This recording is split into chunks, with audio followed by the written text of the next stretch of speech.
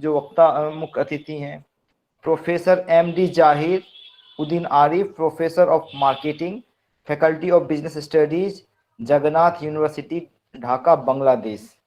और हमारे जो अंतिम वक्ता एवं मुख्य अतिथि रहेंगे Sudesh Kumar Sahu sir, is HOD and dean, department of commerce and business management, director HRDC UGC RU Ranchi. तो आज हम लोगों का ज्ञानवर्धन होने वाला है। सर्वप्रथम मैं professor Neelima Gupta, vice chancellor doctor Hari Singh Gour विश्वविद्यालय, मैम से ये आग्रह करता हूं कि मैम आप अपने वचनों से हमारा मार्गदर्शन करें। Thank you very much. बहुत बहुत धन्यवाद. I would at the outset like to compliment the organizers for organizing this 2 days international seminar on multidisciplinary research in education, entrepreneurship, employment, and economic development, and global market, human capital, and socio-economic development. As I see that it is a 2-day international seminar, and today on the second day, we have, as it was just announced, speakers like Dr. Sangeeta Johari, who is a Pro-Vice Chancellor from Bhopal, Professor Siham L. Kalafi, who is the Director of Research, Senior Lecturer and Guest Lecturer in various universities. And we have Dr. Vishwakarma, who has always been very active, and he is the president of IYEA and takes an active role in all education affairs. Professor Muhammad Zahir Uddin Arif, who is a professor and former chairman, Department of Marketing, Faculty of Business Studies, Jagannath University, Dhaka, Bangladesh, and Professor Sudesh Kumar Sahu, who is the head and dean, Department of Commerce and Business Management from Ranchi University, Ranchi, Jharkhand. He is also the director of HRDC, UGC from Ranchi University, Ranchi. And we have, I see, a very big gathering of audience here who are collected. So I presume that this is going to be a very productive session in which very nice speakers are also here. And the topic for discussion is also very interesting. That is, we are talking about multidisciplinary research in education, entrepreneurship, employment, and economic development, because it is time to think about how we can move about in a multidisciplinary fashion. And this is also spoken of in NEP 2020, which talks about towards a more holistic and multidisciplinary education.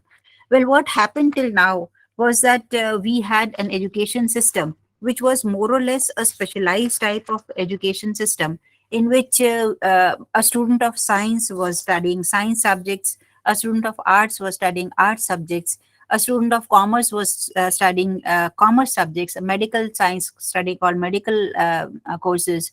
So this was a sort of system where we were thinking about this type of education system, where only one type of specialized pattern was adopted. But now today, with the adoption of NEP 2020, we are thinking about the multidisciplinary approach or the holistic approach. But if we go back over the centuries, and India is known for its education system, so we had very ancient institutions like Nalanda and Takshashila. I'm reminded of those days. Well, incidentally, before joining here as Vice Chancellor, I was Vice Chancellor at Bhagalpur University and also additional charge of Munger University. I was in Bihar. Before that in Kanpur. But while I was in Bihar, I was very curious to see Nalanda University. So I made a program and I visited this Nalanda University. And I saw, although there are ruins now, but there are still remnants of that higher education system, which talks about what we are talking today, that is multidisciplinary or holistic education. Because these temples of learning, they were known for teaching every type of knowledge. It may be singing, it may be painting, it may be chemistry, it may be mathematics, or it may be like we are today talking about skill-based education. We must have skill-based courses in each type of program. So, but at that time, they were teaching courses like carpentry, like clothes making, professional fields like medicine and engineering, and also soft skills like communication and discussion and debate. All these things were inbuilt. And how were they inbuilt? Because at that time, there was a very great intermingling between the teachers and the students. And when I talk about this type of intermingling, I'm also reminded, like I was reminded about Nalanda and Takshashila, I'm reminded about the Gurukul. Gurukul, what does it mean? That means it was a place of abode where the Guru as well as the Shishya, both of them were present. So if we live together, if we live together with a teacher who is excelling in all types of skills, who is excelling in, today we are also talking about character building. I left out character building. So these teachers with whom the students used to live, they learned everything. They learned their course, they learned their skills, they learned all types of professions, and they became what we might call today as holistic development of the student. Then what happened? What happened? What happened basically to our education system? That gradually we drifted away from that system. And today we became very localized and we became very specialized. And we started talking about only one type of education system. So, but with the onset of NEP, we again started thinking on these lines. And this concept, I'm very happy that the University Grants Commission has taken a lead and transforming our higher educational systems or HEIs into multidisciplinary institutions. The UGC formed a committee, and on 2nd of September 2022, just a few months back, they have taken out the guidelines. So for those of you who have seen the guidelines, well and fine. For those of you who have not seen the guidelines, you can go to the UGC website and take out these guidelines. So these guidelines are very precise. And for those institutions who are thinking about transforming their educations into the multidisciplinary one, I think it will be a big help. Because it talks about, basically, it talks about three aspects as to how we can transform these HEIs into multidisciplinary institutions. It talks about the RUs. What are these RUs? They are the multidisciplinary research intensive universities. That is those universities who are focusing on research. Now what happens? Just talk about any university, and if we have any type of research facility, they become confined to that teacher or that PI's laboratory where he or she himself is working on that instrument. And in that very institute also, we are not able to share those instruments. So when we are talking about excelling in research, it becomes necessary that the research facilities have to be shared. So we can have these multidisciplinary type of research intensive universities. We can also have multidisciplinary teaching intensive universities, which are known as TUs. That is where teaching is the sole criteria. And our course curricula should be multidisciplinary, or it should include the different streams and like what we talk about, tailor-made courses for our students. The student will be free to pick these courses. And third is the degree awarding multidisciplinary autonomous colleges, which will be smaller than a university. But here again, the University Grants Commission is taking efforts, and I myself have been involved in certain of these colleges, how to give them autonomy, and they are becoming autonomous. So the objectives of this multidisciplinary education is to transform these single institutions into large multidisciplinary universities and autonomous degree awarding HEIs. It means that they are now autonomous, they are independent, they do not have to depend on anyone, and they are free to award their degrees in a multidisciplinary manner. And the second objective is to strengthen these institutional infrastructure, which is necessary for multidisciplinary education and research. This is very important. We talk about multidisciplinary education, but we must have those infrastructural facilities also so that we can imbibe these multidisciplinary character. And how to move about? The next question is, okay, we have these objectives, but how to convert our HEIs into multidisciplinary education? So here, how we can proceed is, there should be an academic collaboration between institutions through HEI clusters leading to multidisciplinary education and research in different modes. So this also it has been taken up by the government, and here certain schemes like we have also applied for one scheme in DST, Department of Science and Technology, which talks about building clusters of sharing the facilities between different institutes. So this can be taken up. There can be a merger of single stream institutes. Now we have A, B, C, D, E, 5 different types of single stream institutions. We can very easily, we can merge them or club them together so that these facilities, they can be shared by different institutes. And thirdly, the strengthening of institutions by adding departments in subjects such as we can add languages, we can add literature, we can add music, we can add philosophy, we can add Indology. We can add art, dance, theater, education, mathematics, statistics, pure and applied sciences, sociology, economics, sports, translation, and interpretation, and other disciplines also if they are required. This is what UGC talks about. So with this in mind, and with this, I already mentioned that it is available on the UGC website. So we have, we can proceed in this direction, and I think it's a very good way forward. Now, another question which arises is that why convert into multidisciplinary institutions? You may say, okay, we are studying one subject or we are teaching one subject or one course or one program, that should be sufficient. But what is it that we are now compelled to think about this multidisciplinary education? So we must also take into account that this system should be beneficial for our students, because this system would provide learn more at once. That means in one occasion only, it will provide an opportunity to learn more. Then second is very strong mentorship, because here the mentor, I was talking about the Gurukul, where the teachers were so talented that they could develop a student into a holistic development. So here also we must have a very strong mentorship, critical thinking and problem solving skills. So this has become very important in NEP. That is, we must have critical thinking, and we should be very much interactive, or we talk about experiential learning, that is involvement with the student. So we have to take care of this. Also, we have to take care about diversified interests and opportunities. That has to be taken into consideration for all the students. And now the structure of our classrooms would also change, because earlier we had a classroom which just talked about one thing. Now we will have unique classroom experiences when we are sharing all our views and talking about multiple things. And here also, if we are multiple talented, then of course we can have multiple job-oriented opportunities as well. So in this way, we can, of course, move about in this direction. And I'm sure that this multidisciplinary type of education will definitely benefit our students, and it will develop into a holistic type of education pattern which we are talking about.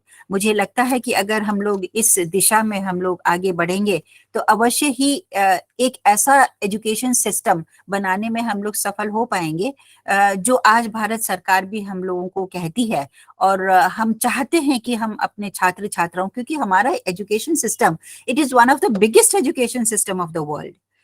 when we talk about कई बार कहा जाता है कि Europe में तो उनका education system ऐसा है, उनका टीचर स्टूडेंट रेशियो इतना है, उनमें पढ़ाई का लोड बच्चों के ऊपर नहीं इतना दिया जाता है.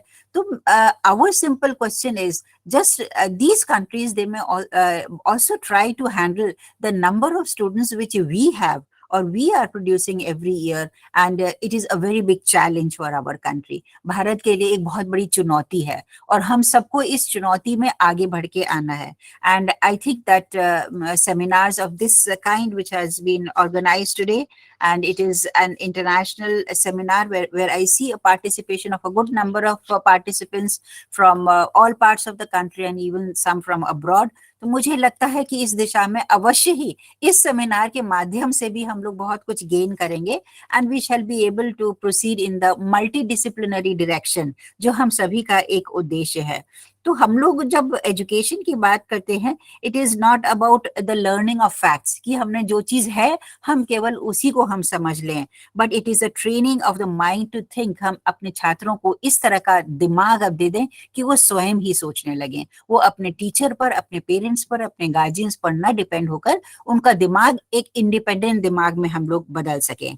और कहा जाता है कि यदि हमें अपने देश को आगे ले जाना है तो हमें शिक्षा को बदलना होगा, तो शिक्षा बदलेगी और तभी हमारा देश भी बदलेगा।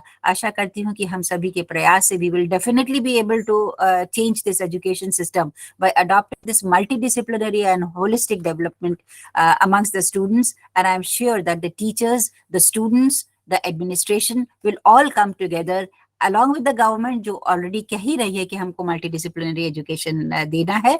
तो मैं आशा करती हूँ ये अवश्य ही सफल होगा। मैं आपको धन्यवाद देती हूँ कि आपने मुझे इस कार्यक्रम में आमंत्रित किया और कुछ मुझे अपने विचार रखने का एक मौका दिया। I wish you all the best. Thank you very much. जय हिंद, जय भारत। थैंक यू मैम, बहुत बहुत धन्यवाद ma'am, thank you very much. आपने हमें बताया कि how UGC is playing role to improve the education as well as the government in thinking that how we can do better for the education system, and there is not challenges of the education only in India, throughout the world. So education में हमेशा improvement की का scope रहा है, और आपने जो हमारा ज्ञान वर्धन किया इसके लिए बहुत बहुत धन्यवाद मैम, और हम आशा करते हैं कि आप भविष्य में भी हमें ऐसे ही हमारा ज्ञान वर्धन करती रहेंगी। बहुत बहुत धन्यवाद, थैंक यू मैम। अब मैं अपने दूसरे मुख्य अतिथि doctor Sangeeta Juhari, pro vice chancellor Rabindranath Tagore university, ma'am से आग्रह कर।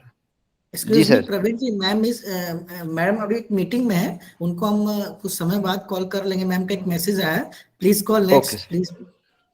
Okay sir, thank you sir. Now I would like to request professor doctor Siam El Kafafi, director of research, New Zealand. Professor doctor Siam El Kafafi ma'am, please unmute and yes. Thank you very much. God bless you. It's a pleasure to be here with you today, and thanks also for the previous speaker to open the seminar for the second day and introduce it. It's a pleasure to hear to that wonderful conversation. It's a pleasure to be with like-minded colleagues and professors from all over the world. And good morning, good afternoon, and good evening. Here in New Zealand, it is nearly 8 o'clock in the evening. I would like to share with you my screen.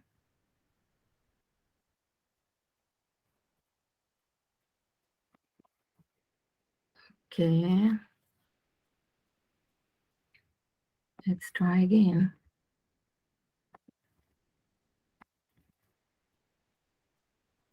Your entire screen, yes.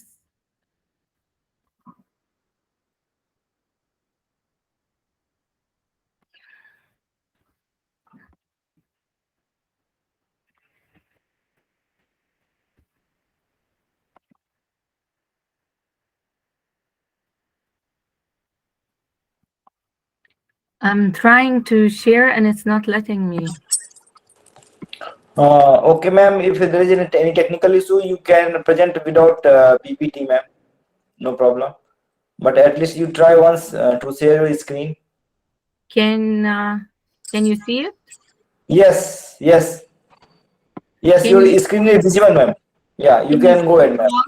Okay, thank you. Thank you very much. And yes, my topic today, I am going to be talking about education sustainability, the power of e-learning. So this is the content. I will start by mentioning what is the objective of the presentation and what is educational sustainability, the ideologies of educational sustainability, the history and the background of e-learning, and the impact of COVID and the tail of COVID that is finishing right now, that we are trying to end on e-learning. What are the future trends of e-learning, the benefits, the challenges, and then conclusion and the recommendations. So the objective today is to share with you the importance of e-learning for educational sustainability, that concept, and the crucial role it plays in the post-COVID pandemic decade. I believe that this is very important because we are living in an ever-changing world, and especially in the education. And as the Vice Chancellor, the previous speaker, was mentioning the importance of multidisciplinary, the importance of us moving from traditional ways, the importance of leading our educators and our students into this new era, arming them with all those tools in order to be able to provide that holistic education and training for our future youth students. So what is that concept of education for sustainability? It's about learning to think and act in ways that will safeguard the future well-being of the people for the whole planet. So if we're going to focus on it, what does that entail? If we focus on education sustainability, it's going to help develop our learners who are going to make informed decisions, and then they are going to be connecting with both the land and the environment, which is really crucial in all these things that we have been challenged with recently. Also, it will provide a context that enables meaningful connections between learning areas, as my previous speaker and as the name of this seminar today, which is multidisciplinaries. So it keeps all those components, bring them together, shows their importance and value. It also offers ways for students and educational institutes to contribute socially, culturally, economically, and environmentally for the well-being of all the countries all over this universe.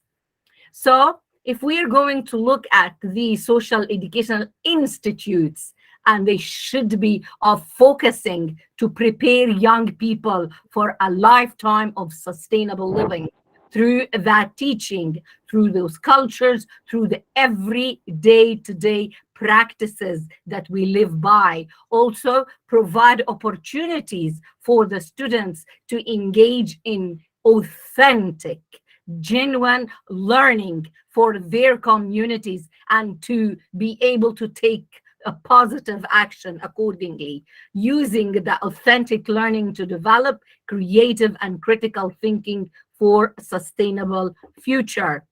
So what is the ideology of education sustainability? It actually is composed of those 6 important points: people transformation, inclusivity of education, connectivity, visualizing positive future, reflection and continuous improvement, and collaboration and participation. Let's look at each one of those points.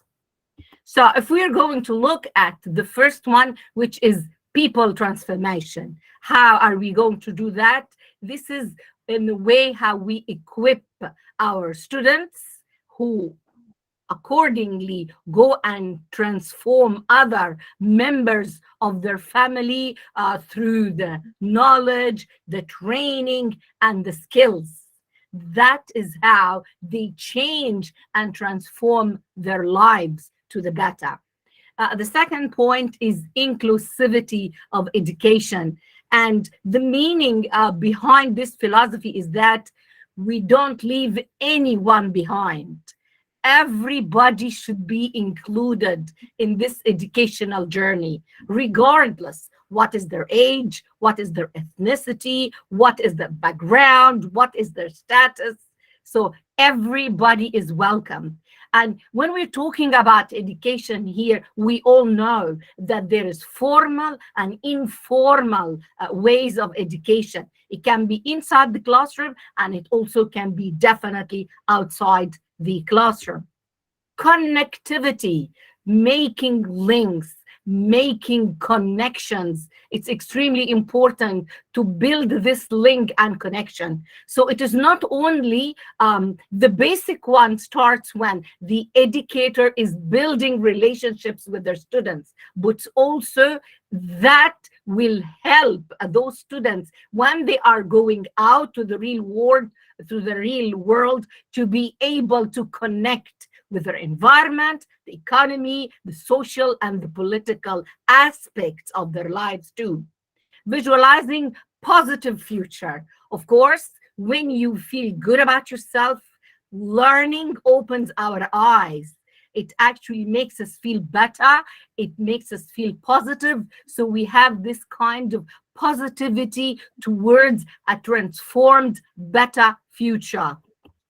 Reflection and continuous improvement. We all know that everybody right now is putting within their curriculum and stressing the importance of reflection, how to become actually a professional person through reflection, in order to reflect on our practices for the sake of continuous improvement, in order to become better and improve our practices, looking at all those challenges, what we've seen from COVID, what are the lessons that we learned, how we overcome these challenges if it comes in the future, or similar ones. And that can only happen through reflections and lessons learned.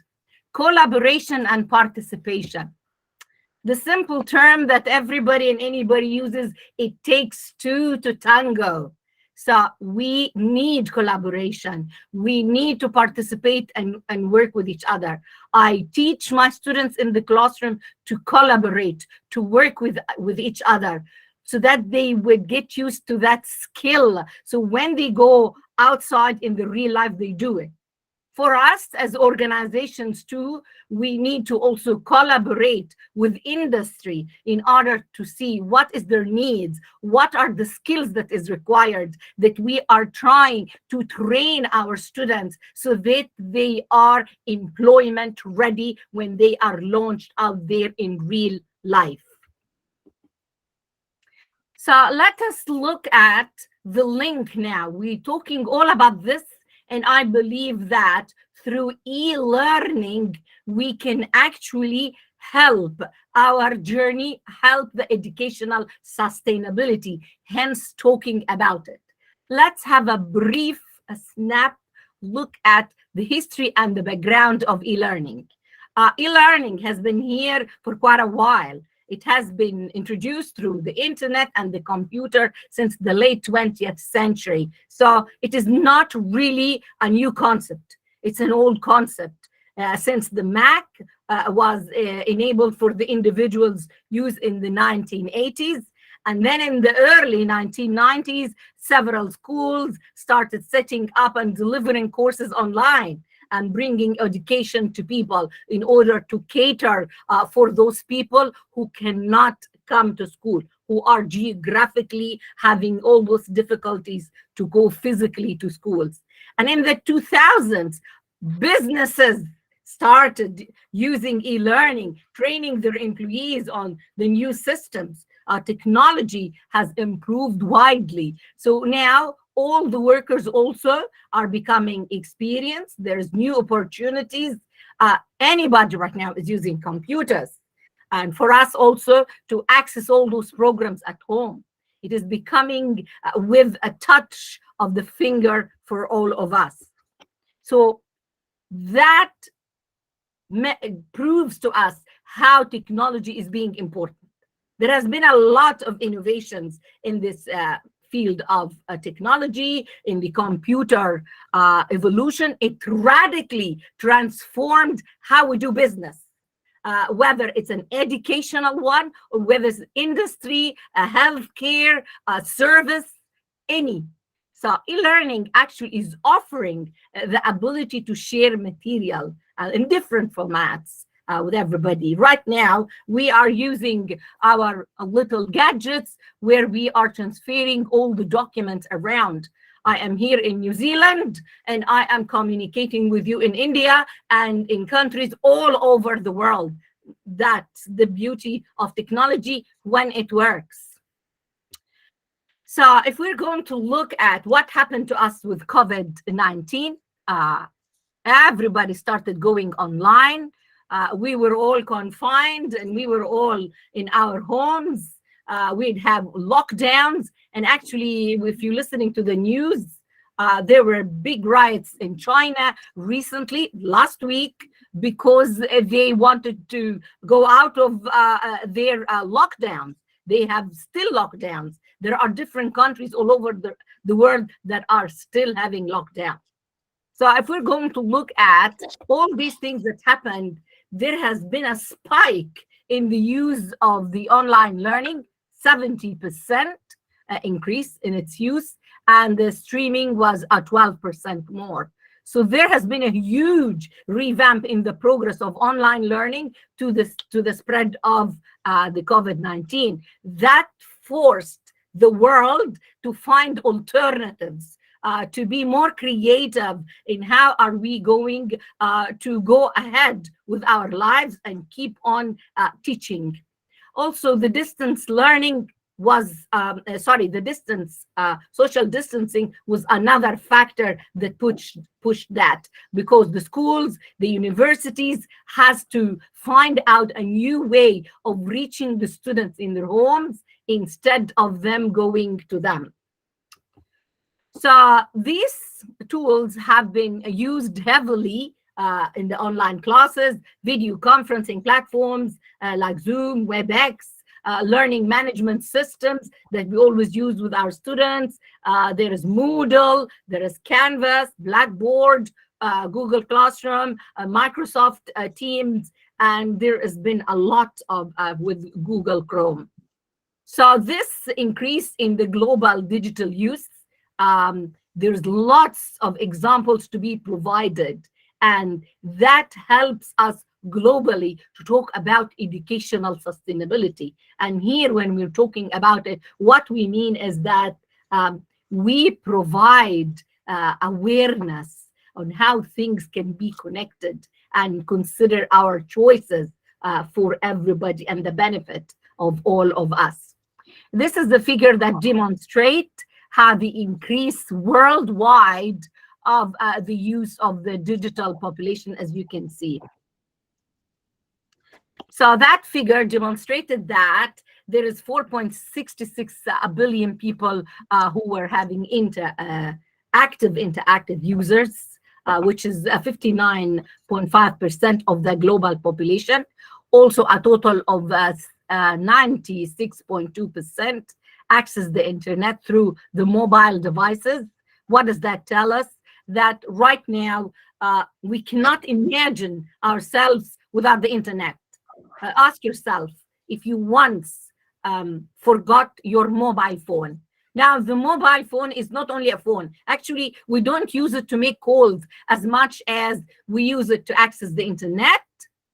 We use it to connect with people all over the world, not only in the country where you're living.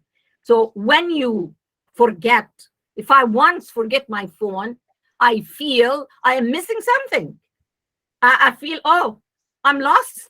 I'm not connected to anybody. And I believe that lots of you would share the same sentiment. We got so used to it that we feel we cannot imagine ourselves. We ask ourselves, how was it 10 years ago when we were not that dependent on it? Let us look at some of those figures also that shows the growth of the internet from 2005 to 2019, and we can see steady growth, which spiked also during COVID-19 and until now.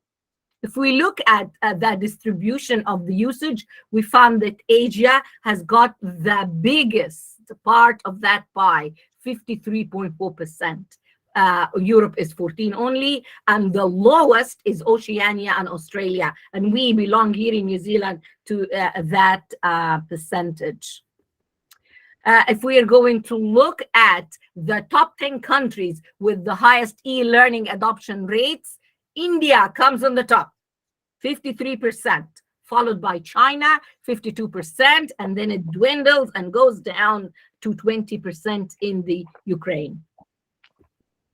So what are the benefits for e-learning, for corporate training? If we're going to look at it, there has been an increase of knowledge retention by 60%, an increase of productivity by 30%, and also a boost in employee engagement by 18%. This is the result of a research that has been done on 2021. Also, the Finances Online, they conducted a research in order to see what are the top 10 talent developers, and that was the result of this research. There is a close skill gap. It closes these gaps by 67%. It helps employees to gain skills needed to remain competitive by 65%, get qualitative departmental feedback for positive change, 63%, retain top talent in the organization, 61%, increase employees' engagement, also 61%, get qualitative feedback from employees about their ability on learning at 60%. So what are the future trends of e-learning? These ones, some of them have been used, and right now there is a tendency in increasing in them. Micro-learning, gamification, video modules, tailored learning paths, learning management systems, and learning communities. By the way, these are some of them. There is a lot more, but because I have limited time, I chose only those ones to talk about. Micro-learning is becoming extremely popular these days because you are learning in bite sizes. You are getting the specific information that you require and need, the information that will help you in your job, the information that will provide you with this corporate training in order to be able to move forward or get any progression in your work. It also allows the organization to deliver unbiased and purposeful knowledge that is tailored specifically for each learner. So you can hold micro-learning by any device, a desktop, a video, a mobile. It is accessible for you. So it is actually a very popular way of learning, and that's why I put it on the top. There's lots of benefit for it, and this is some of it. It helps the students to learn small necessary amounts that is useful for them on the spot. It provides them with information to help them professionally. It saves time. It increases return on investment for organizations. The employees start doing a good job and provide solutions for problems to help people work effectively and efficiently in their jobs.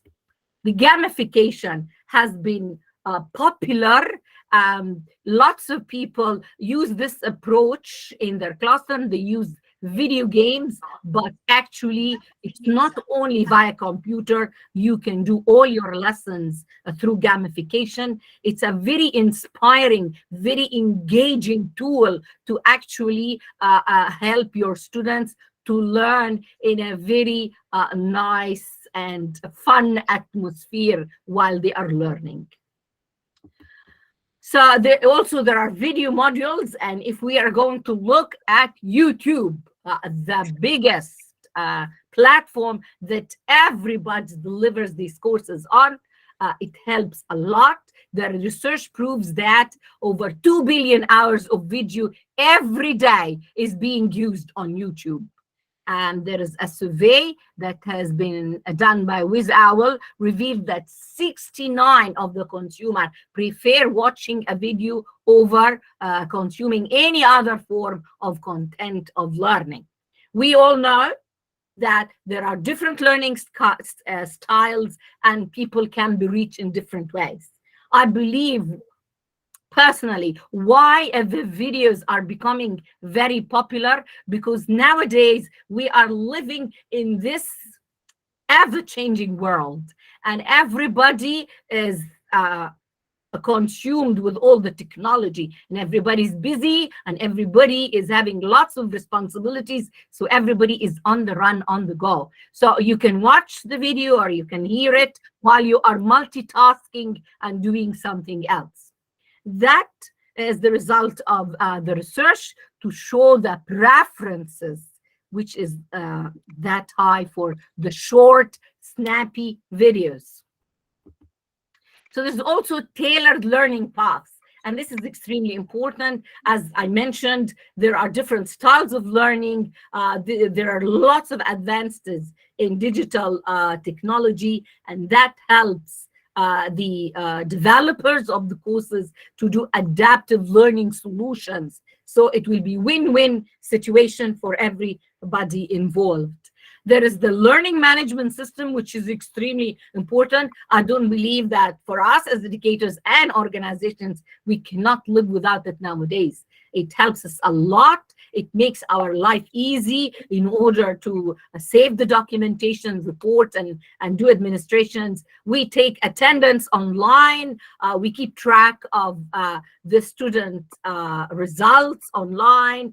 We look at the submission, the assessments. Now, none of my students submit anything for me. It is very difficult when they send these emails, and then you have to sift through the emails.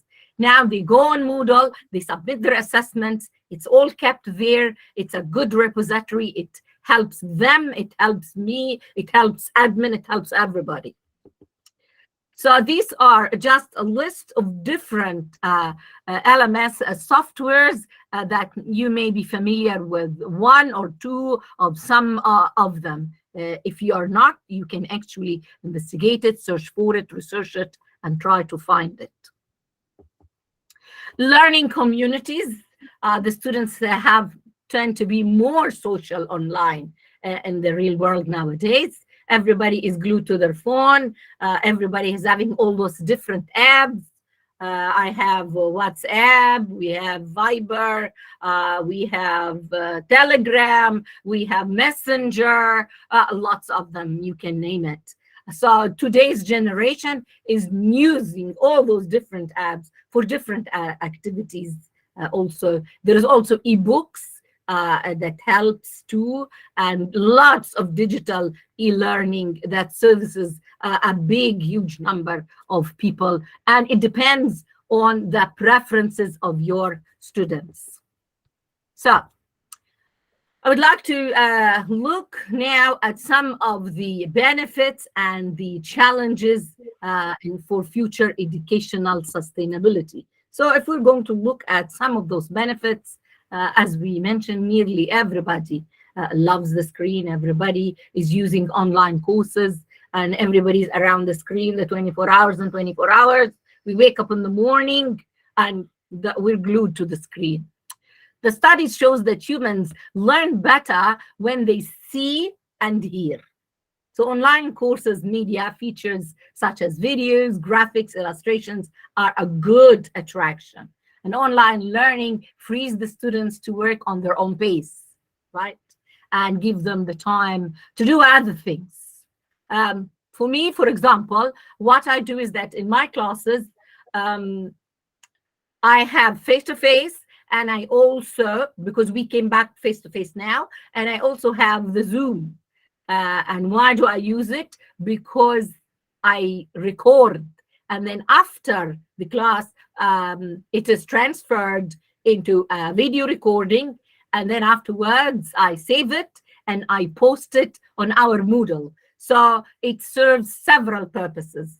The students who are sick, who are not able to come face-to-face, they join us via Zoom, and then some of the students who learn in a different pace, they want to go over it again.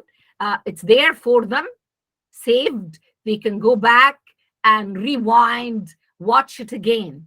So that's why I'm hitting two birds with one stone. The ones who could not attend, or the ones who attended and want to actually see it again. So it is a very good tool also to be interactive and involves a lot of methods that you can use this interaction when you are at home. Okay. So online courses also cater for unlimited number of students. The traditional ones, you have to be specific, you have to have set numbers, and you have to be sitting in the class. The online learning is also less expensive. It is time saving. As we all know, when we were in the lockdown and we had to stay at home, we saved a lot on petrol, especially that petrol is very expensive nowadays. So it saves on travel costs, it saves on time, it is more affordable than actually the traditional learning. And if we are going to look at institutions also, and the overheads and the electricity and the spaces and all these things, it is saving that for them.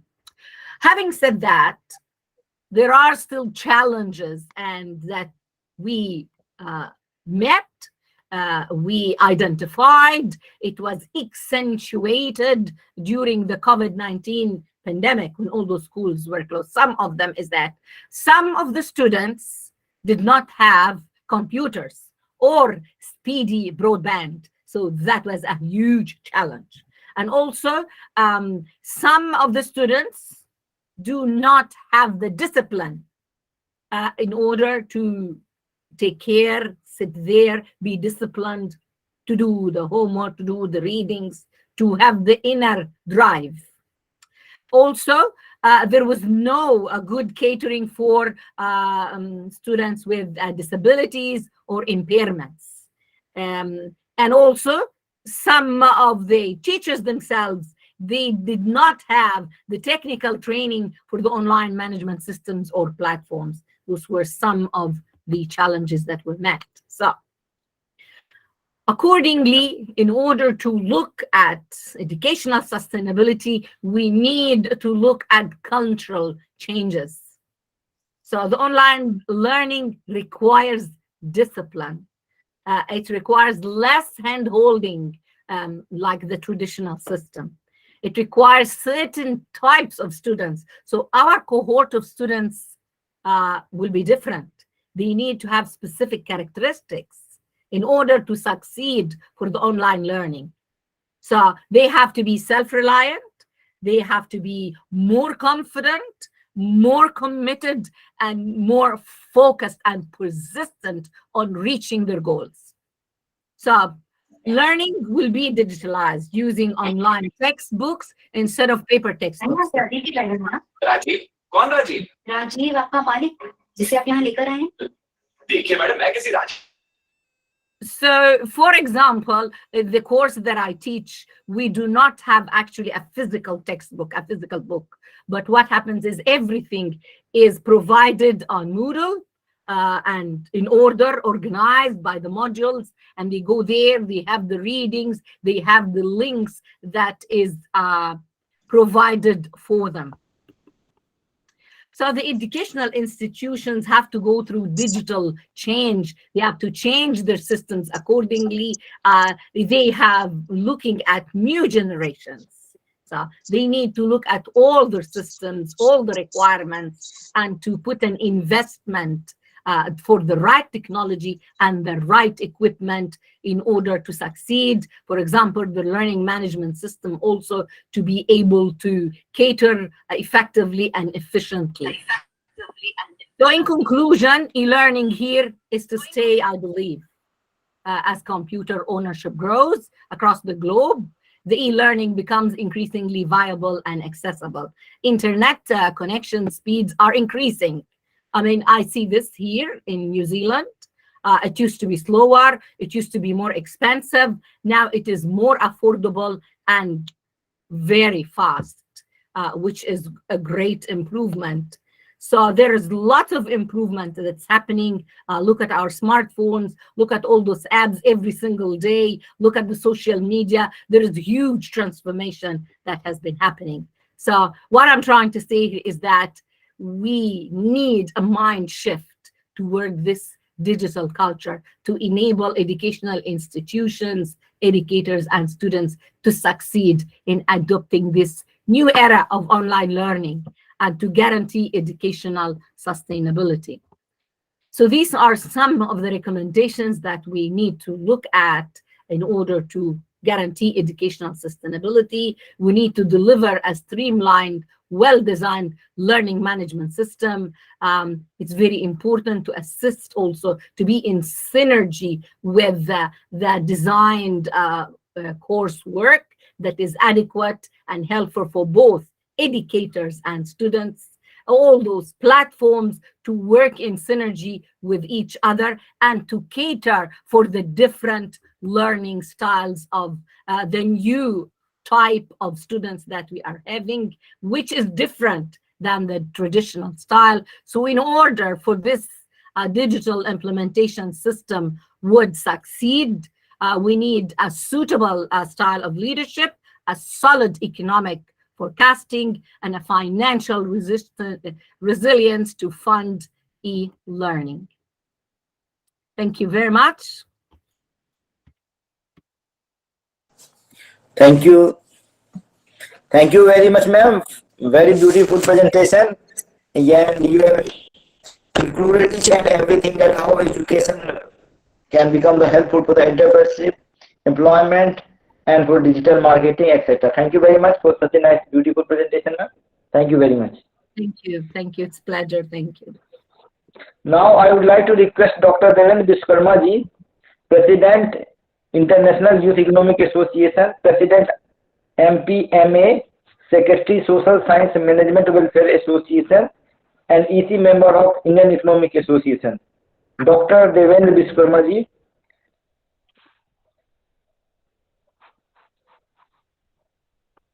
Dr. Devendra Vishwakarma ji. I think he is not. Professor MD Jahir sir joined already. Okay, no problem. Thank you. Now I would like to request Professor MD Jahir Udain Arif sir, Professor of Marketing, Faculty of Business Studies, Jagannath University, Dhaka, Bangladesh. Professor MD Jahir Udain Arif sir, you are requested to enlighten us by your speech, sir.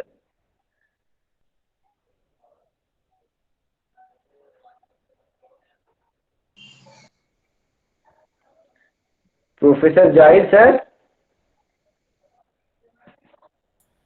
Yeah, please, Professor Dr. Vishwakarma and other distinguished professors here, including our chief guest and other participants.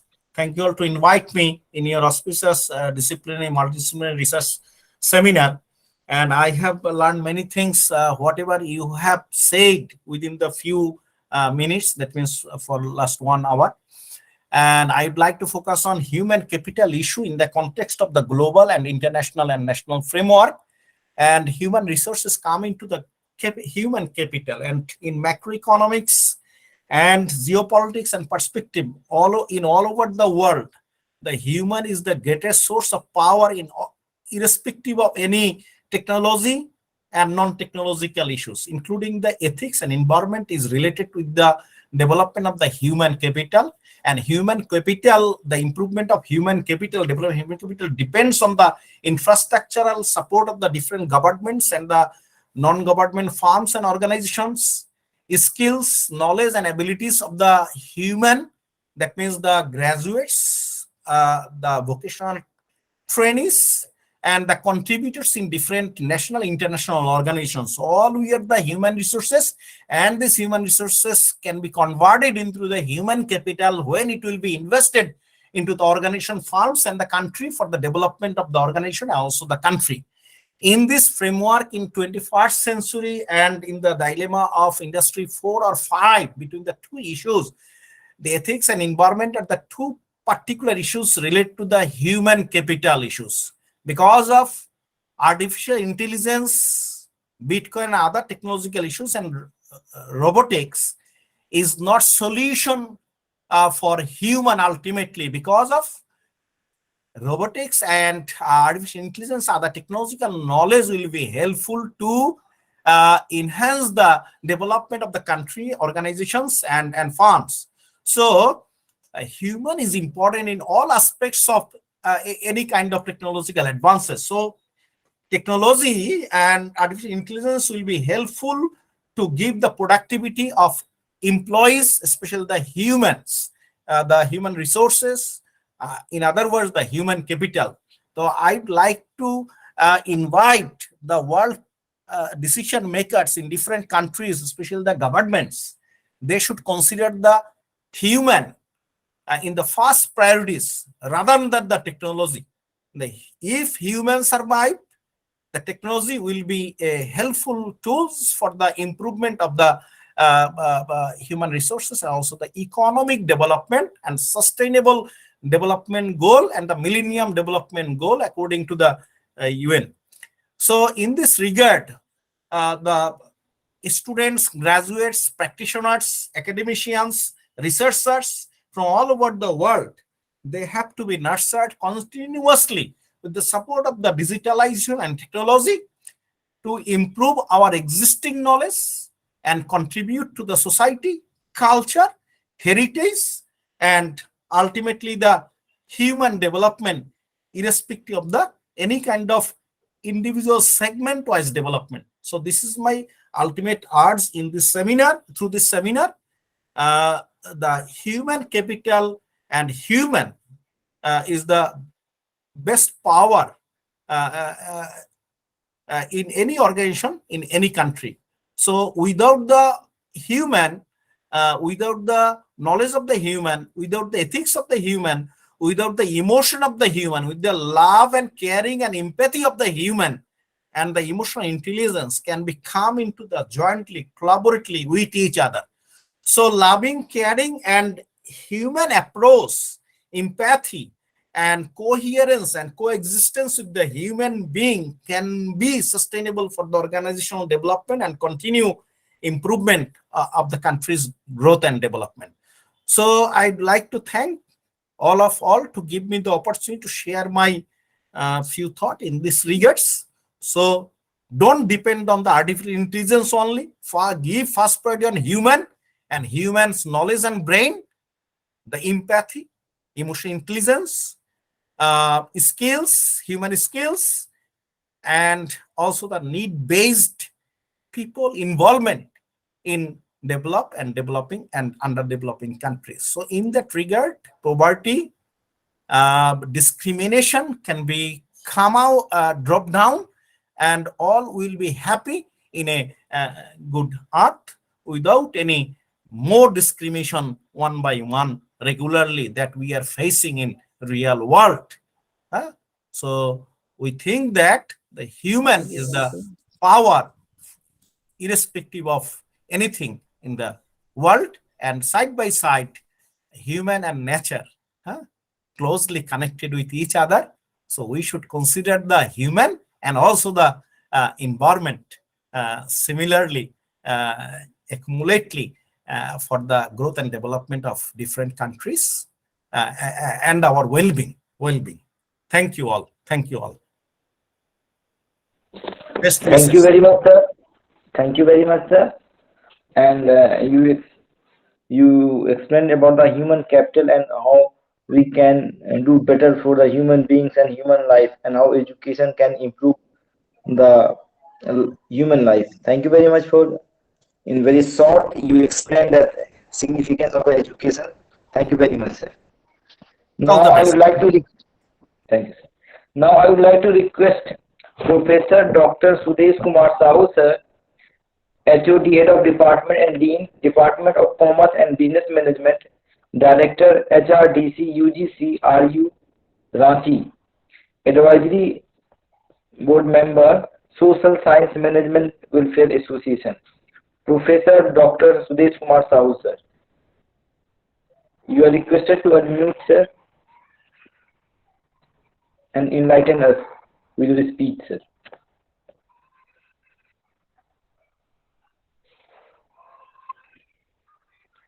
Professor Dr. Sudesh Kumar Sahu, sir.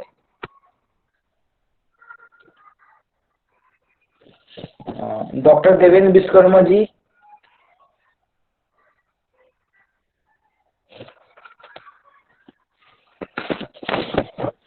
Dr. Devendra Vishwakarma ji.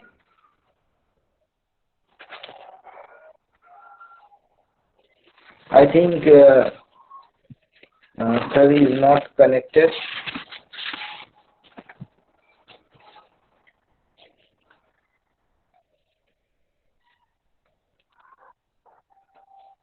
Doctor Devendra Vishwakarma ji,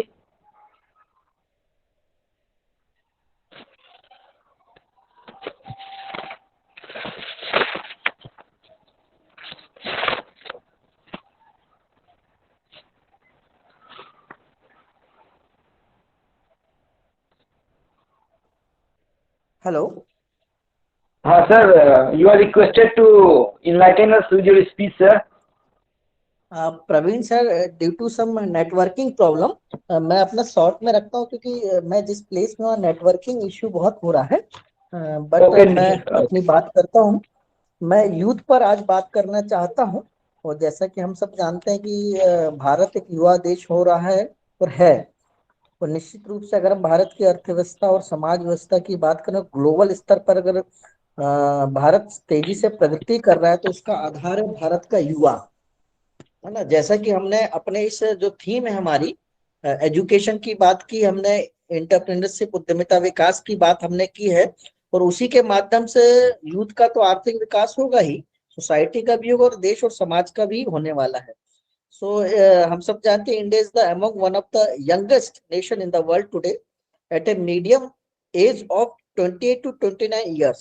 At present 5.5% of Indian population is in the working age group of 20 to 59 years, which will we peak at 58.9% in 2041. हम 2041 में लगभग 60% जो हमारा युवा है, जो 20 से 59 years का होने वाला है, जो डाटा बताते हैं, ये जो 60% का युवा होगा, इसके पास पोटेंशियल होगा, ये हार्ड वर्किंग होगा, ये वर्क तेजी से करेगा, ये स्किल डेवलपमेंट इनका ऑलरेडी रहेगा, वो ये उद्यमिता की ओर जाएंगे। और केवल भारत में नहीं, वो अमेरिका में हो, चाहे जर्मनी में हो, चाहे जापान में हो, वो आईटी के सेक्टर में हो, साइंस टेक्नोलॉजी के सेक्टर में, सभी सेक्टर में वो काम करेंगे तो इकोनॉमिक डेवलपमेंट होगा ही, साथ में उनके फैमिली का भी होगा, साथ में सोसाइटी होगा। लेकिन हमारे देश की अर्थव्यवस्था में बहुत बड़ा रोल प्ले करने वाला है।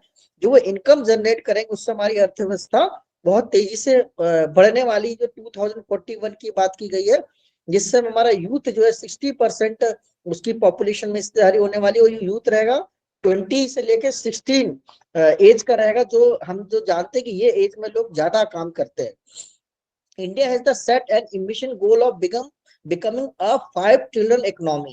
हमने जो हमारे प्रधानमंत्री जी ने बोला कि 5 ट्रिलियन इकोनॉमी हमारी रहेगी, हमारे सामने लक्ष्य है। One of the pillar of such a transformation is its youth power. जो हम 5 ट्रिलियन इकोनॉमी की बात कर रहे हैं, किस बेस पे, ऑन व्हाट बेस, किस बेस पे बात कर रहे हैं? On the basis of the youth power. जैसे मैंने आपको बताया कि जो 20 से 16 इयर्स की जो यूथ 60% 2041 में रहने वाला, उसी के दम पे हम एक पावर की बात कर रहे हैं, और ये 5 ट्रिलियन इकोनॉमी को हम अचीव करने की बात कर रहे हैं। One of the pillar of such a transformation is its youth power, with nearly 2/3 of its population in the working age group. India could benefit from this demographic dividend provide the youth are empowered with the right skills. अब देखिए, एक तरफ हम बात करते हैं कि हमारी जनसंख्या तेजी से बढ़ रही है, ठीक है, उस जनसंख्या के कारण हमारे पास कई समस्या है, बिल्कुल ठीक है। लेकिन अगर उस जनसंख्या का सही उपयोग हो जाए, उनके पास स्किल्स आ जाए, उनके पास नॉलेज आ जाए, उनके पास टेक्नोलॉजी आ जाए। देखिए आप, ये यूथ होता है वो कुछ ना कुछ करता है, अगर वो उसको गवर्नमेंट सेक्टर में जॉब मिली वो करेगा, प्राइवेट सेक्टर में मिली करेगा, नहीं तो अपना उद्योग लगाकर वो आगे बढ़ेगा। इसीलिए हम कह रहे हैं कि जो 5 ट्रिलियन इकोनॉमी है आने वाले समय में हम बनने वाला, on the basis of the youth, youth के दम पे हम ये बोल रहे हैं। The year 2040 marks an important milestone in the Indian skilling evolution. When a Ministry of Skill (MSDE) was launched, a vision of transform India into skill capital of the world was set. इसलिए देखिए government ने क्या skill development की आप बात कर रही है, गवर्नमेंट लोगों को स्किल को कैसे इम्प्रूव करें, कैसे बना, उस पे बात कर रही है। ये इस पे ब्लूटूथ में कनेक्ट क्यों नहीं हो रहा है सर? जी, अब इसके बाद में आता हूँ, आप देखिए कि skill India mission and the recent launch national education policy 2020 with their several innovation and bold reforms are concerned step in this direction. The integration of the vocational education with high school and primary school skill technology with a clear defined role in creating a highly skilled workforce which will make the Indian आत्मनिर्भर। इसीलिए आप सब देखिए कि जो हम national education policy लाए हैं उसमें केवल एजुकेशन की बात नहीं की गई है, उसमें किस तरह हम विद्यार्थियों को, किस तरह हम छात्रों को आत्मनिर्भर बना सके, on the time of education हम उनको कैसे स्किल प्रोवाइड कर सके और उस स्किल के माध्यम से वो कैसे अपने पैरों पे खड़े हों, अपने परिवार को आर्थिक और सामाजिक रूप से मजबूत करें। जब अपने परिवार को करेंगे तो समाज मजबूत होगा और समाज से देश मजबूत होने वाला है। Skill requires for sustainable livelihood in the rural farm based cooperatives that state cooperatives are an essential instrument of social economic structure। देखिए, अगर हम एग्रीकल्चर सेक्टर को नहीं भूल सकते, एग्रीकल्चर सेक्टर सबसे ज्यादा हमारे आज भी एम्प्लॉयमेंट देती है। हमने देखा कोविड काल में कि बड़े से बड़े कोऑपरेटिव हो या वो जिनकी खुद की शॉप हो, लेकिन वो एग्रीकल्चर की तरफ आए और उन्होंने उसमें अर्निंग की। और एग्रीकल्चर उस समय ऐसा बिजनेस था कि मैक्सिमम लोगों ने वहां पर काम किया। इसलिए हमको एग्रीकल्चर की ओर भी विशेष ध्यान देने की आवश्यकता है।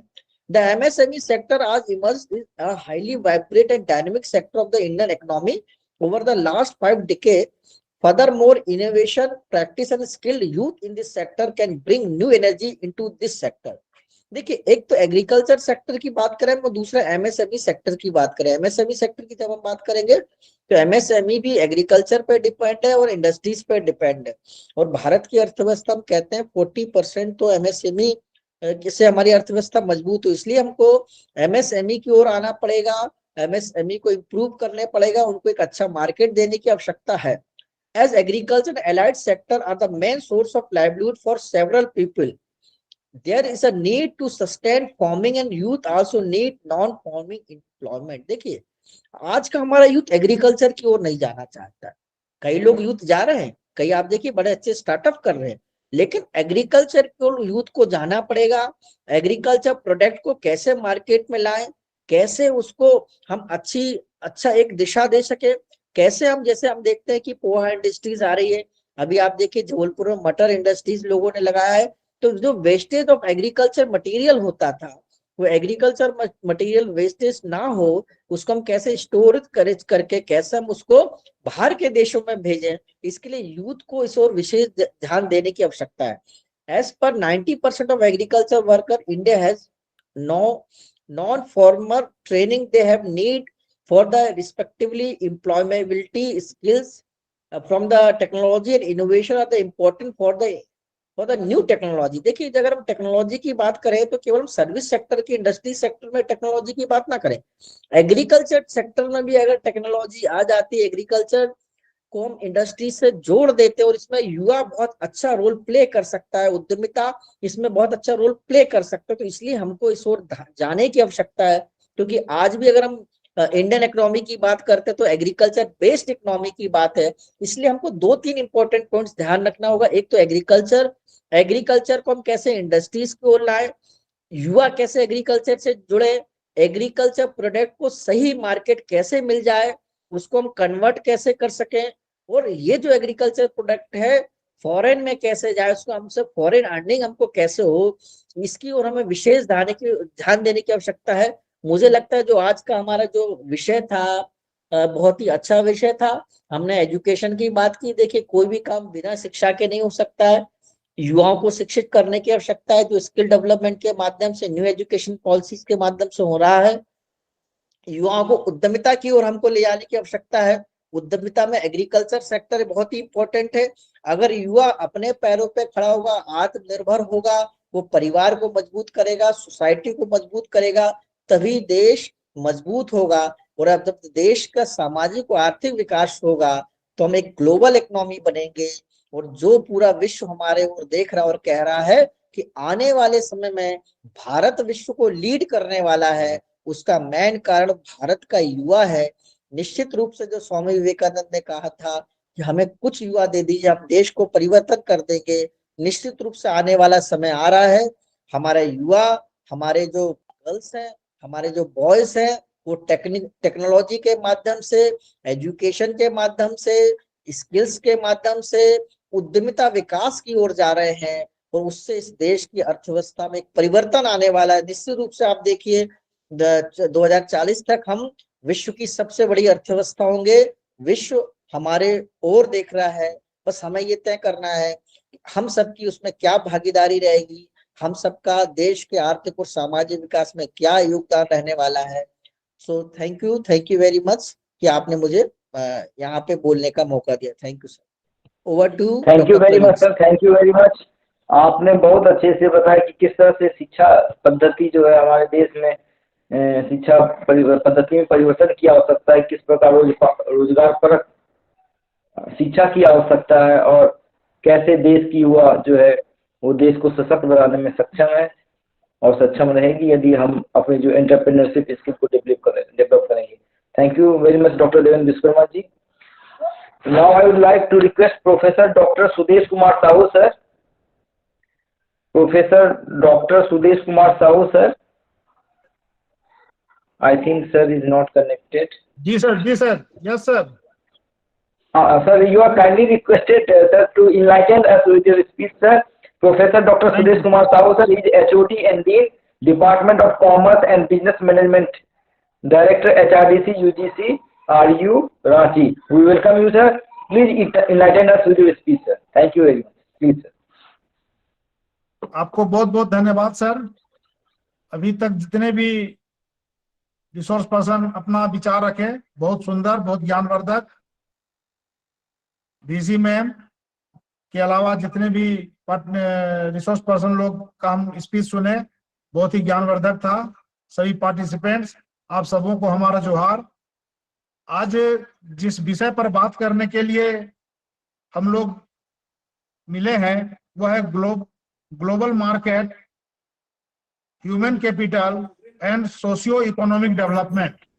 हम समझते हैं कि यही आज का थीम है और ये बहुत ही अच्छा समय की मांग है कि इस पर चर्चा होनी चाहिए। अभी भारत 1990-91 से ग्लोबल मार्केट का एक सदस्य बन गया है। ग्लोबलाइजेशन भारत में भी 90-91 से आ गया है, और जब से ग्लोबलाइजेशन आया है उसके बाद से ह्यूमन, हेलो सर, उसके बाद से human continue sir, please continue sir. जी, ग्लोबलाइजेशन 1960 के समय तक ह्यूमन फैक्टर को महत्व नहीं दिया जाता था, और ह्यूमन रिसोर्स को डेवलपमेंट करने के जो हथकंडे अपनाए जाते थे वे बहुत ही अमानवीय होते थे। 1960 के बाद धीरे धीरे ह्यूमन फैक्टर को ह्यूमन बीइंग समझा जाने लगा, और इसके साथ व्यवहार बदला जाता रहा, और आज ये स्थिति है कि ह्यूमन के साथ बहुत अच्छे व्यवहार किए जाते हैं। इनका डेवलपमेंट के लिए नए नए टेक्निक अपनाए जाते हैं। पुराने हथकंडे की चाबुक मार के ज्यादा काम करवाया जाए, यह सब अब पुरानी बात हो गई है। और ग्लोबलाइजेशन के बाद तो ह्यूमन कैपिटल का महत्व और ज्यादा बढ़ गया है, क्योंकि पूरे विश्व में उसका मार्केटिंग हो रहा है।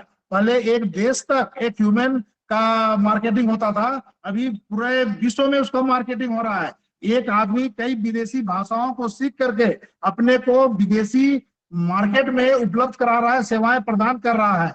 तो ह्यूमन कैपिटल का महत्व ग्लोबलाइजेशन में बहुत ज्यादा बढ़ गया है, इसमें कोई दो मत नहीं है। सबसे महत्वपूर्ण पॉइंट जो है सर, जो आज का हम लोग को डिस्कस करना है, कि सोशियो इकोनॉमिक डेवलपमेंट। हम लोग सभी शिक्षा से जुड़े हुए आदमी हैं, सभी हम लोग रिसर्च से जुड़े हुए शिक्षक हैं। हम लोग का नित्य प्रतिदिन का काम रिसर्च का होता है। किसी भी चीज को हम लोग देखते हैं तो आलोचनात्मक दृष्टि से ज्यादा देखते हैं, और देखना भी चाहिए। अगर हम अपने को एक शिक्षक कहते हैं तो हम लोग का दृष्टिकोण आलोचनात्मक होना चाहिए, नकल करने वाला आचरण नहीं होना चाहिए। हम लोग जब किसी चीज की परिभाषा पढ़ाते हैं तो किताबों में जो परिभाषाएं छपी हुई है उसी की व्याख्या करते हैं, यह गलत है। आप उसको किस रूप में देखते हैं, आपके हिसाब से क्या होना चाहिए, आप उसका क्या डेफिनेशन देते हैं, ये हम लोग को कन्वे अपने विद्यार्थियों के बीच कन्वे करना चाहिए। और उसी में एक चीज आता है सर, सोशियो इकोनॉमिक डेवलपमेंट। हम समझते हैं कि अभी भी बहुत सी एक्टिविटी हैं जो अपरिभाषित हैं, उनका पर्याप्त परिभाषा उपलब्ध नहीं है। प्रोडक्शन का परिभाषा जो हम लोग विद्यार्थियों को पढ़ाते हैं, हम लोग मैनेजमेंट का जो परिभाषा पढ़ाते हैं, वो सभी अधूरा है, उस पर काम करने की जरूरत है। और एक टॉपिक है सर डेवलपमेंट का। डेवलपमेंट को परिभाषित करना कठिन है। डेवलपमेंट का जो पैमाना बनाया गया है वो बिल्कुल गलत है। और आप बताइए कि डेवलपमेंट का क्या पैमाना होना चाहिए? किस आदमी को, किस परिवार को, किस समाज को, किस सोसाइटी को, किस नेशन को हम डेवलप मानेंगे? किसको हम डेवलप मानेंगे और किसको हम डेवलप मानेंगे? जो मापदंड है वो बिल्कुल गलत है। उसको सोशियो इकोनॉमी के हिसाब से उसका मापदंड होना चाहिए। हम कह देते हैं कि बहुत विकास हो रहा है। हम रांची में रहते हैं, झारखंड हमारा राज्य है, यहाँ पर कोयला का बहुत उत्पादन होता है। हम कहते हैं कि कोयला का उत्पादन हो रहा है, किताबों में, न्यूज़पेपर में हम पढ़ते हैं कि कोयला का उत्पादन हो रहा है, देश का विकास हो रहा है। हम कहते हैं कि कोयला का उत्पादन हो ही नहीं सकता है, वो प्राकृतिक पदार्थ है।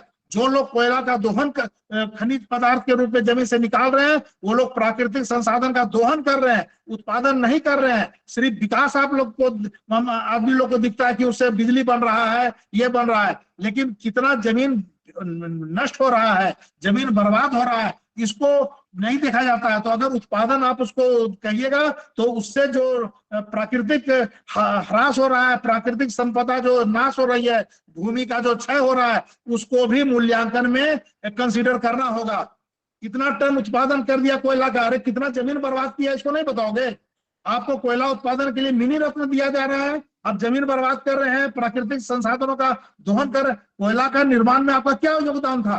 कुछ नहीं। वो जमीन के नीचे का प्राकृतिक संपदा है, उसको आपने दोहन किया और कहते हैं कि हम कोयला का उत्पादन कर रहे हैं। हमारा कहना सिर्फ ये है कि जो किताब में परिभाषाएं दी हुई है उसी को हम विद्यार्थी को नहीं बताएं, अपना आकलन बताएं, अपना जो आपका दृष्टिकोण है उसको कन्वे करना है। और अगर कोई परिभाषा पहले से चल रही है तो उसका पुनर्मूल्यांकन करना है, पुनर्परिभाषित करने की जरूरत है। और सोशियो इकोनॉमिक डेवलपमेंट को ध्यान में रखना पड़ेगा। ऐसा विकास हम कर रहे हैं कि हम रोड बना रहे हैं, बिल्डिंग में बिल्डिंग बना रहे हैं, प्राकृतिक संपदाओं का नाश कर रहे हैं, पर्यावरण को दूषित कर रहे हैं, उसका कंसीडर हम नहीं करते। जब हम अपना विकास का मूल्यांकन करते हैं उस समय उसको भी करना है। अभी ग्रीन मार्केटिंग की बात हो रही है, ग्रीन एचआरएम की बात हो रही है, उस पर आगे हम लोग को बढ़ना है, उस पर हमको काम करना है।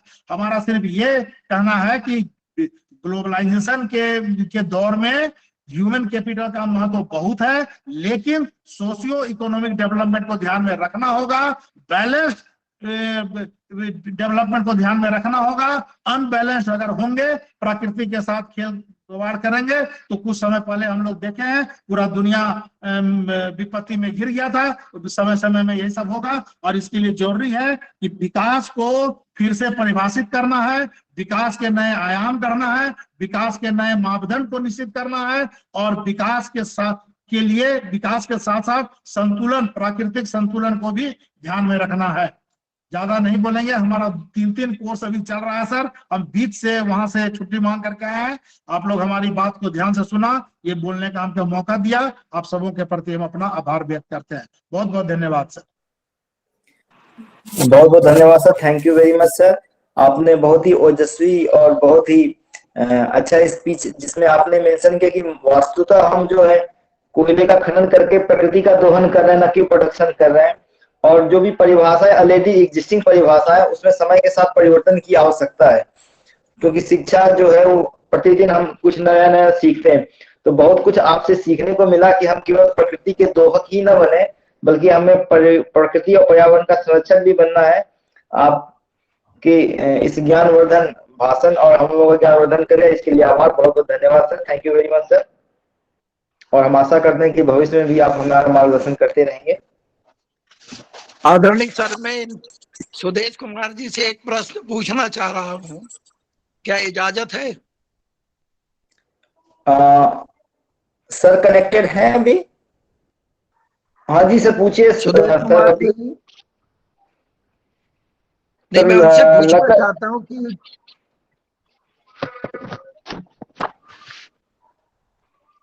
उन्होंने सर हमें लगता है सुदेश कुमार साहू सर कनेक्टेड हैं, शायद लगता है डिस्कनेक्ट हो गए। चलिए सर आप अपना प्रश्न रख लीजिए सर, आपके जो भी प्रश्न है मैं उसको लिख लेता हूँ सर, जब दोबारा कनेक्ट होंगे। सर आपकी आवाज नहीं आ रही sir.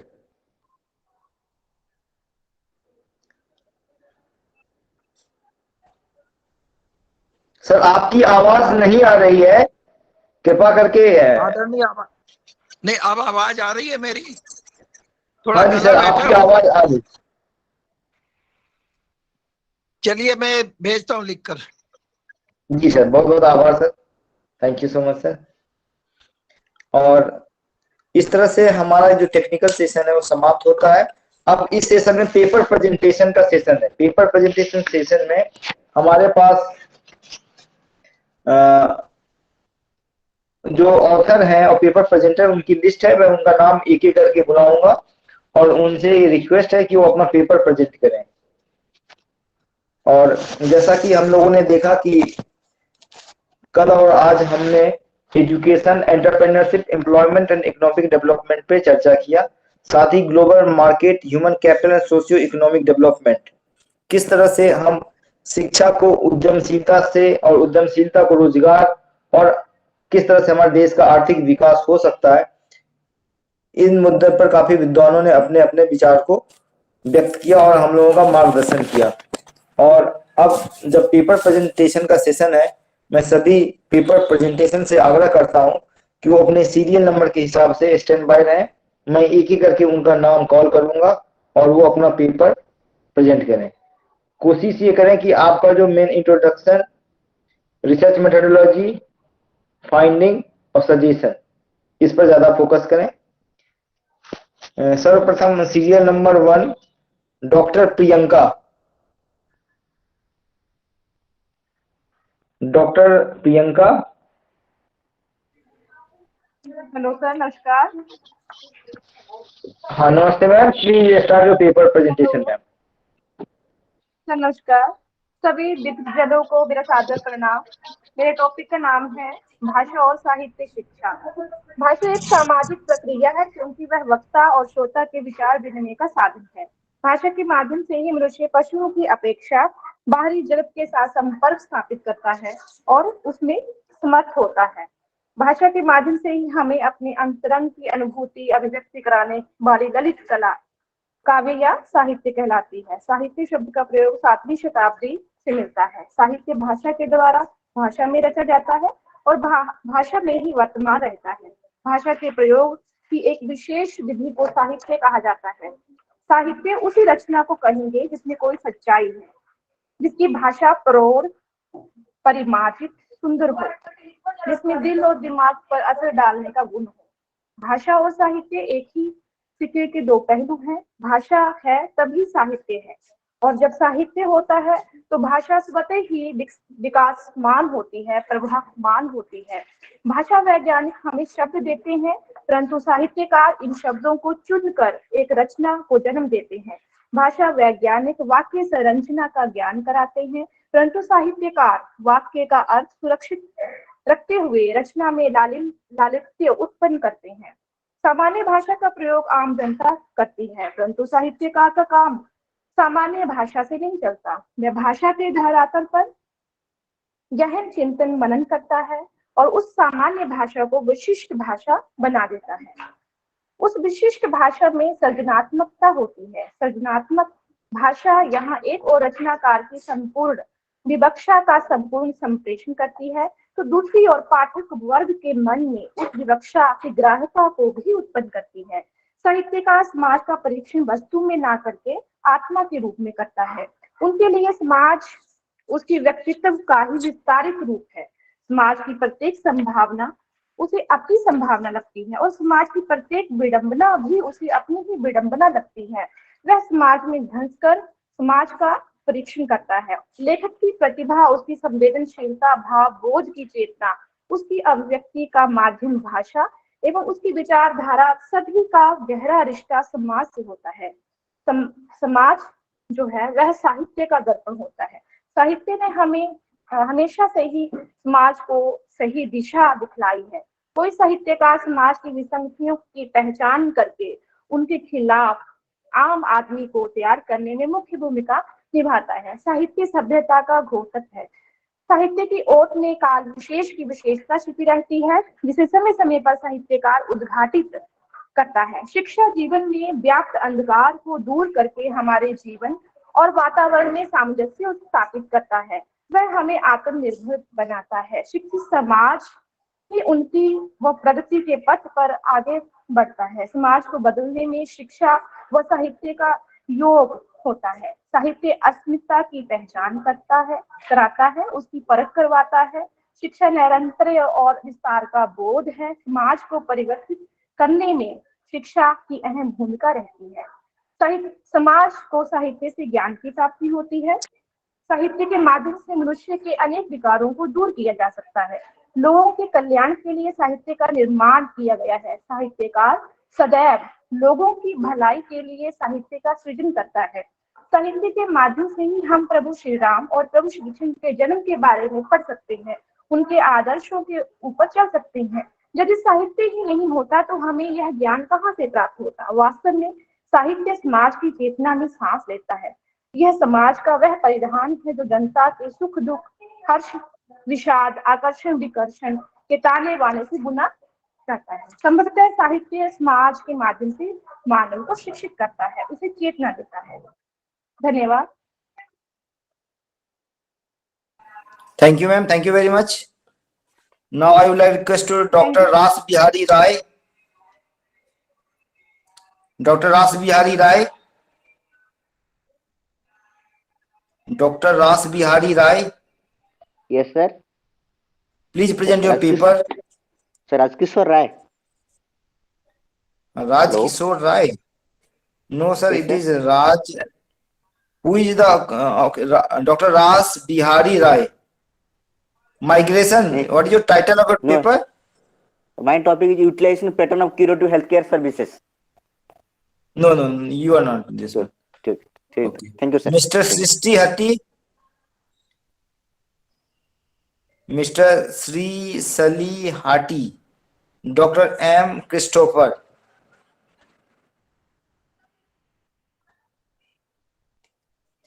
Anindita Santra. F. Baiju Thomas. Saji Thomas. Jeans Matthew. Bal Krishnan Narwal. Sir, I am Anindita Shatra. What is your name, ma'am? Anindita Shatra. Anindita Shatra. Anindita Shatra.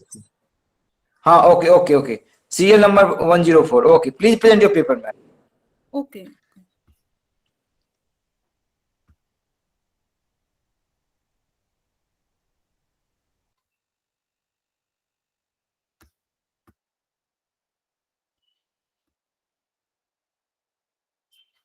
Is it visible? Is my PPT visible, sir? Yes, your PPT is visual, ma'am. Please present your paper. Okay. I am on. Hello, everybody present here. Good afternoon. Today, I am going to talk about rural migration, a subsistence strategy for human capital. Now, I am going to start with introduction. The history of migration is the history of people's struggle to survive and to prosper, to escape insecurity and poverty, and to move in response to supplement income and stay alive.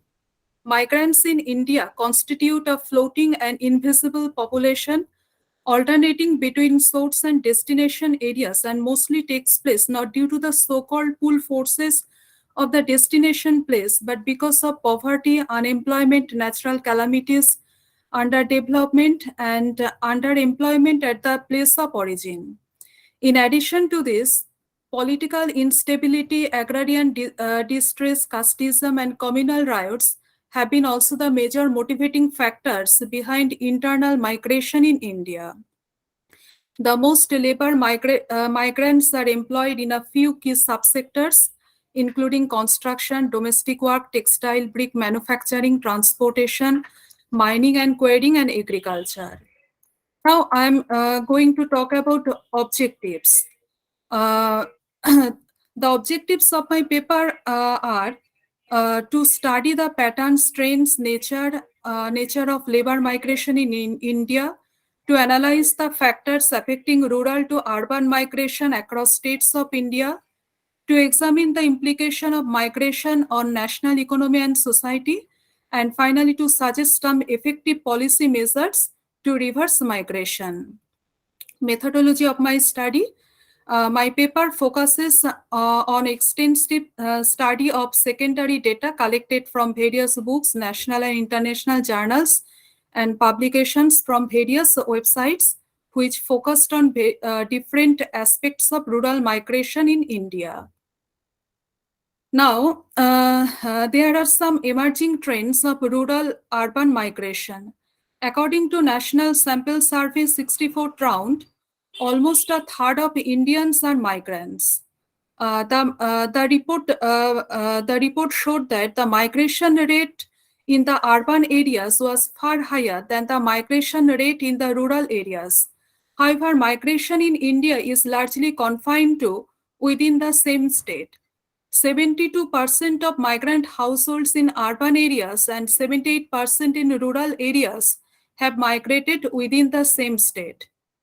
And the report also showed that employment seems to be the most important reason for migration. In rural areas, 55% of the households have migrated for employment-related reasons. Now, there are various factors which are affecting rural migration. These are push factors and pull factors. Push factors are dealing with poverty and starvation, unemployment and underemployment, social conflict and social tension, stagnant agricultural economy, lack of credit facilities and poor land ownership, poor education and medical care. Pull factors are dealing with scope of employability and income maximization, better gender equality, better amenities, wage differential, prospects of better life, etc. There are some benefits of migration to economy and society. These are scope for equalized social status, generation and transmission of new skills and innovative ideas, promoting of the concept of division and labor of specialization, cultural diffusion, cultural assimilation, increased food security, potential to contribute to poverty reduction and vulnerability, empowerment of women with income, gender status, autonomy, and self-esteem, etc. There are some effects of rural migration. These are, for example, overcrowding of cities and mushrooming of slums. Migrants face problems in terms of housing, sanitization, drinking water, health, education, etc. Rural depopulation and prevalence of high depression among elderly in rural areas. According to a report by the Central Statistics Division in 2011, about 64,000 per elderly people in rural areas suffer from one or more disabilities, most common being issues with mobility. There are also some other effects of rural migration. These are the risk of discrimination and violence, threat to sustenance of traditional art and technology, higher incidence of diseases and bad habits among the migrant population due to residing in human conditions. Now I am going to discuss about some suggestions to reduce distress migration. These are agriculture is the most important component of development in the rural areas. Hence, it should be promoted as a profession. Increase in agricultural productivity and sustainable agricultural practices, for example, by provisioning of irrigation, high-yield variety seeds and providing fertilizer in subsidized rate may deter the migration process. An effort should also be made to develop small and medium towns so that the flow of migrants to large cities can be checked. Effective and efficient policy measures must be adopted to establish agro-processing units, cottage and handicrafts industrial units in the rural and semi-urban areas so that the rural people can get employment in these industries and are not compelled to migrate in search of job opportunities to big cities and towns. Also, we should take initiative to introduce village entrepreneurship program, because village entrepreneurship program can develop in this regard to reduce the distress migration. Because village if you do some work in this area, we should deter rural migration. Now I am now drawn to conclusion. Migration is the essential and inevitable component of the economic and social life of a country, as it brings many socio-economic changes that promote progress and affect the society and the movement of population itself. But what is most desirable is the distressed migration found across the nation caused due to economic disparity resulting in discrimination, violence, joblessness, depression, deprivation, and diseases, imposing heavy costs on human development, affecting the empowerment of rural youth. Hence, there is a need for more balanced regional development. More focus for development and investment should be given to those states which are lagging behind in development parameters to generate diversified livelihood opportunities on sustainable basis. Thank you so much. Thank you, everyone. Yeah, thank you very much, ma'am. Thank you very much for very nice presentation. Thank you very much. Now I would like to request Saji Thomas, James Matthew, Balkrishna Narwal. Hello. Please acknowledge. Yes. Salini Mishra. Hello. Salini Mishra. I am available. Baiju Thomas. You are requested to present your paper, sir. Okay.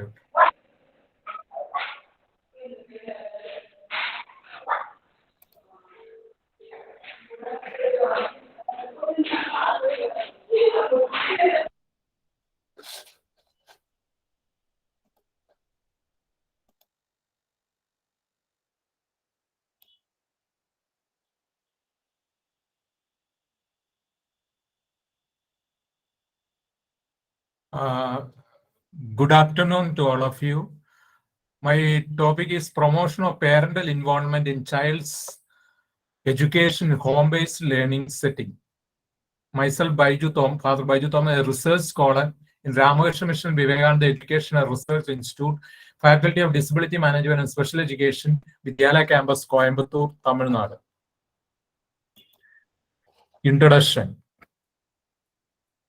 Parents can foster their children's intellectual growth at home by creating engagement and an enjoyable learning environment. Learning on one's own through the internet and literature is equally valuable as formal education.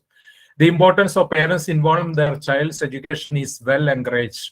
Parent involvement strategies maybe have an independent impact on students' academic performance. Parents' involvement in their child's education experience is crucial. Helping individuals with the housing and education costs are pleasant activity and more than just help. Parents may assist their children's school in making better use of available resources by communicating with teachers. Parental involvement in the education of children. Teachers and parents impact on a child's growth most because of the lessons they impart and the standards they establish. Involvement from the parent has been shown to boost children's achievement in the classroom. All parties involved, students, parents, and school benefits from parental involvement. Parents can play a significant role in their child's formal education by teaching and leading their children at home. Parents have always played a significant part in their children's education. It is essential to identify the involvement of parents since they are valuable members of the school community and have a significant impact on their child's academic and social development. Parent involvement in the school activities. Parent involvement at both home and school has a positive effect on child's academic outcomes. Parent involvement can be indicate different things in different contexts. However, there is evidence that parent can play a role in their child's education excellence. It may reflect a form of governance in which school concentrate authority and teachers control students' education. At the same time, parents have little to say in their children's extracurricular activities or classroom instruction. The value of parents' involvement in their child's school. The principal and the teachers expect the parents to be involved in their child's education. The role of parent involvement in a child's life.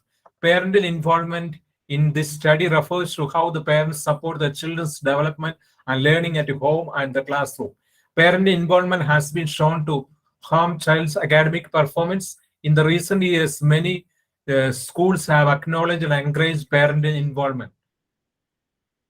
This shift highlights the growing importance of recognizing parent involvement and reaching its effect on child's schooling. There is a link between parental involvement in their child's schooling and better overall growth and performance in schooling. Caretaking is defined by predictive preparation and an emphasis on prevention.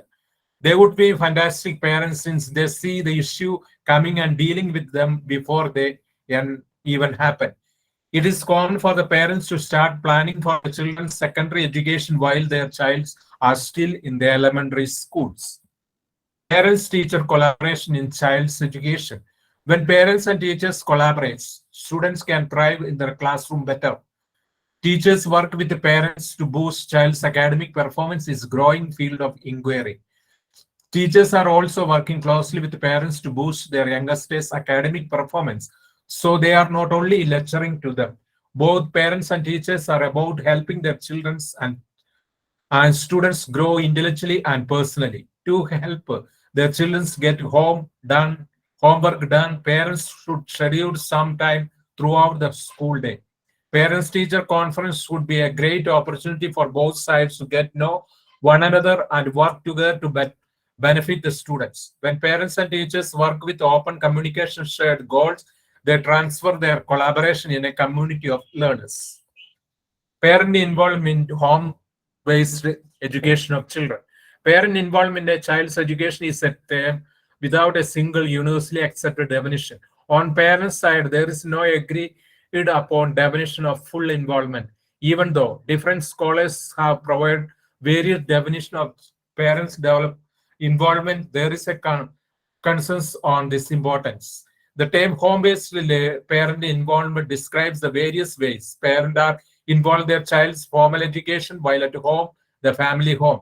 When discussing that, it means that engaging parents in child's education with the teacher, keeping these 3 points in mind. We will look at the several ways in which parents can foster their child's growth and develop without ever growing to leave the comfort of their home. The students and the parents need to be put forth effort to home learning to be effective. Conclusion. Parent involved in the child's school activities such as games, short, and the arts are not a topic of inquiry in this study. However, it is a big deal for the parents and it affects their child's growth and success down on the road. Parent-teacher interaction has long been recognized as a key factor in students' school success. When schools to be incorporate students establish a clear communication channels, they often observe the uptick in the students' performance. When the parents and the children share values and goals, their connection strengthens.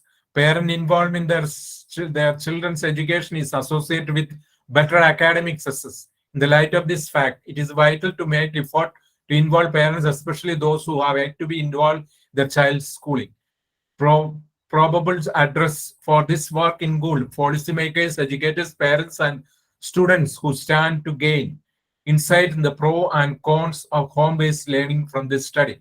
all the parties are on board, home-based learning has been significantly better chance of enhancing students' academic outcome and lowering rates. Therefore, this study may be and should be saved the gate by linking policymakers with the implement like parents who play the dual role in the ensuring success of the initiative meant to foster growth in their students' education and home-based study. Thank you, sir. Thank you for giving me a chance to present my paper. Thank you. Thank you very much. Very nice presentation. Now next, James Matthew, Balkrishnan Narwal, Shalini Mishra, Dr. Shyam Sundar Pari. Please acknowledge your name, sir.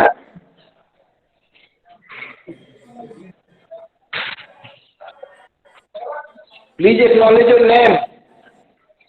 अपना नाम बताएं sir. Yes sir, yes sir. अपना नाम बताइए sir.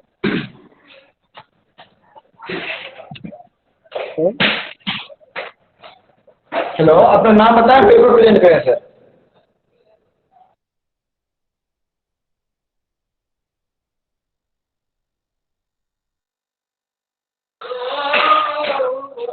Please acknowledge your name and present your paper. Okay sir, okay sir. Am I audible sir? Yes, you are audible. Please present your paper.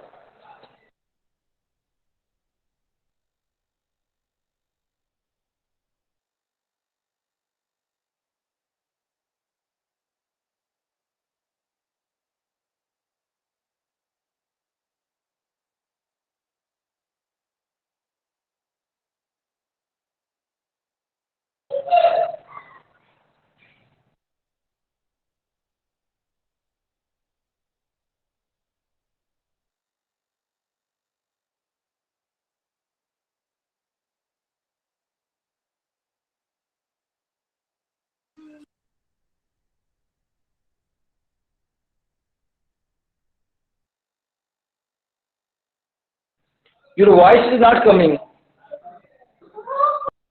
Sorry. Good morning, sir. Myself, I am Sharmesh Lal. I am from Kerala University of Fisheries and Oceanic Studies. Today, I present my topic, a survey of inter-university players' perception of doping. Actually, this topic is related to physical education.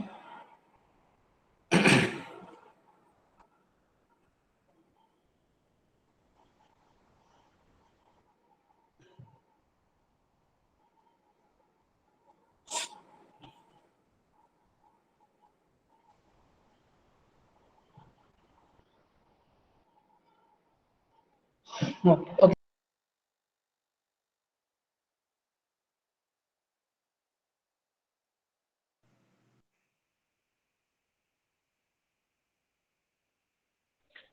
Sir आपकी आवाज नहीं आ रही है. Please और ना ही presentation आ रहा है सही से.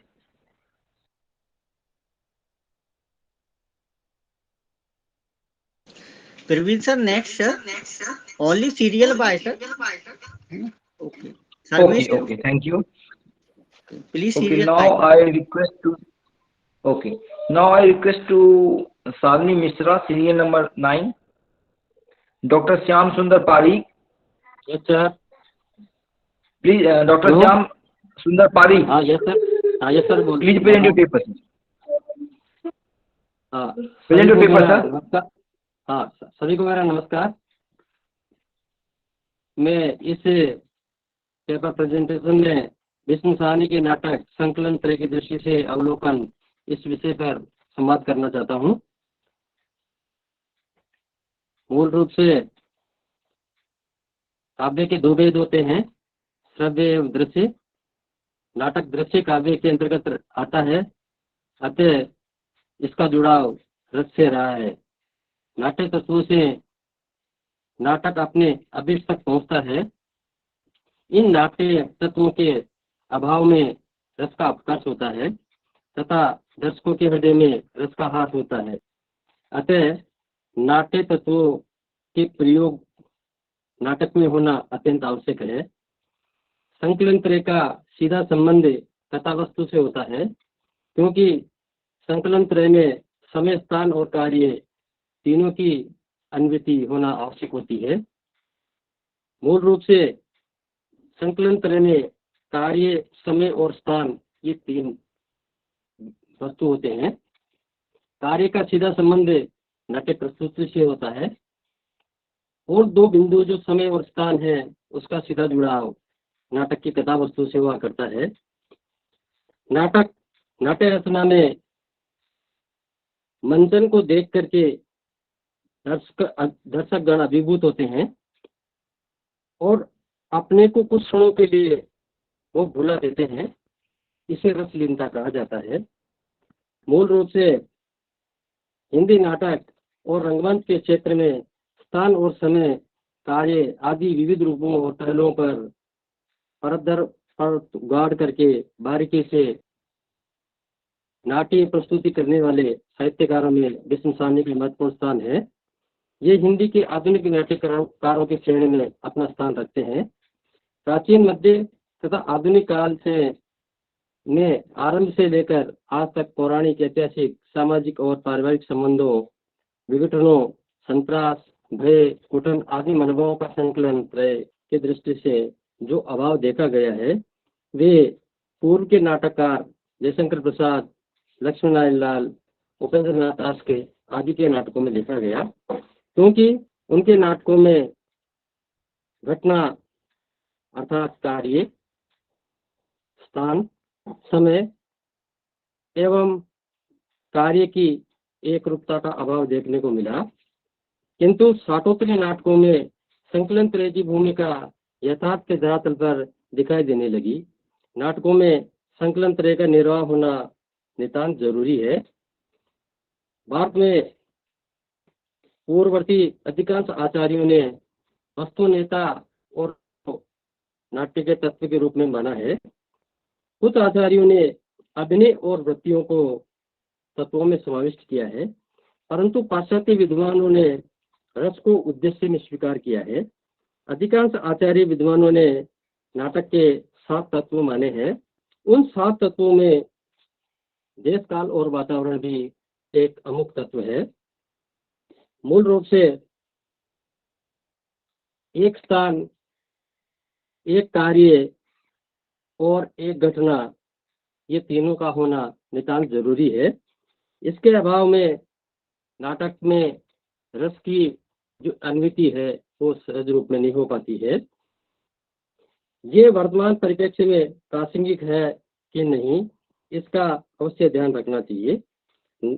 इस विषय में रीता रानी पालीवाल ने अपनी पुस्तक रंगमंच नया परिदृश्य में कहा है, नाटक की कहानी चाहे किसी काल, युग, मिथक, पुराण, लोक कथा अथवा इतिहास से संबंध हो सकती है, लेकिन उससे सार्थकता हमेशा वर्तमान में होना पड़ता है। इसलिए ज्यादा अच्छे नाटक वही माने जाते हैं जो अपने समय की सीमाओं को लांघकर कालजयी और सार्वजनीन हो जाते हैं और जिनमें संकलन त्रय का प्रयोग होता है।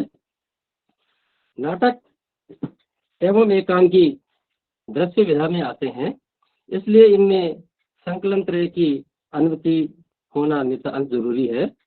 अरस्तु ने अपने ग्रंथ पोएट्रिक्स में समय की एकता, स्थान की एकता और कार्य की एकता का नाटक में होना महत्वपूर्ण माना है। पाश्चात्य विद्वान विलियम आर्थर ने भी नाटक के स्वरूप पर विचार करते हुए कहा है, कार्य को नाटक का प्रमुख तत्व स्वीकार किया गया है, परंतु इस कार्य की अवस्थिति पात्र में स्वीकार की है। यदि इस क्रम को समय, स्थान और कार्य के रूप में बदल दिया जाए तो नाटक मात्र एक खिलौना बनकर रह जाएगा। इस प्रकार पाश्चात्य विद्वानों ने भी संकलन त्रय की एकता पर सम्यक विचार किया है। विष्णु साहनी ने अपने नाटकों में संकलन त्रय का सम्यक रूप से निर्वहन किया है। उनके पहले नाटक पहला नाटक हानूस, इसमें उन्होंने संपूर्ण नाटक की कथा वस्तु को 2 स्थानों में ही आबद्ध किया है। नाटक के मंचीय दृश्य संयोजन को प्रस्तुत करते हुए एक तो हानूस का घर और दूसरा नगर पालिका का हाल, इन 2 स्थानों में ही संपूर्ण कथा वस्तु को आबद्ध किया है। संपूर्ण कथा वस्तु एक समय और एक ही समय में कार्य को प्रस्तुत करने वाली है। प्रस्तुत नाटक का चित्रांकन स्थान, देश काल और वातावरण की परिस्थितियों के अनुरूप होते हुए भी वर्तमान संदर्भों को लेकर प्रस्तुत किया गया है, जिसे पात्र मुखौटा पहने हुए भी एक मुखौटा बनाए रखने का भाव उत्पन्न करते हैं। हानूस मध्यम निम्न वर्गीय परिवार की बड़ी कठिनाइयों से पालन पोषण करते हुए अद्वितीय ऊंचाइयों को छूता है। इसे साहनी जी ने ये सिद्ध करके दिखला दिया है कि आदमी की पहचान जाति, धर्म, अमीरी गरीबी से नहीं होती, वरन उसके कर्मों की निरंतरता से होती है। इसमें साहनी जी ने प्रस्तुत नाटक के माध्यम से एक मजदूर के जीवन में आने वाली त्रासदी का और उस त्रासदी के आने के उपरांत भी वह मजदूर निरंतरता से अपनी रोजी रोटी कमाता है, इसका सम्यक वर्णन किया है। विष्णु साहनी जी द्वारा विरचित दूसरा नाटक सवेरा खड़ा बाजार में है। इसमें मध्य युगीन वातावरण को प्रस्तुत किया है। विष्णु साहनी जी का प्रथम नाटक हानूस है, जिसका प्रकाशन 24 वर्ष पहले हुआ था। इसका मंचन हिंदी के रंगकर्मियों के लिए सुखद आश्चर्यजनक रहा है। वस्तुतः संपूर्ण नाटक का कथानक काल्पनिक है, जो कि चेकोस्लोवाकिया की राजधानी प्राग प्रांत की मिस्त्री की कहानी को आधार बनाकर लिखा गया नाटक है।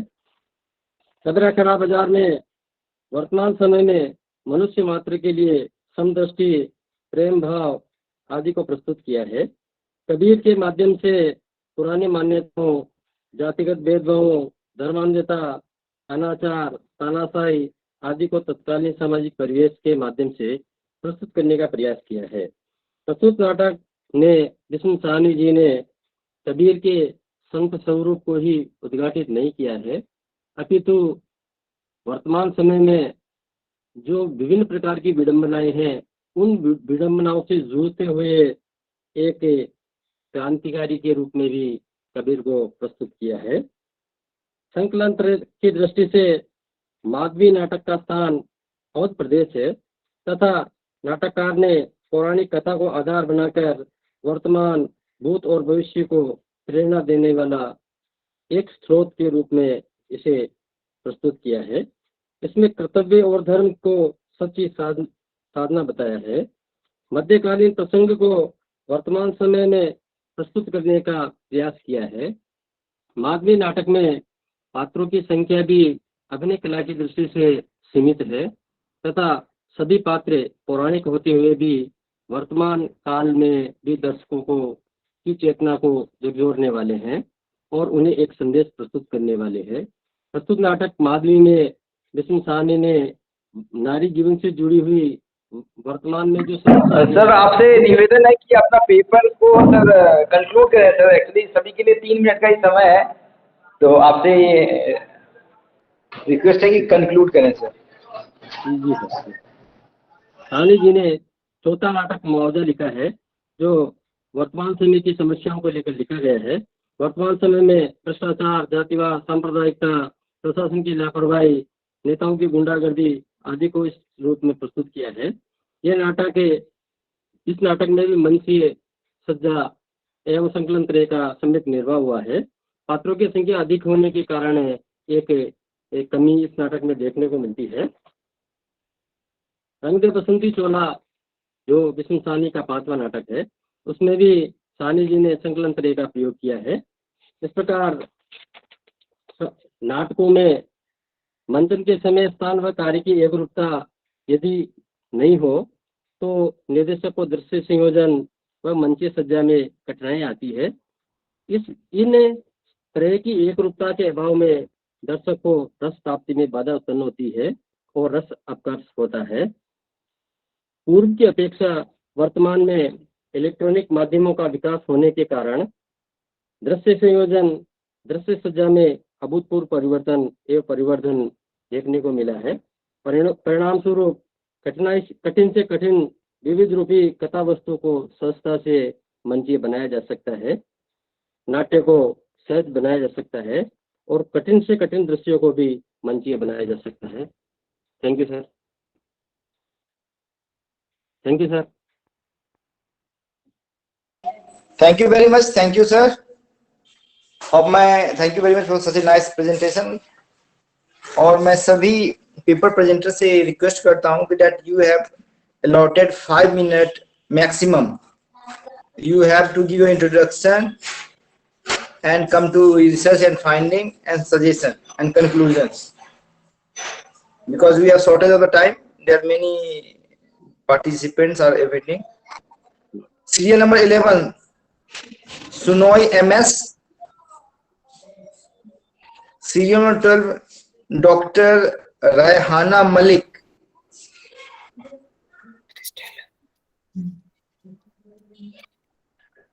Please acknowledge Mr. Bhumit A. Shah. Yes, sir. I'm here. Bhumit A. Shah. Okay, sir. You are requested to present your paper. Try to keep the timing. Yes, sir. Yes, sir. Definitely. Sir, am I audible? Please. Yeah, you are audible. You are loud and clear. Okay.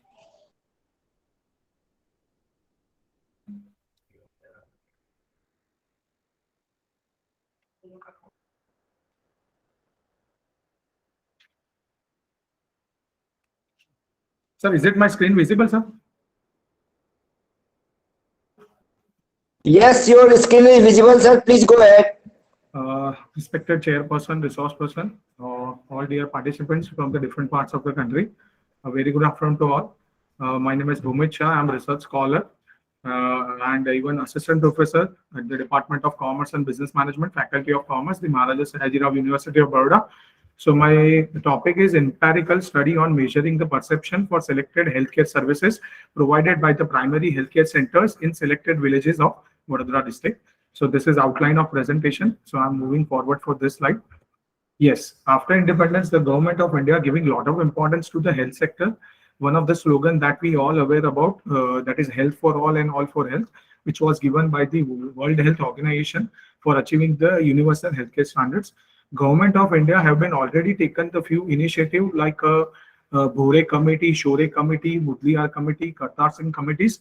This committee given the recommendation for specially healthcare standards and improving the healthcare standards at specially grassroots level. Few government programs have been already initiated by the Ministry of Health and Family Welfare like Ayushman Bharat, Mission Indradhanush, National Health Mission, which includes Rural Health Mission as well as Urban Health Missions. And again, this government programs, their main objective is to achieve the sustainable development of healthy India, as especially at the rural level as well as weaker section of the society. And even for rural area, primary health center is a Brahmastra for providing the best medical services to the rural people. This is the concept of public health system. Health is a condition of total physical, mental, and social well-being rather than the absence of disease or incapacity. Public health is the art and science of enhancing the health and preventing disease and extending via society-concentrated effort, according to the World Health Organization, WHO. Yes, few studies have been already indicating in the past, and it's clearly indicating that that the government should provide a proper conceptual framework as well as model to develop the primary health centers and even the primary health services delivering channel.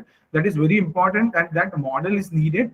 And even the few studies also indicating that there is a lot of problem facing by the government hospitals and even the PHCs for providing the best medical services, as the somewhere the financial crisis and even the subsidy was missing in the from the government side.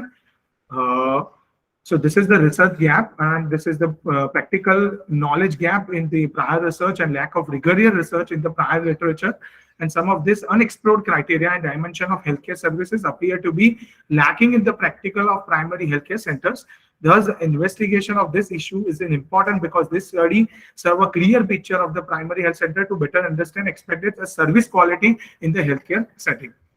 So this is the key objective of the research study, to measure the perception of the patients and user toward the selected healthcare services as provided by PHC in selected villages of the Vadodara district of the Gujarat state. So these are the other objective: to study the awareness among the villagers who are the user of primary healthcare services provided by PHC, to understand the influence of demographic factor having an impact on the acceptance of available healthcare facilities as availed by the users of selected healthcare services as provided to them by the primary health centers in the selected villages of the Vadodara city of the Gujarat state. To study the primary healthcare service as offered by the government and its linkage with the effectiveness of healthcare service delivery and health user of the selected healthcare services as provided by them in PHC in selected villages of the Vadodara district of the Gujarat state. So these are the hypotheses. So I think total 10 factors I have taken: accessibility, affordability, availability, environment, infrastructure, facility, work culture, service delivery, community engagement, perception for use of PHC, preference of PHC, and these all factors has a significant relationship with intention of beneficiary to continue use and use of medical service offered by the PHC. Another factors, and all the factors has a significant relation with the intention to recommend to use PHC healthcare services to others. Again, the third hypothesis, all the factors has a significant relation with overall health satisfaction of the PHC. Again, the fourth hypothesis, all the factors under study has a significant relationship with the age of users of the primary health centers. So this is the model. So here the different, you can say, the dimension that I have taken: availability, accessibility, affordability, community engagement, environment, infrastructure, facility, and which leads to the healthiness and again the health satisfaction of the users of the primary health centers. So these are the dimensions that I have going to measure, which directly the output is the health satisfaction and those who are the users of PHC in the rural area. So again, the research methodology, the primary data, again, I have been collected for the cross section of the users availing the selected healthcare services provided by the PHC in selected villages of the Vadodara districts. Secondary data, I have used the secondary data like a journal, article, magazine, government report, and again, the Ministry of Health and Family, that I have used the secondary data source. The research instrument, yes, the researcher has used a structured, non-disguised questionnaire research instrument along with the personal interview schedule for collecting the required primary data. This is the representative sample. Representative sample of this research study has been comprised of those users availing healthcare services provided by the primary health center in the selected villages of the Vadodara district. The sampling frame, the cross section of the users availing the healthcare services provided by the PHC has been drawn based on the data published by the government of Gujarat state, data procured from the Gram Panchayat. And am I audible, sir? Yes, you are loud and clear. Okay. Please go ahead, and your time is over. Lady, your time is over. Yes, sir. I'm concluding, sir. I'm concluding. So Gram Panchayat sample size, it has been drawn. A 102 sample size have been taken with the one of the Das and Malhotra research marketing research book, where I have used the formula and I have prepared the sample size. Sampling design method, non-probability sampling has been applied on a convenient sampling method. The primary data has been collected by the researcher from the beneficiary availing the PHC from the selected villages of the Vadodara district. So Cronbach alpha have been applied and to measuring the reliability and validity of the instrument, and it shows the 0.703, and that is an excellent category of the reliability of the instrument. So this is the demographic profile you can see here. So this is the test I have applied. So this is the demographic where I have used the age, gender, education qualification, occupation, monthly income of the users, those who are availing the service. To check the normality of the data, I have used the Kolmogorov-Smirnov test of the normality, and based on the p-value, it is clearly indicating that the null hypothesis have been rejected as the data has not been normally distributed. Hence, the researcher have used the parametric, non-parametric test have been applied. So this is the result of Fredman rank test, as you can see. So this is the rank based on the mean score. I given the importance of different factors under the study. So here the community engagement is the most important factor. Work culture is the second priority. And even as you can see, the availability followed by accessibility and even the environment. So these are the factors which is given the rank based on the mean score and given the importance while using the primary health center by the people of rural area. So this is the result of correlation test. As you can see, as the sample size is very less, so less correlation have been found in my research. And as you can see, the R value is already given. And factors wise, I have calculated the Kendall Tau correlation test between the continued use, recommendation, and satisfaction with the understudies. So this is the result of correlation. This is the result of chi-square. As you can see, the data which is marked with the asterisk mark shows the significant relationship between the age and selected factors under the study. As you can see, these are the factors which is marked with the asterisk, and that shows the significant relationship between the age and selected factors under the study. Yes, so implication of the research study is a certain rural area yet to receive the primary health centers, and even the number of doctors is also very less. So again, here it can be examined that the rural population found that they need at least 10 to 15 minutes to reach their nearest PHC. It can also be added that the rural population prefers to have such center to be close vicinity. It implies that more than half of the rural population is satisfied with the availability of this service, and that too at the very low cost. So these are the factor-wise implication. Accessibility, it implies that service offered at the PHC have no gender biasness. Even it is very easily affordable without any, you can say, the charges. So this is availability. Medicine prescribed by the doctors are easily available. Okay, sir. This is the conclusion. Thank you. Thank you.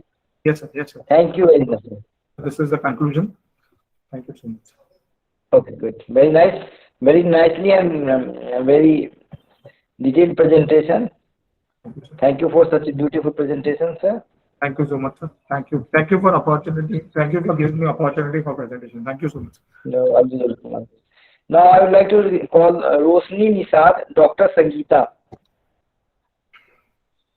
Rosni Nishad and Dr. Sangeeta, please acknowledge and present the paper.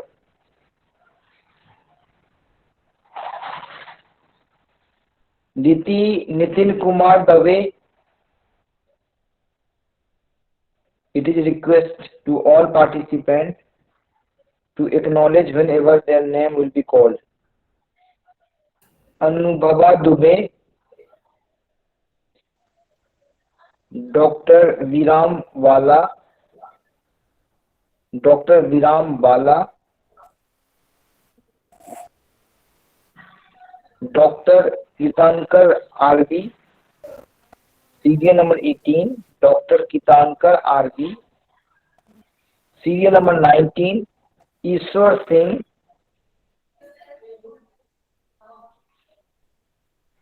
serial number 19, Ishwar Singh, serial number 20, Lake Ram Deharia,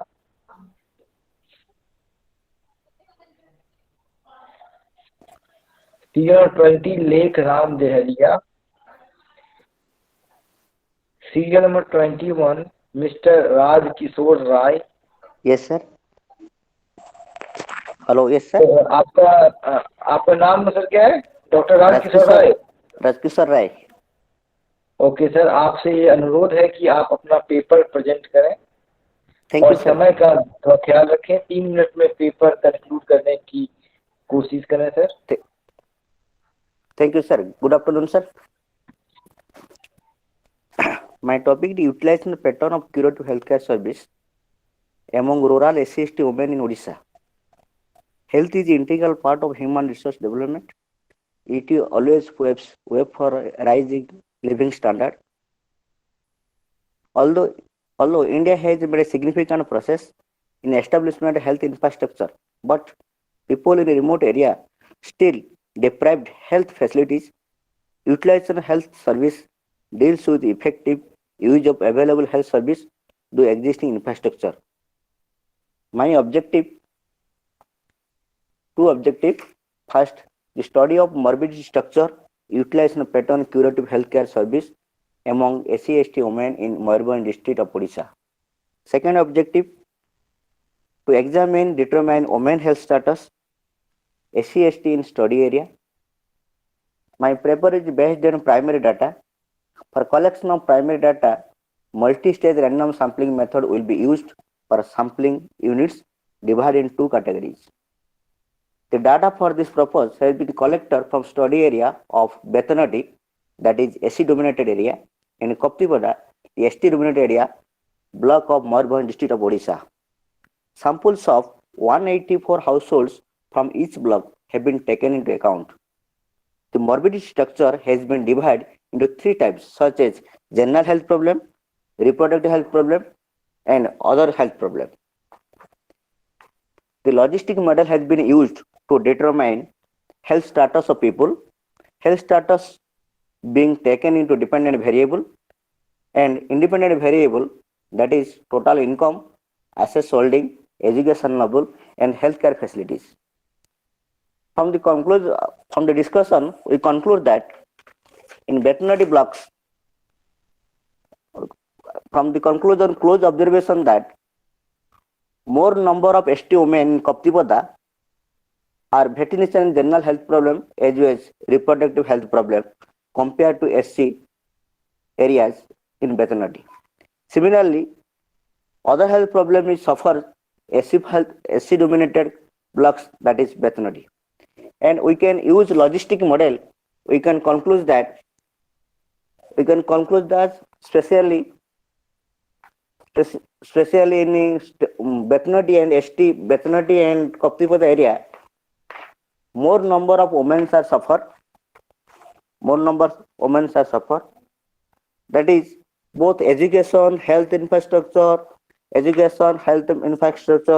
are very poor, and low income, etc. is very poor. Thank you, sir. Yeah, thank you very much. Thank you for such a nice presentation, and very short you explained the main theme of your paper. Now I would like to request Sachin Yadav, serial number 22. Sachin Yadav, Dr. Divendu Saha,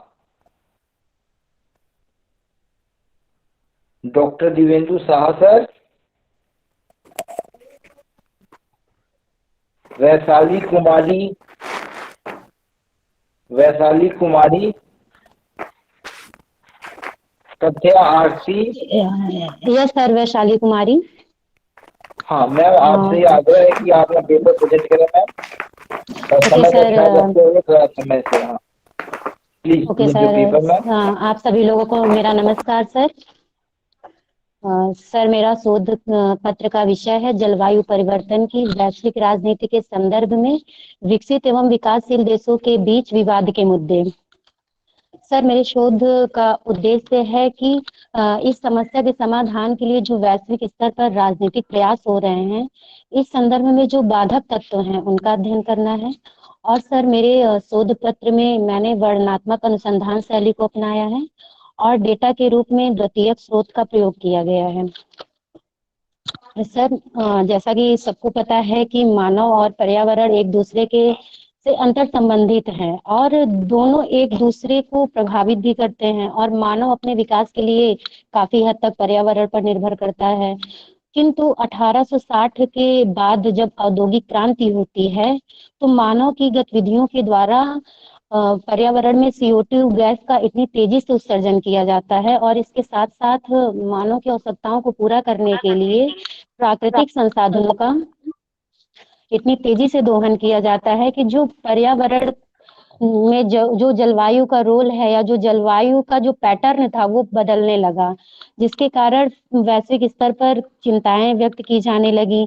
इसके लिए वैश्विक स्तर पर UNFCCC के under में कुछ conferences भी आयोजित की गई, जिसमें सर विकसित और विकासशील देशों के बीच कुछ मुद्दों को लेकर विवाद उत्पन्न हो गया है। जैसे सर पहला हम कह सकते हैं कि वित्त का अभाव। जो विकासशील देश हैं उनके पास वित्तीय संसाधनों का अभाव है, इसलिए जो जलवायु परिवर्तन से निपटने के लिए और जो शमन के प्रयासों के लिए टेक्नोलॉजी अपनानी है या जो भी समाधान खोजने हैं, उसके लिए वित्त की आवश्यकता है, जिसके लिए विकासशील देश विकसित देशों से वित्त की मांग कर रहे हैं।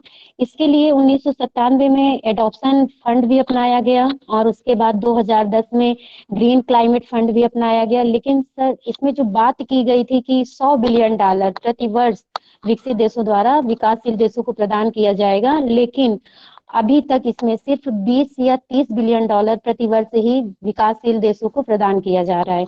सर, दूसरा मुद्दा है कि तकनीकी ज्ञान का अभाव है विकासशील देशों के पास, जिसके कारण जो साउथ की पर्यावरणीय समस्याएं हैं, उनको साउथ के देश पहचान करने में और उनसे निपटने में असमर्थ हैं। इसलिए साउथ की कंट्रीज जो हैं वो विकसित देशों से टेक्नोलॉजी ट्रांसफर की डिमांड कर रहे हैं।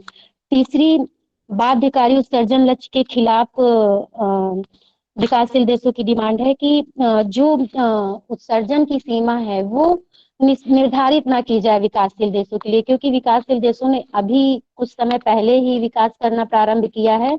ऐसे में उनके विकास के जो लक्ष्य हैं वो बाधित ना हो, इसलिए कोई ऐसी बाध्यकारी सीमाएं विकासशील देशों पर लागू ना की जाएं। लेकिन विकसित देशों का क्या कहना है कि इंडिया और चाइना जैसे देश हैं जो बहुत बड़े इमिटर के रूप में हैं, इसलिए अगर इनको बाध्यकारी सीमा से बाहर रखा जाएगा तो इससे स्थिति जो है और बिगड़ सकती है।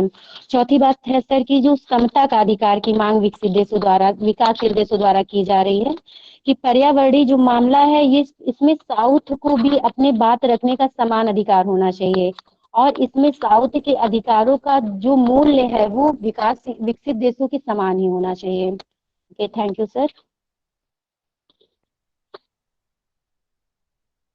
Thank you very much, ma'am. Thank you very much. Very nice presentation by you. Now I would like to request Satya Arthi, Dr. Kamala Khannan, S. Shivangavi Sundari, Ram Lakhan Prajapati, Professor Dr. Anumita Agarwal. Yes, sir, I am here. Ma'am, you are kindly requested to present a paper, ma'am. Number भी बोलते जाओ sir. Many are missing. I think I should present the paper, sir. Should I start? Yeah, please, ma'am, please. Okay, I'm sharing the screen. Okay, ma'am.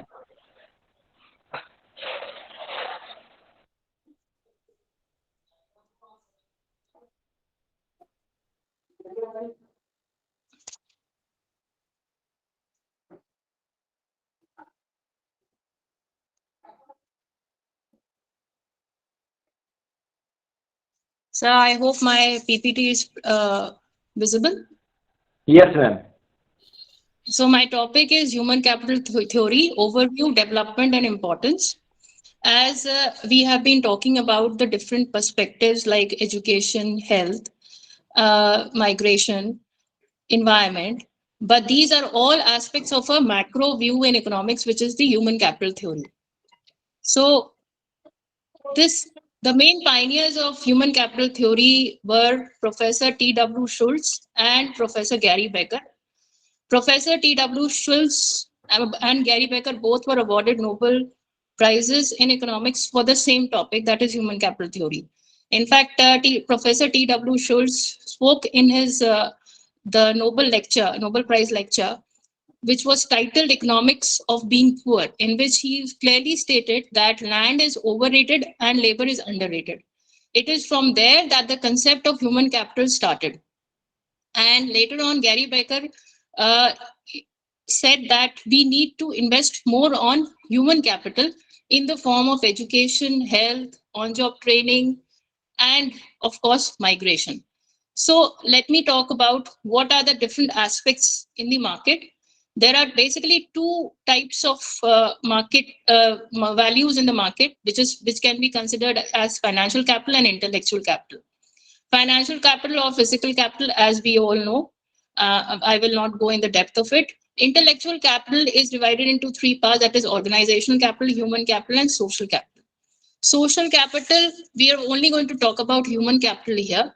Human capital are all the skills and the knowledge which a human being will gain in his lifetime to produce further. Basically, as economists, we concentrate on the production of wealth. So all the human beings which are idle, and we can add to their skills, to their efficiency, to their productivity by different means, they become human capital. So later on, so you can easily see that human capital is directly proportionate to productivity, and it is directly proportionate to income. It is clearly said in these theories by different economists, especially by Professor T.W. Schultz and Professor Gary Becker, that human capital and if we invest onto human capital, productivity as far as family productivity is concerned, organizational productivity is concerned, or on a larger perspective, national productivity is concerned, they will add on to the increase in the income, especially in the same manner. Family income will increase, organizational income will increase, and GDP, GNP will increase. So they started with the emphasis more on the capital. So human capital comprises of mainly these aspects which are shown in the figure. That is knowledge, ability, skills, education, training, experience, judgment, wisdom, creativity. So these are the basic things which are included in human capital. When we add on to the humans in the form of education, or in the form of health, or in the form of migration, or in the form of on-job training, these are the basic things which will add on to the human beings, which will become human capital. So these are the basic things where the first use of the term was included by T.W. Schultz in 1961, where he classified expenditure on human capital as investment rather than consumption. Till this date, most of the investment in humans were considered as consumption and not investment. It was he who classified expenditure on human beings as investment as human capital. In the same way, Wisbrod developed the first conceptual framework for estimating the value of assets in the form of human capital. In many ways, human capital theory was an inevitable byproduct of a century of political economic thought. The key ingredient was the deep-rooted productivity income hypothesis. So the main elements will be education. Especially, this theory is basically concentrates more on the formal education. Formal education can be in the form of for the students, for the youngsters, or even adult education. T.W. Schultz concentrated more also on the adult education. Then on health, as we have seen during the COVID, that a lot of discrepancy or a lot of gaps were considered in the investments in health services. That is why there were a lot of problems as far as managing COVID was concerned. So this is also a very important aspect where the government and the public specifically need to invest. Then another element of human capital is migration. We have been speaking about brain drain and brain gain from a long time. From one place, if there is a brain drain, the other place there is a brain gain. So this also becomes a very important aspects of human capital theory. And last and not the least is the on-job training. On-job training, this human capital theory has become a very imperative part, as the professor from Dhaka was also speaking, where he was talking about the human resource development through on-job training. So on-job training nowadays, organizational development, especially HRM, human resource management officials, they are concentrating that how to improve the efficiency and the productivity of their employees through on-job training. So the importance of human capital theory is these are the few points where the human capital theory is very important, especially for the policymakers. First is for the supposed development of weaker section and marginal groups. As we have been seeing that whether we are talking about people or the categories who were less developed as compared to other sections. So if we start concentrating on their human capital, it will develop the weaker sections and marginal groups. It also emphasized on the development of entrepreneurship. Professor T.W. Schultz was of the opinion that entrepreneurship is nothing but it's a value for dealing with the disequilibrium. So when we develop human capital, we learn how to deal with the disequilibrium. So entrepreneurship can be anywhere. And when we develop human capital, we can have development of entrepreneurship in mostly all the places. Organizational development and HRD policies, I have already stated that nowadays with the on-job training facilities, organizational development and HRD policies are concentrating how to increase the efficiency of their employees through the human capital theory. There is also a very important aspect which is coming into research, that is life cycle earnings and intergenerational mobilities.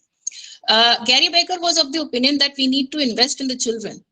And when we are investing in the children, they will give us productivity, or they will add on to the earnings of the family. Basically, he started with the family earnings only.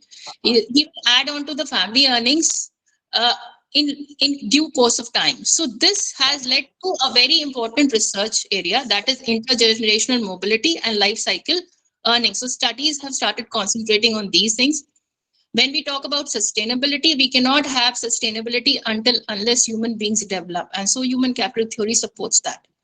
And then last and but not the least, that is we control the flight of human capital so that we are able to control the brain drain and convert it into brain gain from wherever they are. So this is the basic thing when we rise in human capital, modern attitude and outlook, better quality of life and higher life expectancy increases, more efficiency, more production, more economic growth. Rise in economic growth leads to rise in per capita income, more investment in education and health, and rise in again human capital. So this is a vicious circle which comes into any part of the country or any part of the family. That is why it is said that rich gets richer or poor gets poorer. So this is the concept which we need to break. This cycle needs to be broken wherever it is, the cycle of poverty.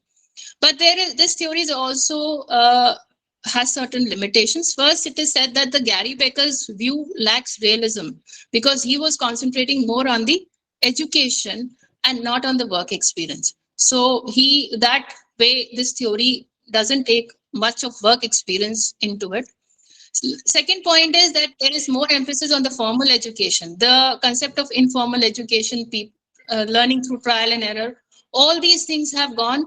They are not covered by this theory. There is also a division into general and specific skills. It is said that when human capital develops, we develop general and specific skills.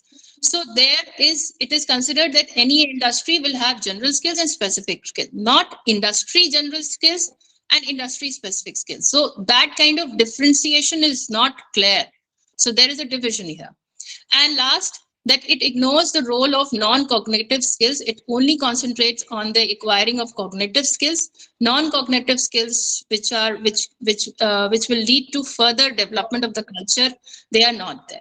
So this is the basic theory which is there of human capital theory, and it is considered as one of the very important theories in today's world, where we're talking about skill development and investment in education and health and control of migration.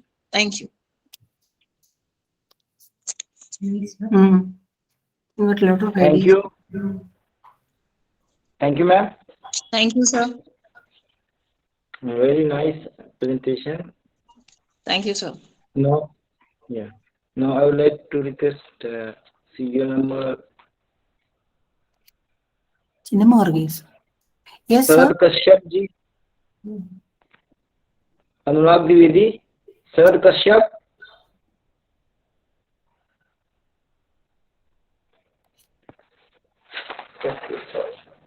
Just a minute. Kumari Reema Singh. जी sir, yes sir.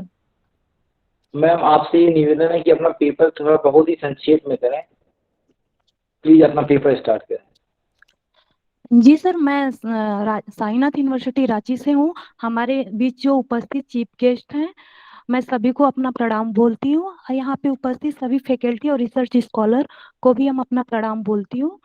और मेरा आज का topic है ग्रामीण महिला उद्यमिता का विकास, यानी गांव में जो महिलाएं हैं वो किस तरह से बिजनेस के क्षेत्र में आगे बढ़ रही हैं।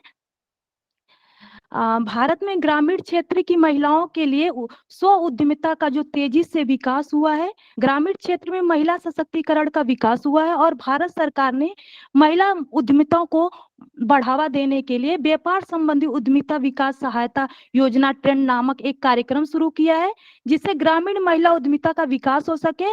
भारत सरकार के द्वारा महिलाओं की उद्यमिताओं के लिए एक नई किरण मिली है। वर्तमान सरकार ने भारतीय स्त्रियों को आर्थिक, शैक्षिक तथा भावनात्मक रूप से स्थिर और उन्नत बनाने के लिए सदैव ही प्रयास किया है और कई ऐसी सहायक योजनाएं भी लागू की हैं, जैसे बैंक के द्वारा ट्रेंड सब्सिडी योजना, सुकन्या योजना, किशोरी सशक्त योजना, महिला किसान सशक्तिकरण योजना और स्वगृह योजना, अन्नपूर्णा योजना, भारतीय महिला बैंक, महिला उद्यमिता निधि योजना, सशक्तिकरण योजना इत्यादि योजना ग्रामीण महिलाओं को उद्यमिता के क्षेत्र से जोड़ने के लिए और उन्हें आत्मनिर्भर बनाने के लिए प्रयास किया गया है। महिला अपने अतिरिक्त समय में छोटे मोटे कार्य करके, व्यवसाय करके अपना आय ज्यादा से ज्यादा आय प्राप्त कर सकती हैं। अनेक प्रकार के सहायता के बाद भी अगर हम देखें तो बताया गया कि संख्या के कार्यक्रम कार्यान्वयन मंत्रालय द्वारा हाल ही में जारी किए गए आंकड़ों से पता चलता है कि अभी भी उद्यमिता का पूरे देश में 14% ही प्रोग्रेस हो पाया है। किसी भी समाज की उद्यमिता का उदय काफी हद तक समाज में प्रचलित आर्थिक, सामाजिक, धार्मिक, सांस्कृतिक और मनोवैज्ञानिक कारकों पर ही निर्भर करती है।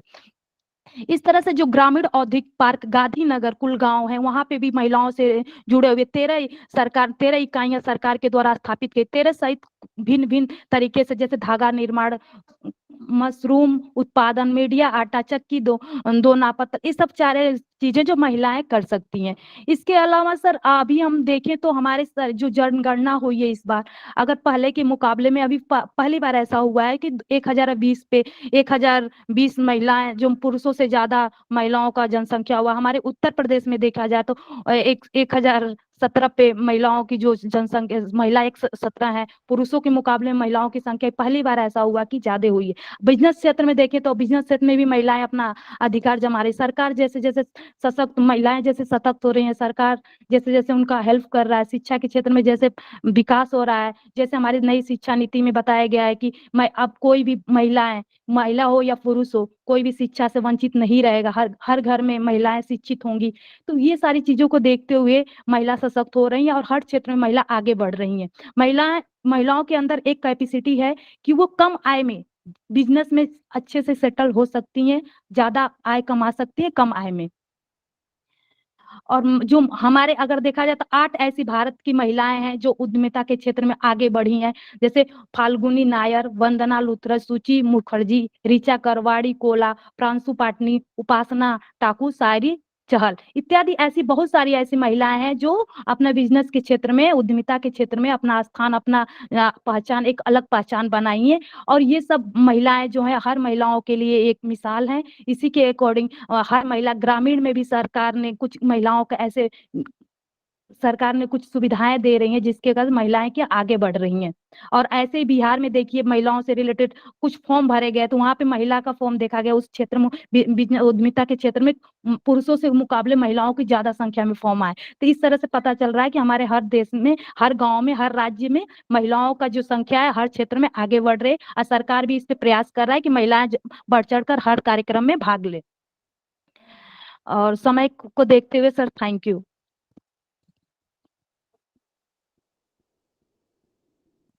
Thank you very much, ma'am, for such a nice presentation. Thank you very much. Okay, sir.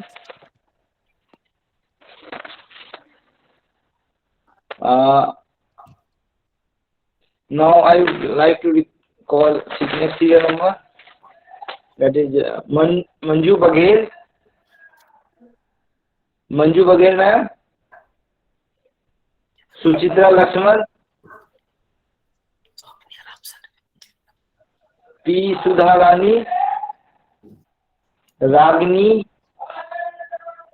Dr.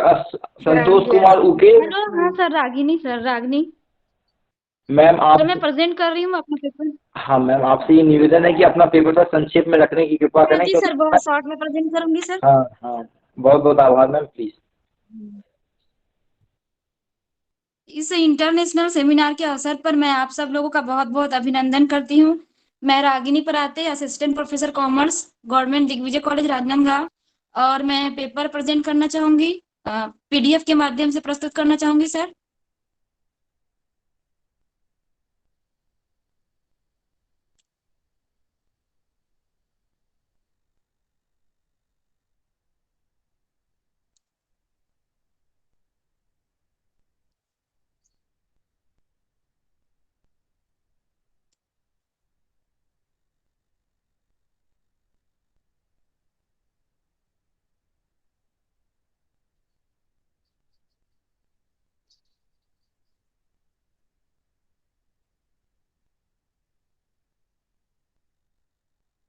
Sir PDF तो ओपन नहीं हो रहा है सर, मैं ऐसे ही शेयर कर देती हूँ, ऐसे ही पढ़ के शेयर कर हाँ देती हाँ हूँ कोई सर। बात नहीं, आप मेरे पीपीटी के भी प्रेजेंट कर सकते हैं, नो नॉट इशू मैम, हाँ ठीक है बिकॉज सर, देयर मैं इज वैसे ही टाइम कर देती हूँ। लिमिटेशन, यू जस्ट हाँ हाँ जस्ट जी सर, जी sir, come to the main fact. वैसे ही कर देती हूँ।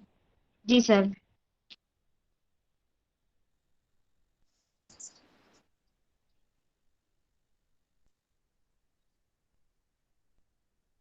सर मेरे शोध पेपर का विषय है छत्तीसगढ़ गृह निर्माण मंडल की योजनाओं का विशेष वर्गों के आर्थिक एवं सामाजिक विकास में योगदान। इसमें सर छत्तीसगढ़ गृह निर्माण मंडल जो है आवास निर्माण का कार्य करती है और इसके द्वारा विभिन्न योजनाएं बनाई गई है, जिसमें से प्रमुख योजना है अटल आवास योजना, अटल विहार योजना, दीनदयाल आवास योजना आदि। और इसके द्वारा सब्सिडी के माध्यम से गरीब है, जो पुअर लोग हैं या निम्न तबके के लोग हैं, उनको क्या कम रेट पे आवास की सुविधा भी दी जाती है। और शोध में मैंने हितग्राहियों के माध्यम से हमने शोध का जो विषय है हमारा, या फिर जो शोध का जो डेटा कलेक्शन है, वो हमने प्राइमरी और सेकेंडरी डेटा के बेस पे किया है। और इसमें हमने विभिन्न योजनाओं का विश्लेषण भी किया, जिसमें कि अधिक से अधिक हितग्राही जो है इस योजना से लाभान्वित हैं, एवं कुछ समस्याएं भी आई है, जैसे कि औपचारिकरण की समस्या है, या भवन जो है दूरस्थ क्षेत्र में निर्मित किए जाते हैं आदि। तो हमने रिसर्च पेपर में ये सुझाव भी दिया है कि भवन जो है दूरस्थ क्षेत्र में निर्मित नहीं किया जाना चाहिए, योजना का प्रचार प्रसार किया जाना चाहिए, एवं शासन द्वारा जो सब्सिडी दी जाती है उसे मतलब टाइम लग जाता है, तो उसे समय पर दिया जाना चाहिए।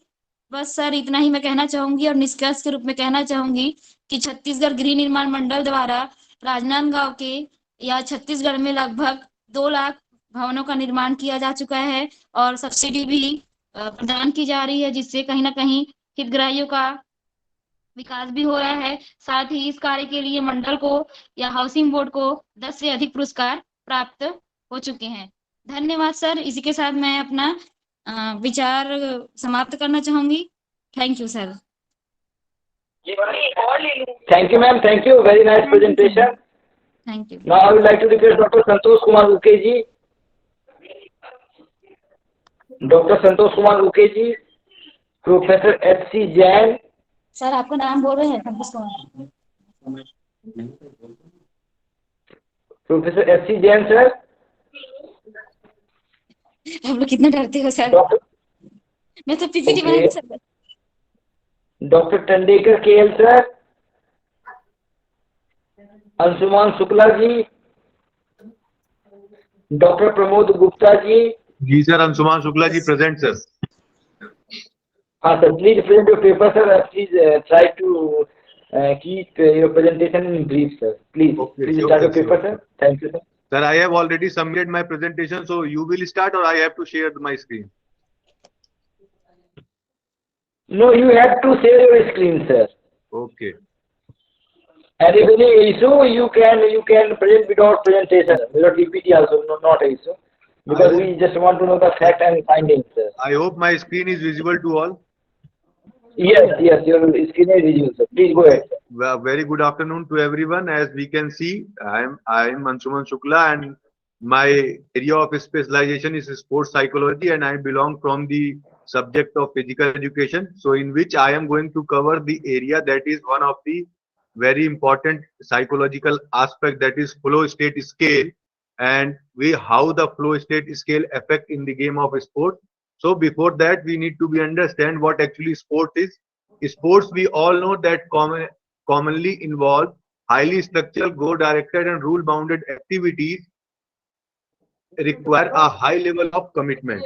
Okay? Therefore, flow state scale is about, now we need to be understand what is flow state, which we are going to be talk about all the detail in.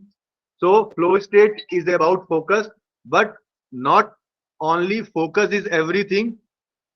Focus is not everything, but flow is not all about focus. It is about harmonious experience in which mind and body working together effortlessly.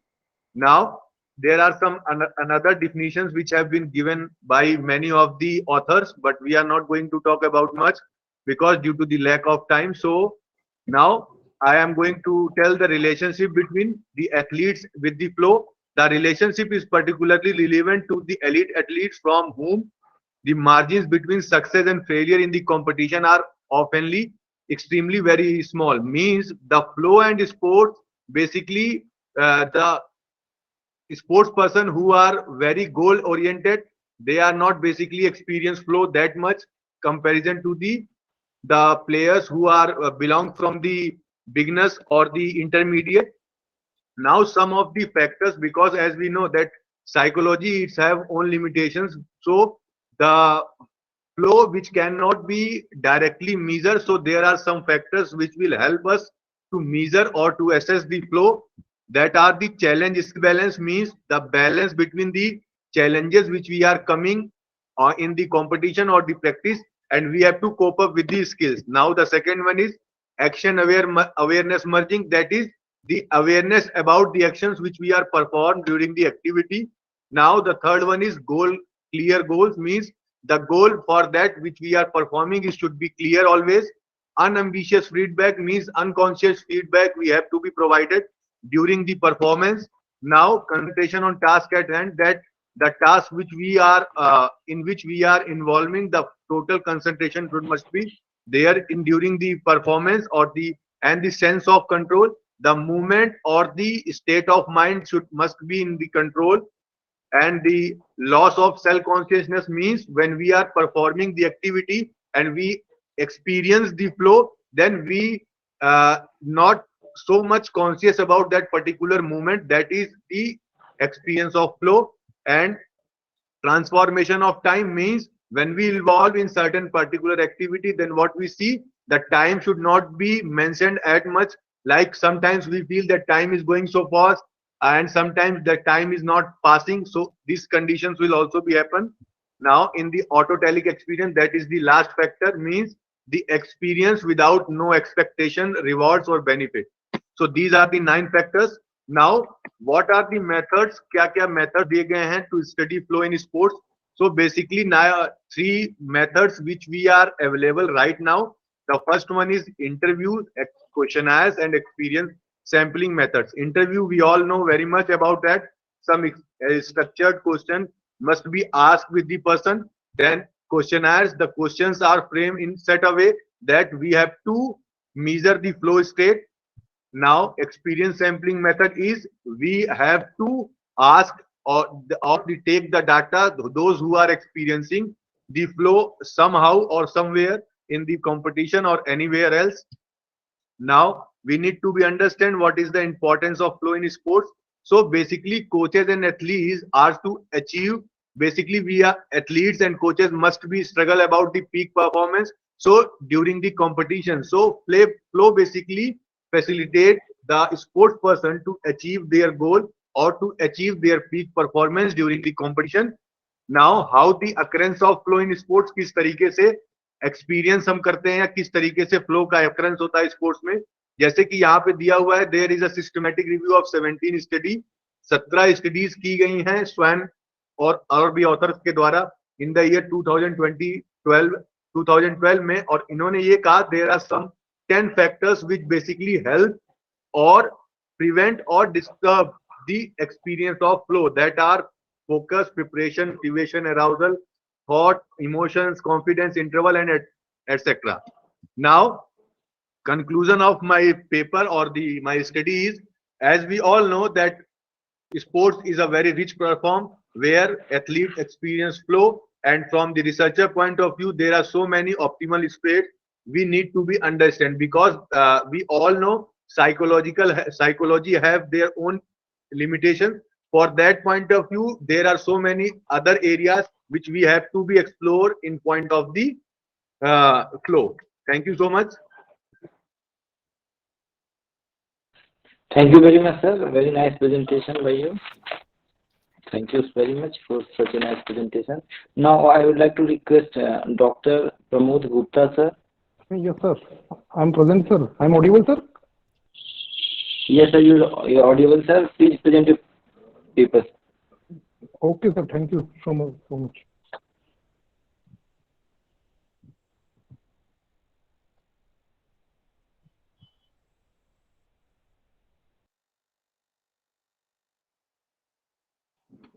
Just a minute, sir.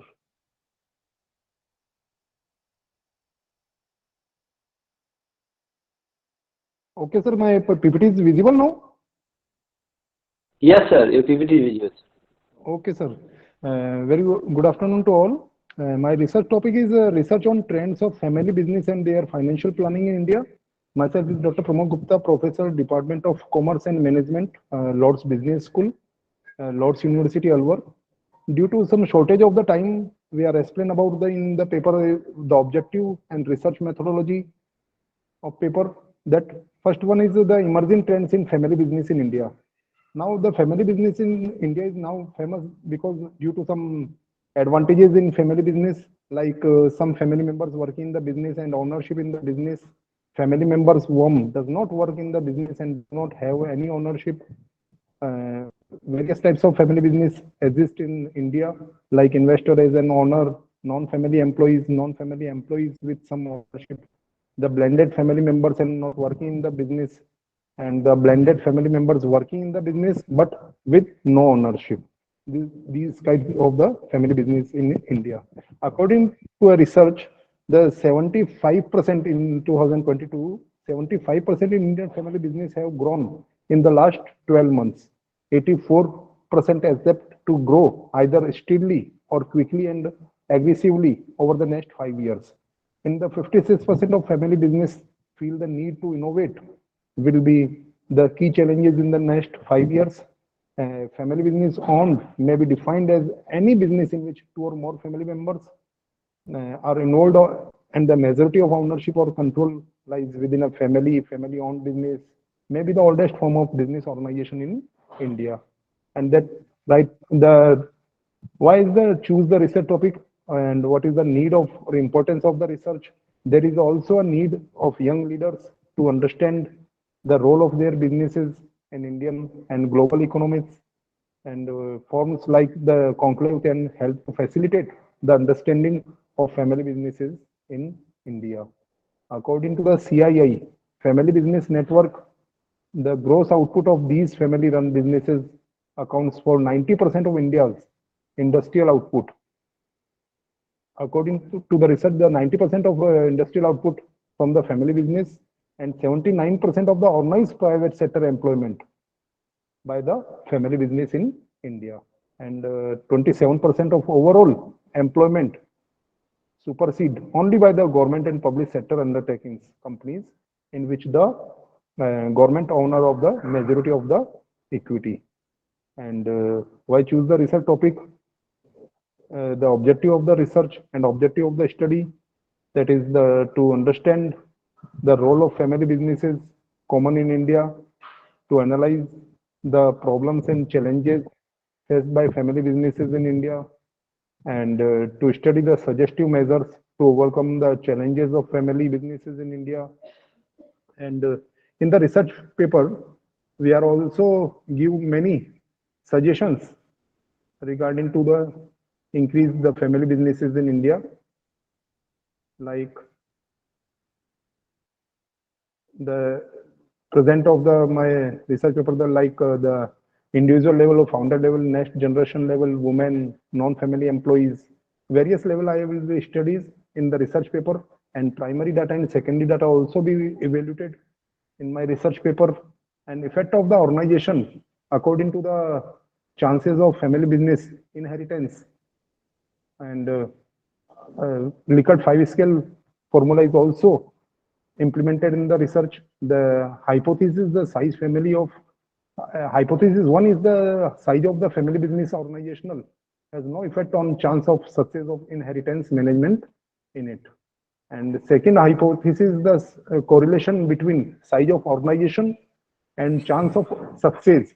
The chance of success, the Pearson correlation and types of organization is the correlated with the family business in India. And in the conclusion, we are, if at the generation which extended the family businesses, this is a hypothesis 3 is also indicated in my research. So that is the conclusion of the research. Any queries regarding my presentation? Thank you so much. Thank you very much, sir. Very nice presentation, sir. Thank you very much. Thank you so much, sir. Thank you.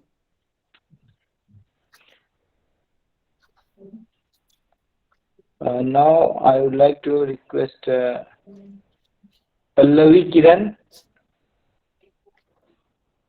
Seema Vishwakarma, Aarti Mishra, Riya Agarwal, Rashri Kapoor, Sunetra Nath, Amita Jain. Yes, sir. Just a minute, नाम बताएं madam. Jain, sir.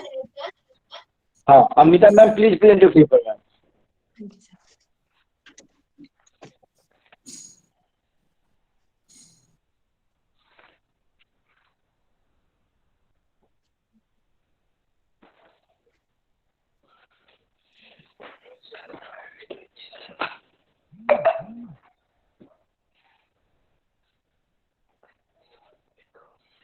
Sir, just a minute. Yes, your screen is visible, ma'am. Please go ahead with your presentation.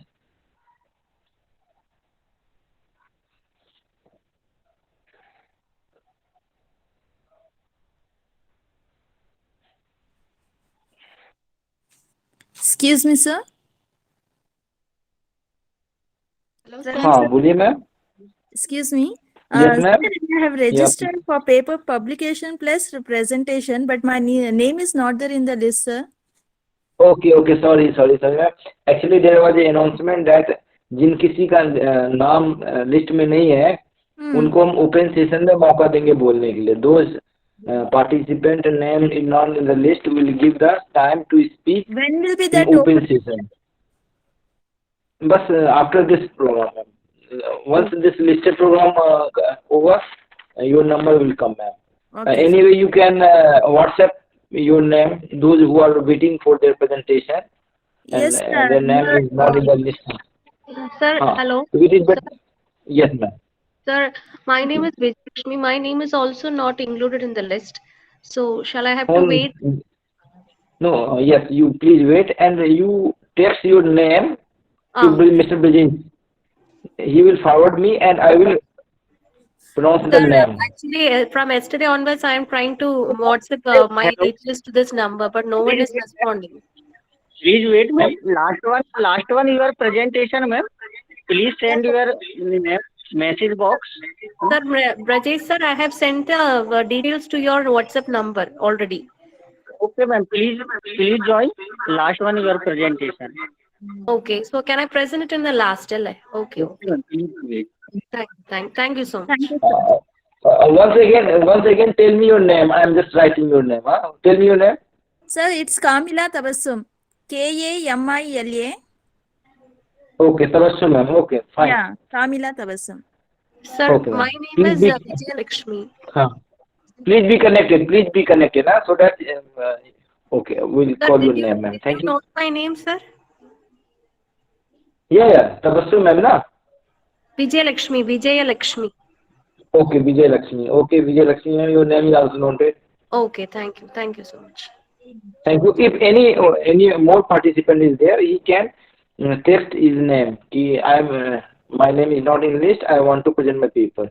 We will give the opportunity to everyone to present the paper. There is no need to be worried, ma'am. Okay? Thank you. Now I would like to request Amita Jain, ma'am, who is presenting now. Amita Jain, please go ahead. आप सभी को मेरा नमस्कार। मैं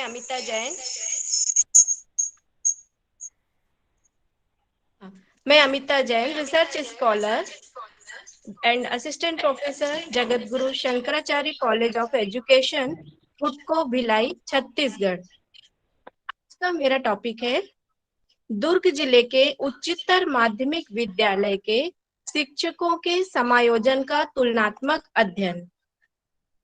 मेरी guide doctor प्रीति गुरनानी और मेरी को गाइड डॉक्टर के नागमणि। प्रस्तावना: शिक्षण व्यवसाय की सफलता शिक्षक के अच्छे प्रदर्शन एवं शिक्षक के शिक्षण अधिगम परिस्थितियों में समायोजन पर निर्भर होता है। यदि शिक्षक सुसमायोजित होते हैं तो वे अपनी कक्षा के छात्रों की समस्याओं को प्रभावी रूप से संभाल पाते हैं।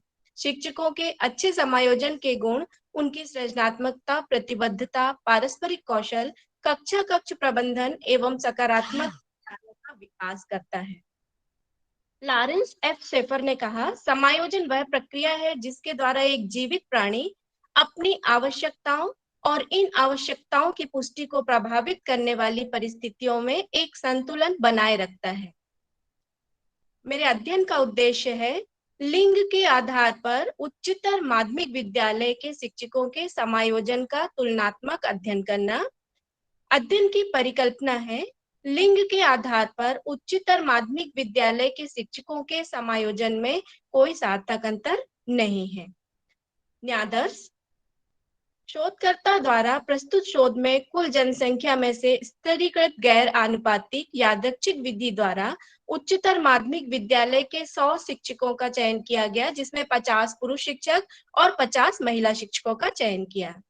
मैंने समायोजन के मापन हेतु डॉक्टर एस के मंगल द्वारा निर्मित एडजस्टमेंट इन्वेंटरी का उपयोग किया है, जिसमें कुल 253 पद व 5 आयाम हैं।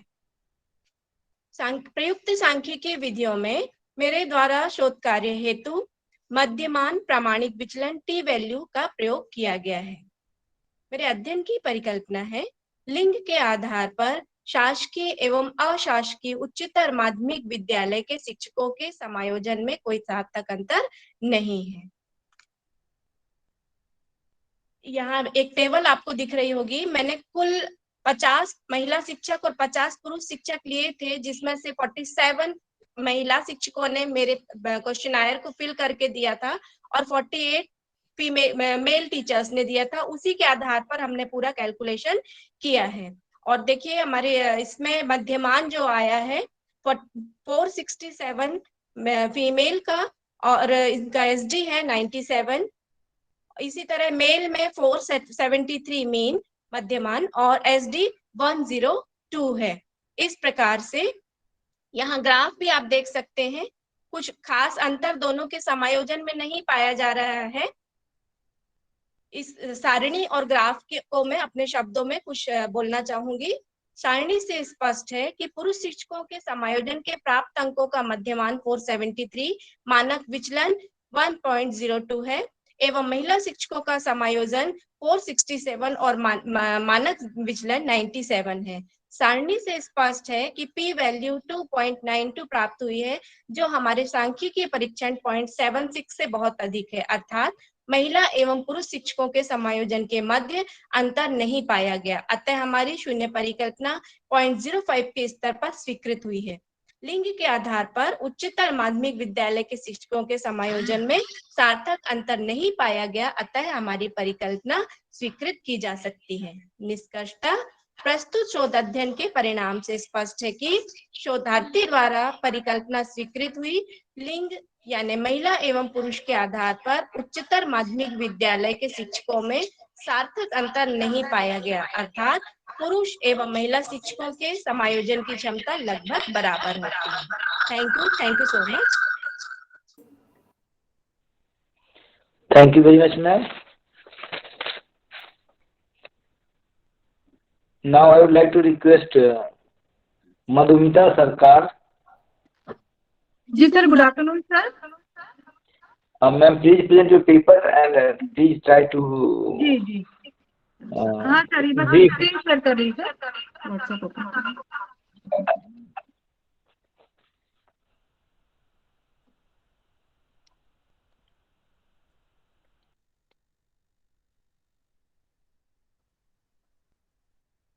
हाँ जस्ट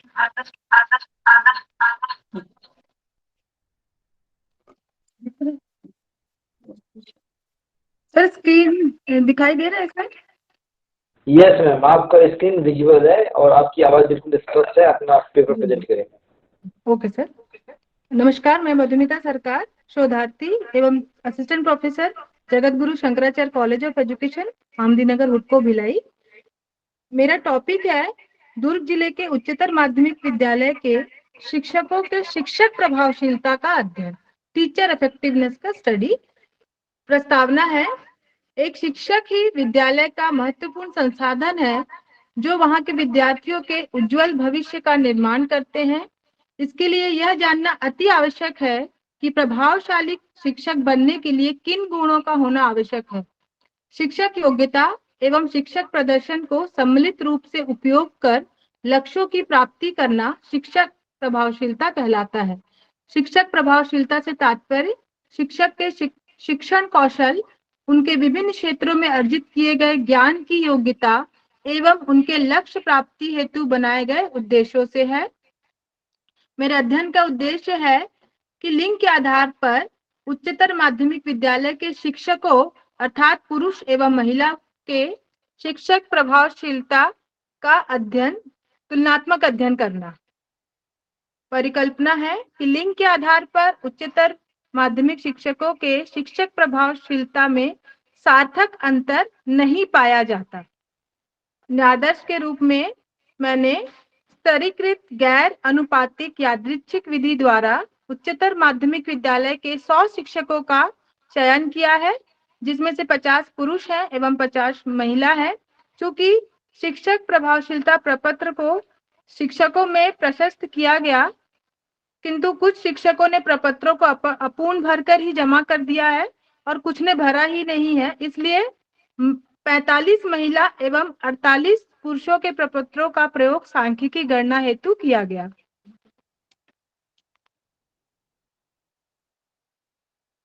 उपकरण, शिक्षकों की शिक्षक प्रभावशीलता मापन हेतु डॉक्टर श्रीमती उमे कुलसुम द्वारा निर्मित प्रपत्र का प्रयोग किया गया है एवं शोधार्थ मेरे द्वारा सांख्यिकी विश्लेषण हेतु मध्यमान प्रमाणिक विचलन एवं टी मूल्य परीक्षण का प्रयोग किया गया है। लिंग के आधार पर उच्चतर माध्यमिक विद्यालय के शिक्षकों के शिक्षक प्रभावशीलता पर कोई अंतर नहीं है। तालिका आप देख सकते हैं, जिसमें फीमेल का जो मीन आया है वो 880.97 तथा उनका एसडी है 304.28। वैसे ही मेल का आया है 947.604, एसडी 293.97, टी वैल्यू 0.46। इसके तालिका से हमें पता चलता है कि पुरुष और महिला शिक्षक के बीच शिक्षक प्रभावशीलता के औसत अंकों के बीच कोई महत्वपूर्ण अंतर नहीं है। इसे ग्राफ में देखा जा सकता है। अतः शून्य परिकल्पना 0.05 के स्तर पर स्वीकार की जाती है। निष्कर्ष में हम ये कह सकते हैं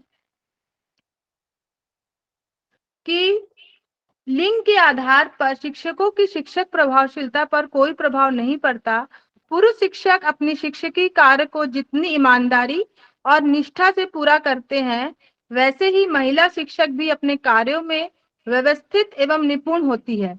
महिला एवं पुरुष एवं महिला शिक्षक दोनों ही अपने शिक्षण के लिए पूर्व योजना बनाते हैं तथा अपने शिक्षण को प्रभावी बनाने हेतु नवाचारों का प्रयोग करते हैं।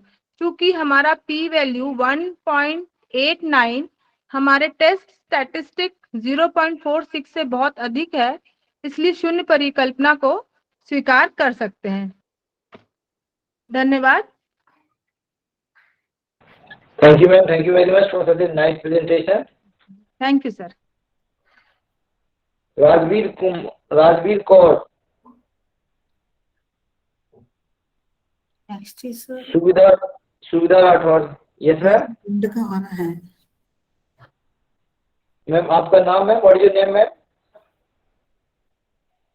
ओके, सुविधा राठौर, अभय चौहान, विजय लक्ष्मी, गोपालन नारायण। हाँ अभय चौहान सर, आपसे आग्रह है कि अपना पेपर प्रेजेंट करें सर, तो संक्षेप में रखने की कृपा करें। So nice we talk so okay.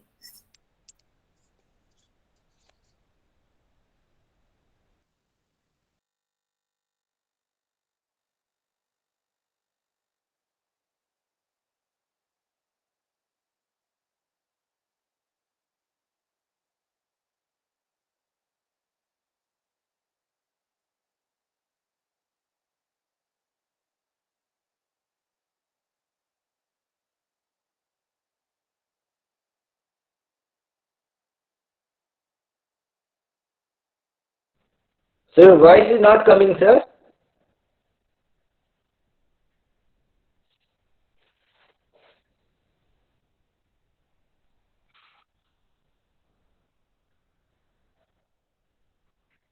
आपकी आवाज नहीं आ रही है sir.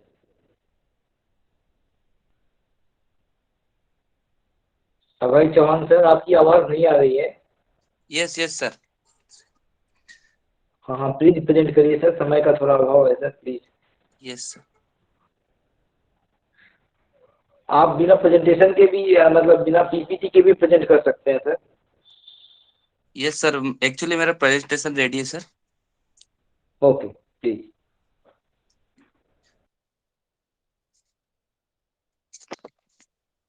Very good afternoon to the committee, सम्मान्य शिक्षागण, thanks for giving me this opportunity. Sir मेरा टॉपिक है भारत के विकास में ग्राम पंचायत की भूमिका। भारत को विकासशील देश बनाने में हर वर्ग के व्यक्ति की भूमिका बराबर है। प्रत्येक वर्ग एक प्रक्रिया के तहत भारत की केंद्रीय सरकार से जुड़ा हुआ है, जिसकी छोटी इकाई के रूप में ग्राम पंचायत को जाना जाता है। 73वें संविधान संशोधन के अनुसार त्रिस्तरीय पंचायत राज में प्रारंभिक स्तर की संस्था ग्राम पंचायत एक स्वायत्त निकाय संस्था है। गांव की मूलभूत योजनाओं के क्रियान्वयन का कार्य करती है तथा अपने अधिकारों में छोटे स्तर की विधायिका, कार्यपालिका और न्यायपालिका को अपने में समाहित करती है। ग्राम पंचायत ग्रामीण नागरिकों के सामाजिक एवं आर्थिक विकास के मार्ग को प्रशस्त करती है तथा इन कार्यों को ग्राम पंचायत अपने मुखिया, उप मुखिया तथा पंचों द्वारा विभिन्न समितियां बनाकर वहां की जनता को प्रत्यक्ष या अप्रत्यक्ष लाभ पहुंचाने का कार्य करती है, जिससे देश के विकास का मार्ग सुदृढ़ बनता है तथा विकास की राह आसान हो जाती है।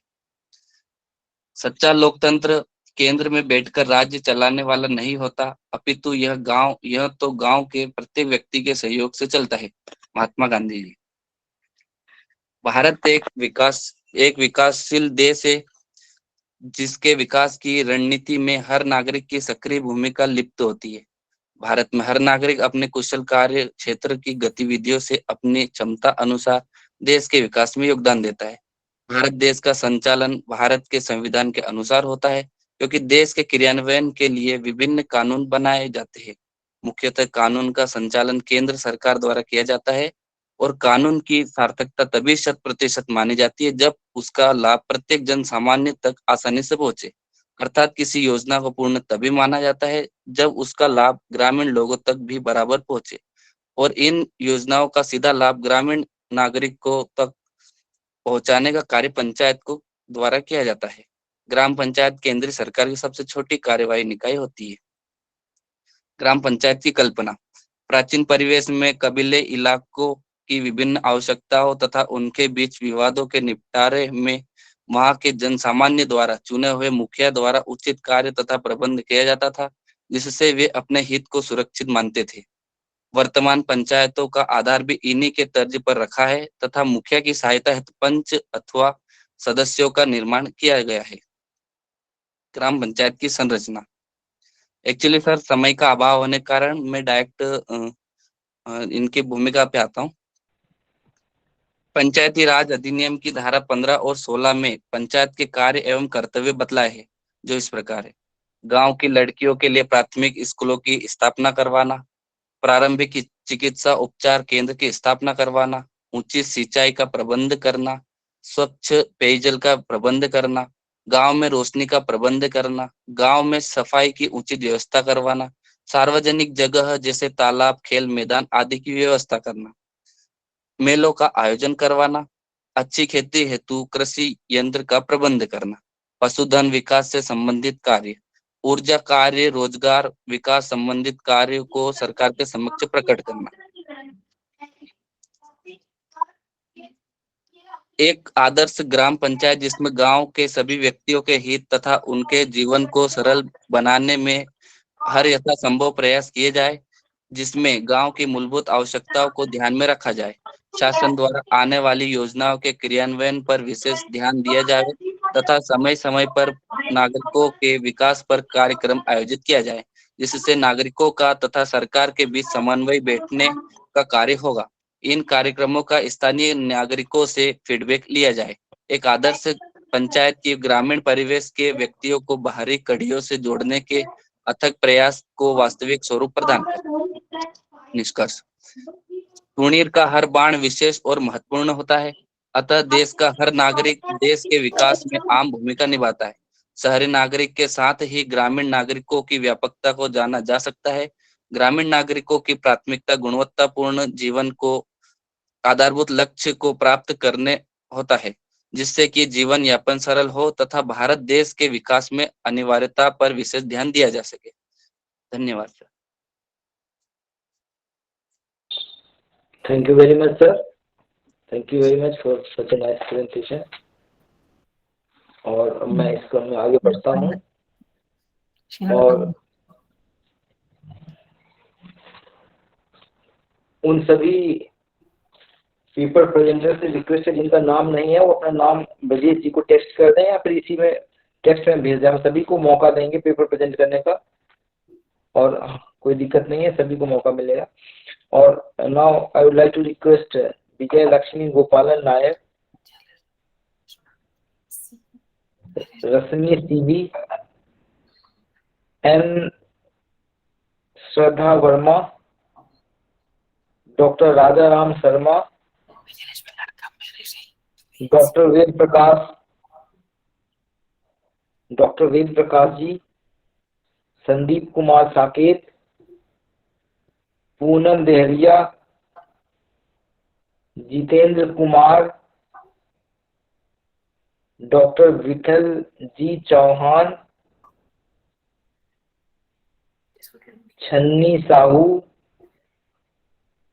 सर इससे पहले क्या नाम बोला, एक बार फिर से बोल दीजिए। Doctor Vitthal ji Chauhan sir,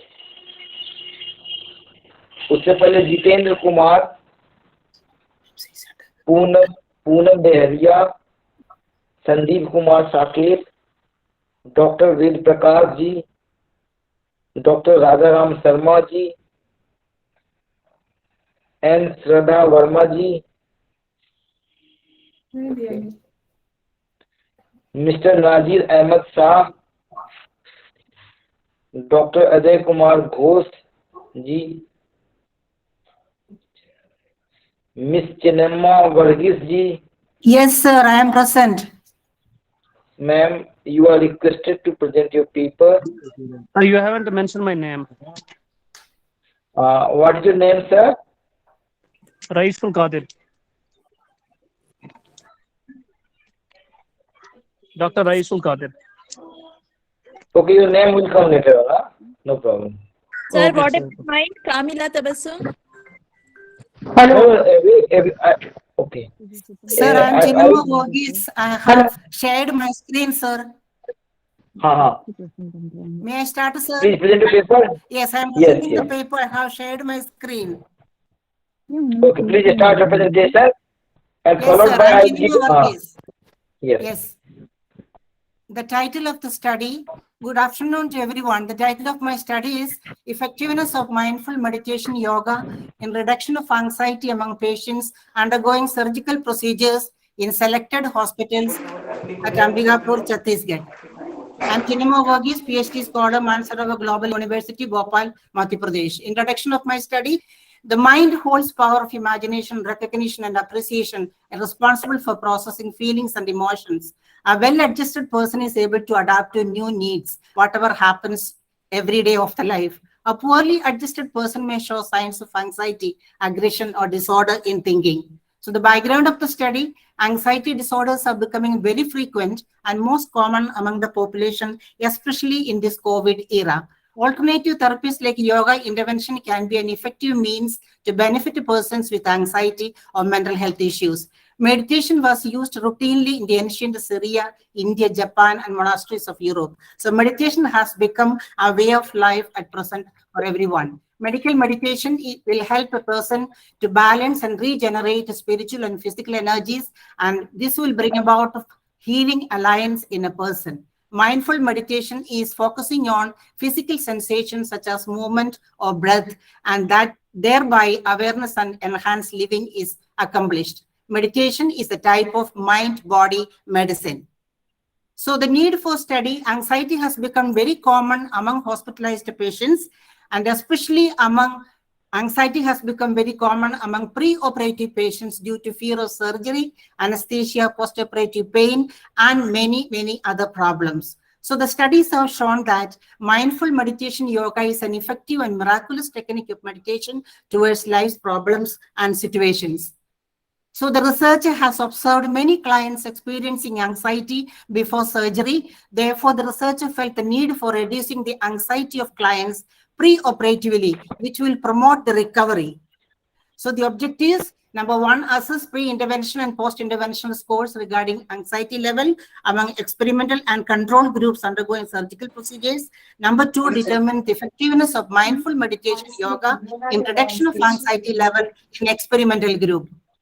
Research methodology, the research quantitative approach, quasi-experimental post-research design, clients undergoing surgical procedures, clients undergoing surgical procedures in selected hospital is the accessible population, research setting, Holy Cross Hospital, Ambigapur, Chhattisgarh. Descriptive and inferential statistics used for analysis. Beck anxiety inventory was the tool.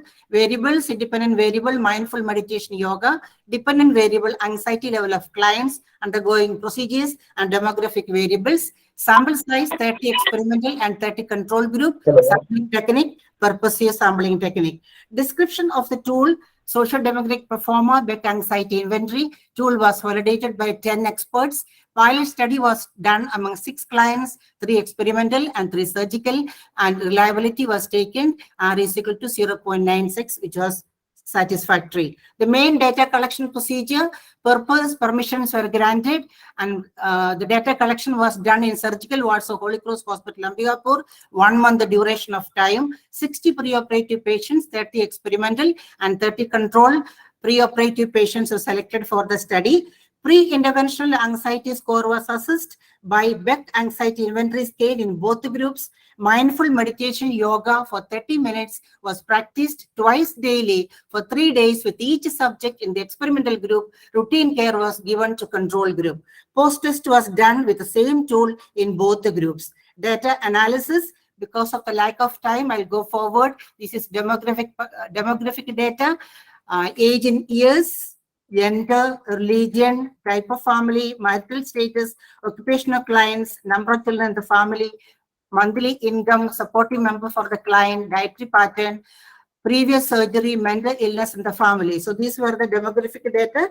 Now, in the second part of the analysis, frequency and percentage distribution of subjects based on level of anxiety in experimental and control group showed that in the experimental group, pretest showed 80% subjects had mild anxiety, 20% had moderate anxiety. In the post-test, 100% had mild anxiety. In the control group, pretest showed 93.33% subjects had mild anxiety, 6.6% had moderate anxiety. In the post-test, 86.66% had a mild anxiety, 13.6% had a moderate anxiety. So overall mean percentage, mean difference of pre-intervention and post-interventional scores in both the groups showed. In the pre-test, in the experimental group, the mean difference was 11.03, and in the control group, it was 1.07, and the result showed that experimental group had a larger mean difference. Then mean percentage, mean difference, Z value of post-test anxiety level in experimental control group showed that in the experimental group, the mean value was 6.43 and control group 15.9, mean difference was 9.7, and the Z value showed 27.85, which was higher than the table value. Hence, there is effectiveness of mindful meditation yoga in reduction of anxiety level in the experimental group. So in the conclusion, present study has revealed that mindful meditation yoga was effective in reducing anxiety in the surgical patients preoperatively. Hence, the effectiveness of mindful meditation yoga among surgical patients. This is economical, effective, non-invasive, and non-pharmacological method to reduce anxiety level. Alternative and non-pharmacological interventions can provide holistic and comprehensive care which will benefit the patients, families, communities, and society. More researchers can contribute to early detection and prevention of complications and reduction in hospital stay. So the limitation of the study, it was combined to one hospital. Study was limited to 60 subjects between the age group of 20 to 60 years. Data was collected only for 1 month at a time. The sampling technique was purposive sampling. And these are the references of my study. Thank you very much for this opportunity, sir. Thank you very much, ma'am. Very wonderful presentation by you. Thank you, sir. Now, Nazir Ahmed Shah. Mr. Nazir Ahmed Shah. Dr. Ajay Kumar Ghosh ji.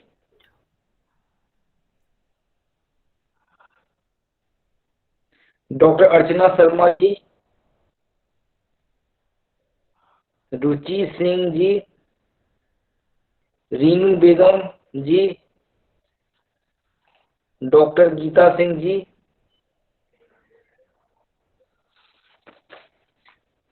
Ritu Sahu ji, doctor Bhavna Jain, Sapna Dwivedi ji, miss Lakshmi Gupta ji,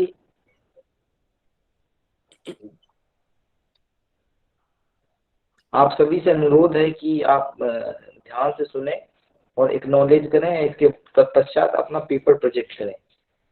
doctor प्रणाली बाल Kishan Nikam, assistant professor MS Vaibhavi. Yes, so am I audible? Yes, you are loud and clear. Please present your paper, ma'am. Yes.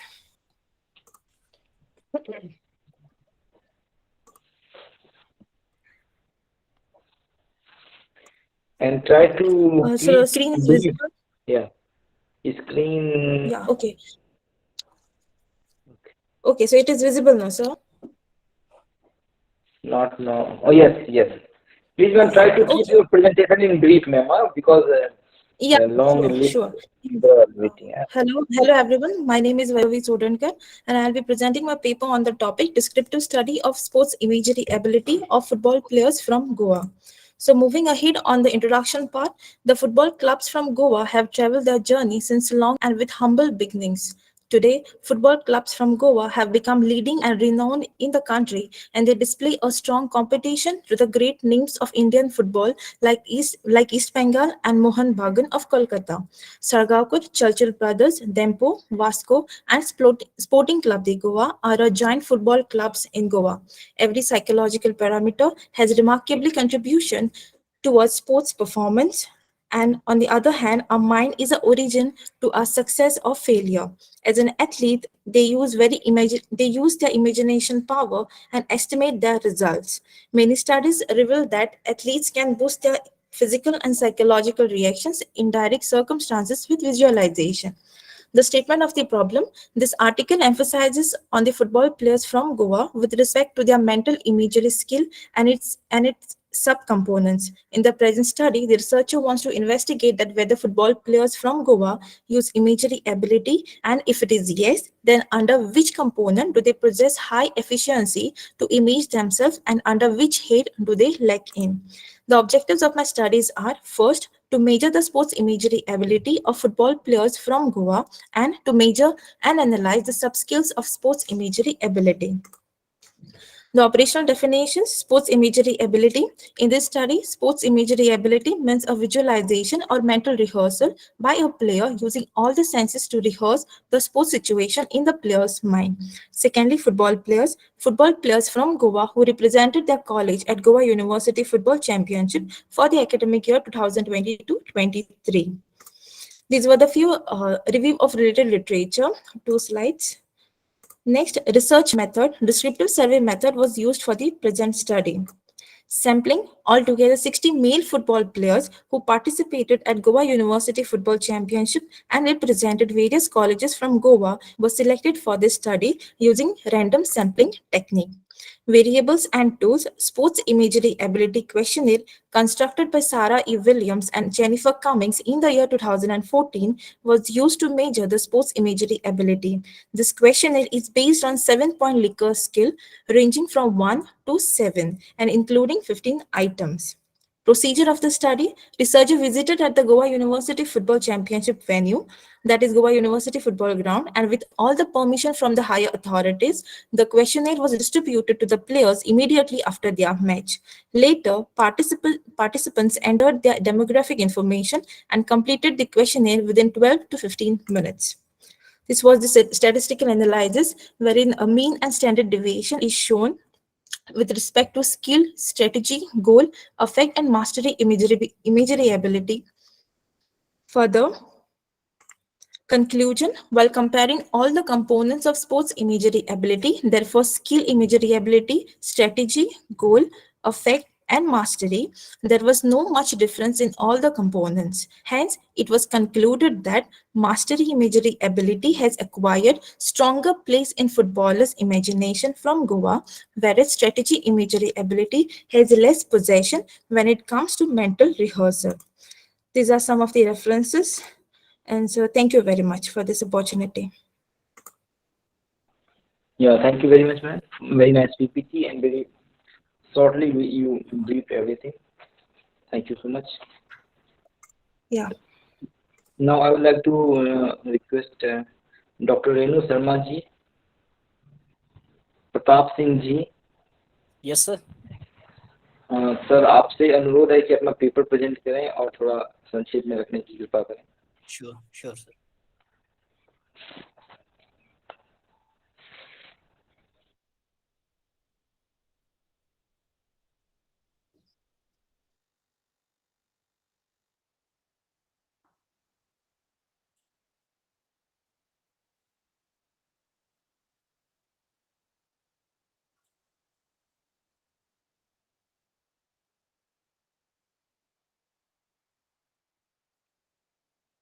Good afternoon, all of you. My name is Pratap Singh, a research scholar of economics, Department of RPGE, Berkeley University, Bhopal. My topic is an analysis of growth pattern of economic infrastructure in Jammu division. Introduction. As we know that economic infrastructure is the key structure with the help of which economic can run. Economic infrastructure can be divided into two types, that is economic infrastructure and social infrastructure. Basically, economic infrastructure refer to all those facilities such as power, transport, banking, communications, etc., which helps to run the economy in the path of growth and development. On the other hand, social infrastructure refer to those facilities which include education, health, science, technology, housing, drinking water, and other facility which helps to improve the human capital formation for social infrastructure development. As Dr. V.K.R.V. Rao quoted that the link between infrastructure and development is not a once for all affair.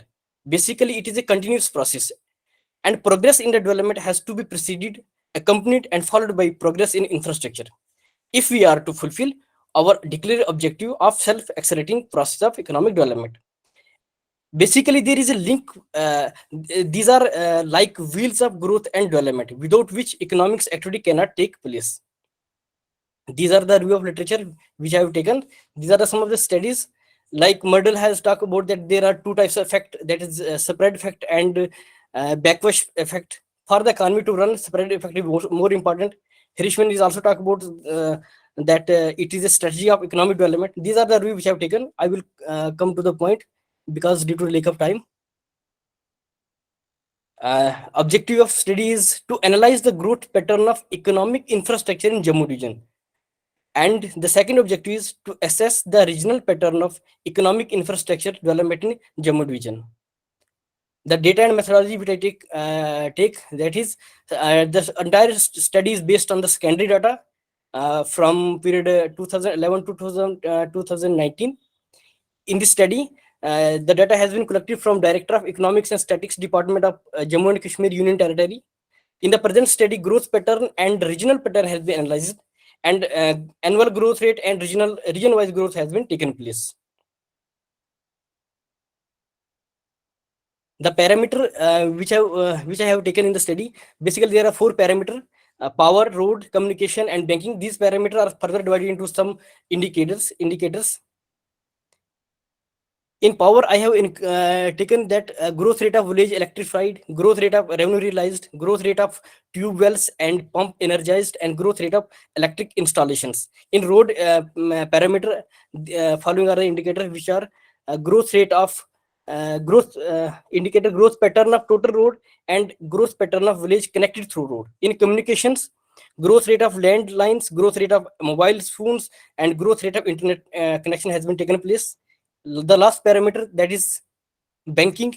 In the banking sector, growth rate of bank branches, growth rate of deposit, and growth rate of advance has taken place. These are the tables in which I have shown the growth rate and the figure. This is year-wise growth rate, and this is region-wise growth rate. The first indicator in the region-wise, the power, that is village electrified, has shown that positive and declining growth rate. The reason for falling growth rate is that almost all the census villages which were not electrified before were electrified after over the period of time. Basically, in the present study, only census villages has been taken place by the government of Jammu and Kashmir. Electric installation and revenue realization has also shown a fluctuation in growth rate, because इसमें क्या हुआ था कि जैसे जो village पहले connected नहीं थे, लेकिन over a period of time जो विलेजेस कनेक्टेड हो गए, उससे क्या हुआ कि रेवेन्यू भी रियलाइजेशन ज्यादा होगी और ग्रोथ भी इसमें देखने को मिलती है. जहां तक ट्यूबवेल और पंप इंस्टॉलेशन की बात करते हैं, तो there are only few reasons in Jammu division, that is in Jammu district and Samba district, where tube-wells and pump installation can be installed. बाकी जो अदर रीजन है जम्मू डिवीजन के, जैसे डिस्ट्रिक्ट डोडा आ गया, किश्तवाड़ आ गया, वो सारे हिलियर एरियाज है, वहां पे जो ट्यूबवेल की फैसिलिटी इतनी अच्छी नहीं हो सकती है, इसलिए जो इसका ग्रोथ काफी डिक्लाइन शो करता है. इलेक्ट्रिक इंस्टॉलेशन की बात करें तो जम्मू डिवीजन के जो 3 रीजन है, इन्होंने सभी में जो है 100% इलेक्ट्रिक, जो विलेज में इलेक्ट्रिसिटी की पहले स्कर्सिटी हुआ करती थी, सारे विलेज इलेक्ट्रिफाइड हो गए हैं. मतलब तीनों के तीनों रीजन इसमें हो गए हैं जम्मू डिवीजन के. तो यहाँ पे अच्छा ग्रोथ मिला और 100% इलेक्ट्रिफिकेशन हुई है. बट यहाँ पे जो कारण एक हुआ कि सिर्फ पोल्स और वायर्स लगाना से ही गांव वालों को बिजली नहीं मिलेगी, सिर्फ इलेक्ट्रिक वो मिली है, लेकिन 24/7 अभी भी पावर जो है नहीं मिलती है. तो ये भी एक बहुत बड़ा कारण इसमें दिखता है. और जो सेकंड इंडिकेटर जो मैंने लिया था रेवेन्यू रियलाइजेशन का, इसमें भी काफी डिक्रीजिंग और इंक्रीजिंग, मतलब दोनों फ्लक्चुएशन शो किया गया है, बट ओवरऑल जो है अच्छा ग्रोथ रेट यहाँ पे दिखा है.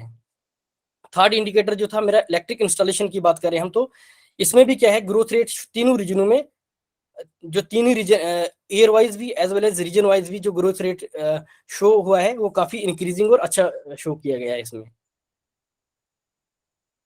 उसके बाद सेकंड इंडिकेटर जो मैंने लिया वो ट्रांसपोर्ट का लिया है.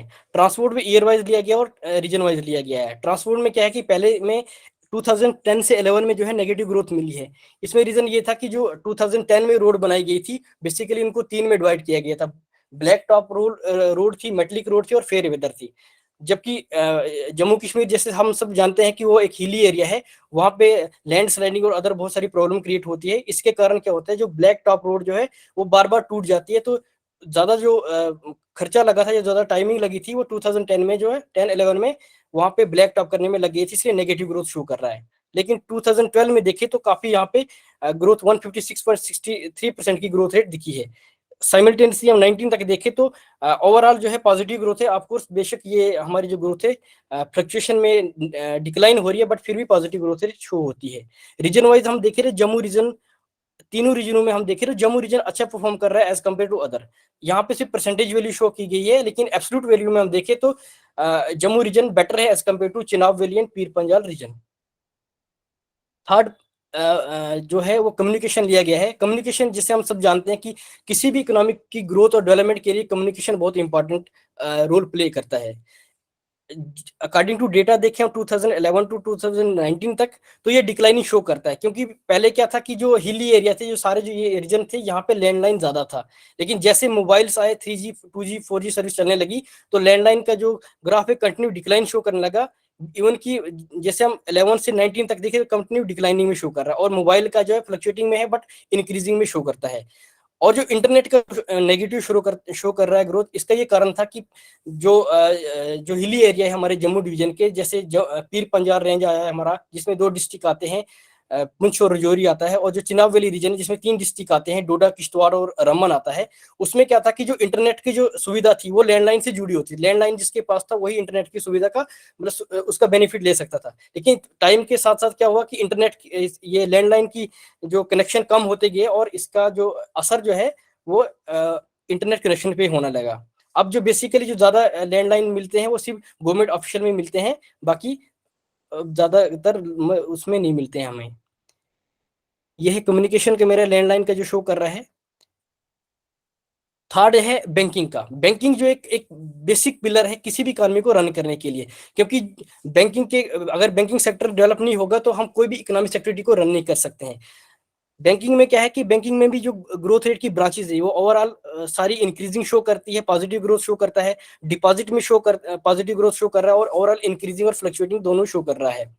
इसका कारण क्या है कि बहुत सारी जो बैंक ब्रांचेज, जो बैंक जो थे वो सिटी तक ही सीमित थे। अब जो गांव थे या फार फ्लंग एरिया थे वहां पे बैंक ब्रांचेज नहीं थी।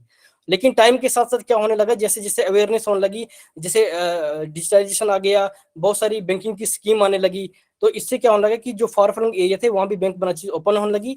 इससे क्या होने लगा, जो डिपॉजिट था वो भी बढ़ने लगा, क्योंकि जो स्मॉल और स्कैटरिंग सेविंग है वो बहुत इंपॉर्टेंट रोल प्ले करती है किसी भी कंट्री की डेवलपमेंट के लिए, क्योंकि ये बहुत बड़ा एसेट होता है जिसको हम यूज करके हम कोई भी इकोनॉमिक एक्टिविटी कर सकते हैं, जिससे एम्प्लॉयमेंट जनरेशन होगा और हमारी इकोनॉमी रन कर सकती है। ये हमारा बैंकिंग सेक्टर था। इसमें मैंने रीजन वाइज और ईयर वाइज दोनों ग्रोथ रेट शो की गई है।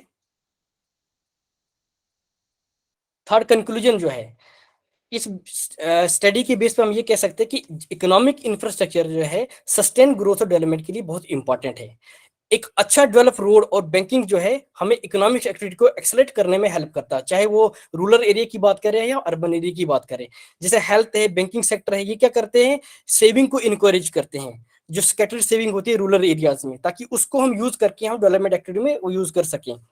और अगर हम इकोनॉमिक इंफ्रास्ट्रक्चर की बात करें कि इसका पॉजिटिव ग्रोथ होता है, सभी इंडिकेटर में हमें जो शो हुआ है पॉजिटिव ग्रोथ है।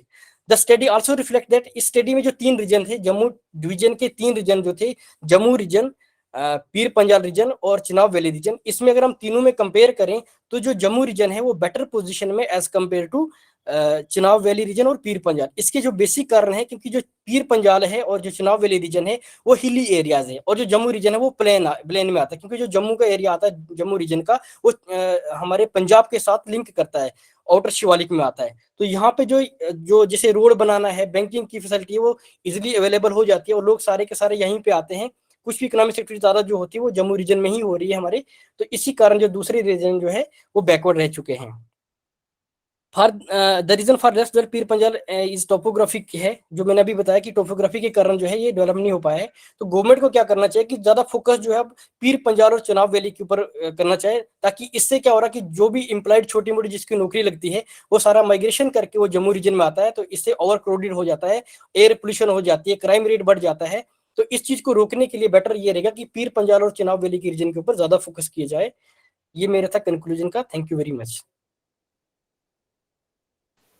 Thank you very much for such a nice presentation. Thank you, sir. Yes. Now I would like to request next speaker, paper presenter, Dr. Nand Kishore Soni. Sir, good evening, sir. What is your name, ma'am? This is Vijay Lakshmi Gopalan Nair, sir. My number was 149. When you called my name, I tried to log in, but the audio was not proper, sir. I'm so sorry. Yes, Okay, sir. ma'am. Yes. Try to. Dr. Nandikishore Soni is presented. Okay. Hello. So, Sir, shall I wait, sir? Shall I wait? After Nand Kishore, you present your paper. After Dr. Nand Kishore, sir, ma'am, you can present and try to both in brief. Sir, please start. Hanji, sir. I'll do it, sir. Thank you so much, sir. Thank you. Thank you, sir. I am ready to present this paper. Sir, today I am happy to give opportunity for presentation of my research paper. There are 2 days international conference on multidisciplinary entrepreneurship and economic development. So my paper title, Impact of FDI, Foreign Direct Investment, on Indian economic development. Special reference to retail sector. Retail sector, India most popular, like as Kirana store, Mochi, Badhai. Yeah, there are very important enterprises who makes product in Grameen या rural levels. But I want to share my paper presentation.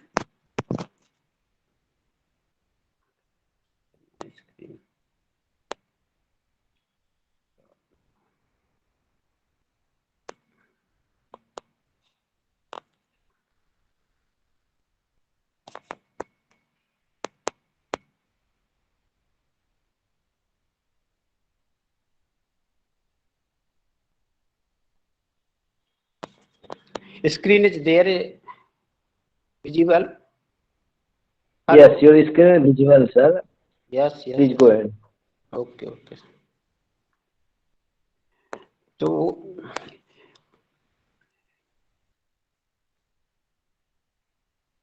now India now is the last major foreigner in the globalized retail in the 31 years since the economic liberalization in 1991. India has also declared new economic policy in 1991. 1991 new economic policy has 3 aspects: privatization, globalization, and liberalization, and also relaxation in FDI. FDI, foreign direct investment, come here. There are 2 steps: portfolio investment and direct investment.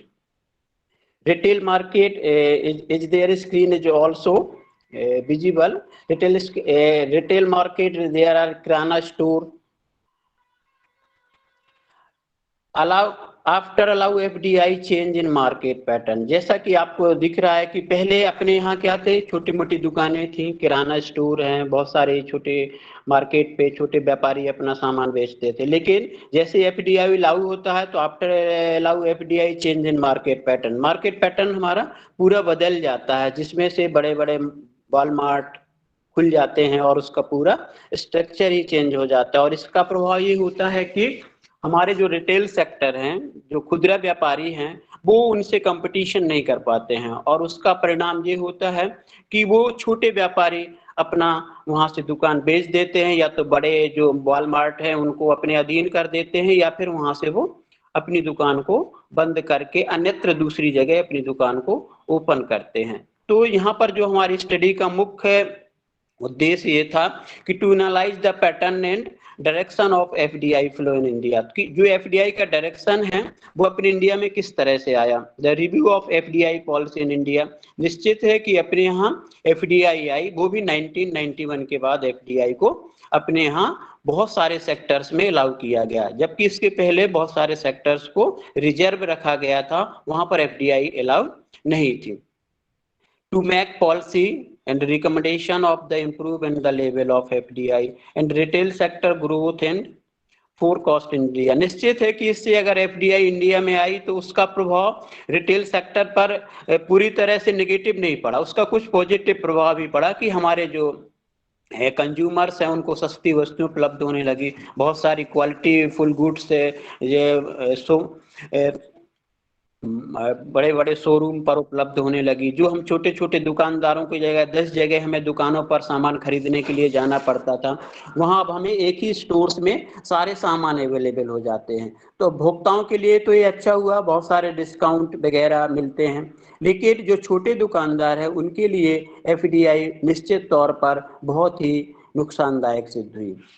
यहाँ पर मैंने ये भी अपने paper में दिखाया कि challenges for foreign form organization retail, किस तरह से चुनौतियां उनको जो रिटेल सेक्टर है उनको एफडीआई के कारण झेलने पड़ी, वो भी बड़े उद्योगपतियों जो बड़े वॉलमार्ट हैं, बड़े स्टोर्स हैं, शोरूम हैं, उनको अपने यहाँ खुदरा बाजार को किस तरह से उनके प्रॉब्लम झेलनी पड़ी, क्योंकि वो उनका कंपटीशन नहीं कर सकते हैं।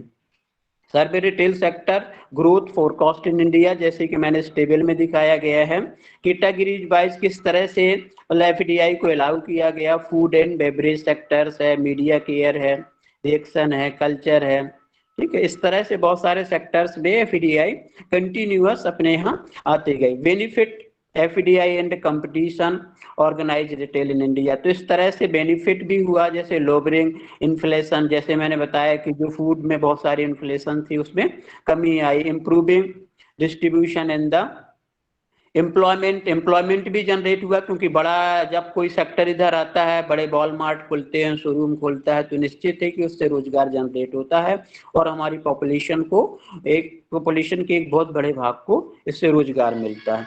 कंक्लूजन में मैंने बताया यहाँ पर कि India retail sector remaining of the limit in large international chains specially in the multi brand and retailing, तो जैसे इसकी एक लिमिट होना चाहिए, अगर उस लिमिट से ज्यादा हम एफडीआई को अलाउ करेंगे तो निश्चित है कि हमारे यहाँ के जो खुदरा व्यापारी हैं वो पूरी तरह से नष्ट हो जाएंगे और उनको अपना सामान बेचना मार्केट में एक चैलेंज से भरा सपना हो जाएगा। इस तरह से मैंने अपने इसमें बताया कि फाइनली कंक्लूजन ये था कि एफडीआई को अलाउ रिटेल सेक्टर में लिमिट तक ही करना चाहिए। अगर उस लिमिट से ज्यादा अलाउ करते हैं तो निश्चित है कि हमारे यहाँ के खुदरा बाजार को नुकसानदायक है। थैंक यू वेरी मच, सभी को धन्यवाद। क्योंकि समय कम है इसलिए मैं अपने पेपर को यहीं पर फिनिश करता हूँ। Thank you all of you. Thank you very much, thank you very much sir, very nice presentation by you sir. Can I Vijayalakshmi Gopalan Nair ma'am.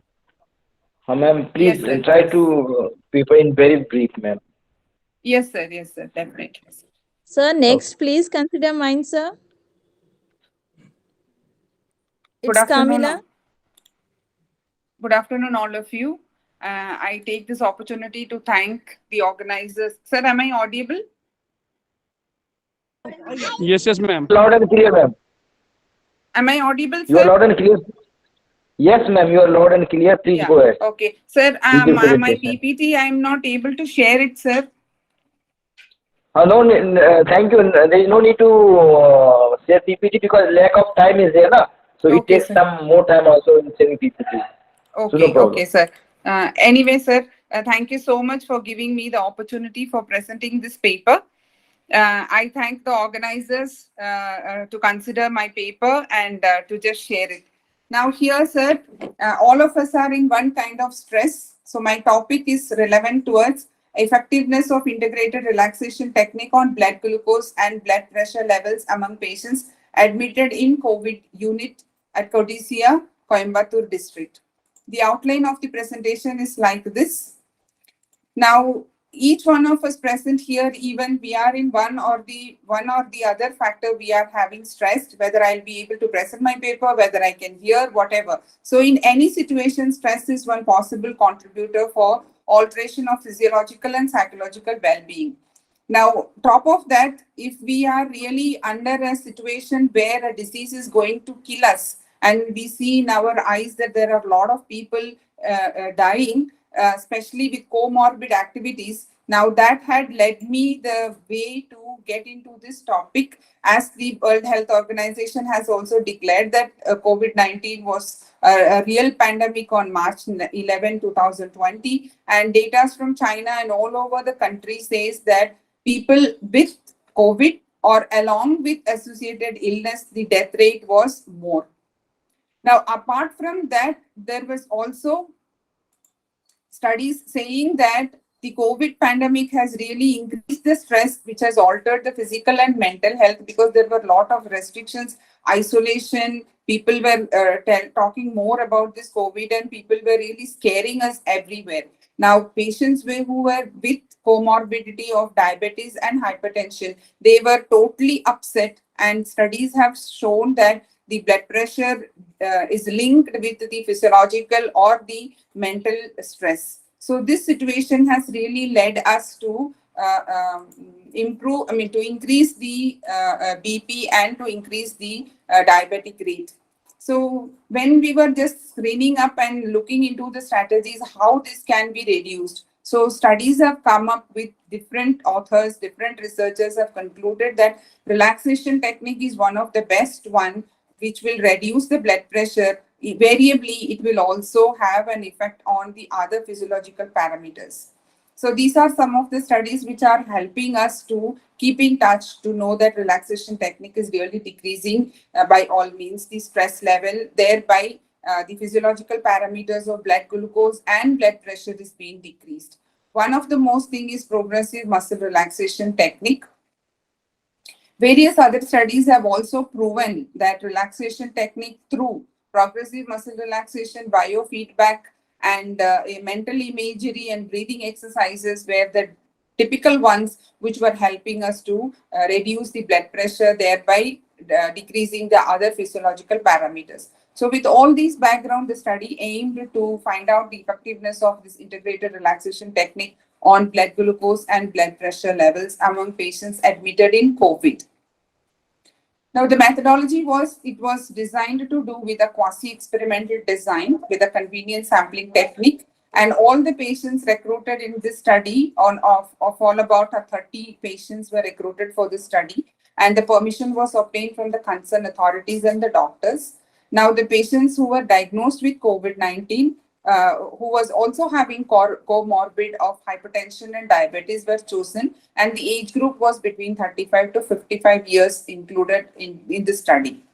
Now here the methodology said that how it went on, or what was the data collection procedure was that we just gave the integrated relaxation technique, and before we give the integrated relaxation technique, we just checked the blood glucose and the blood pressure levels of these patients, of these chosen patients.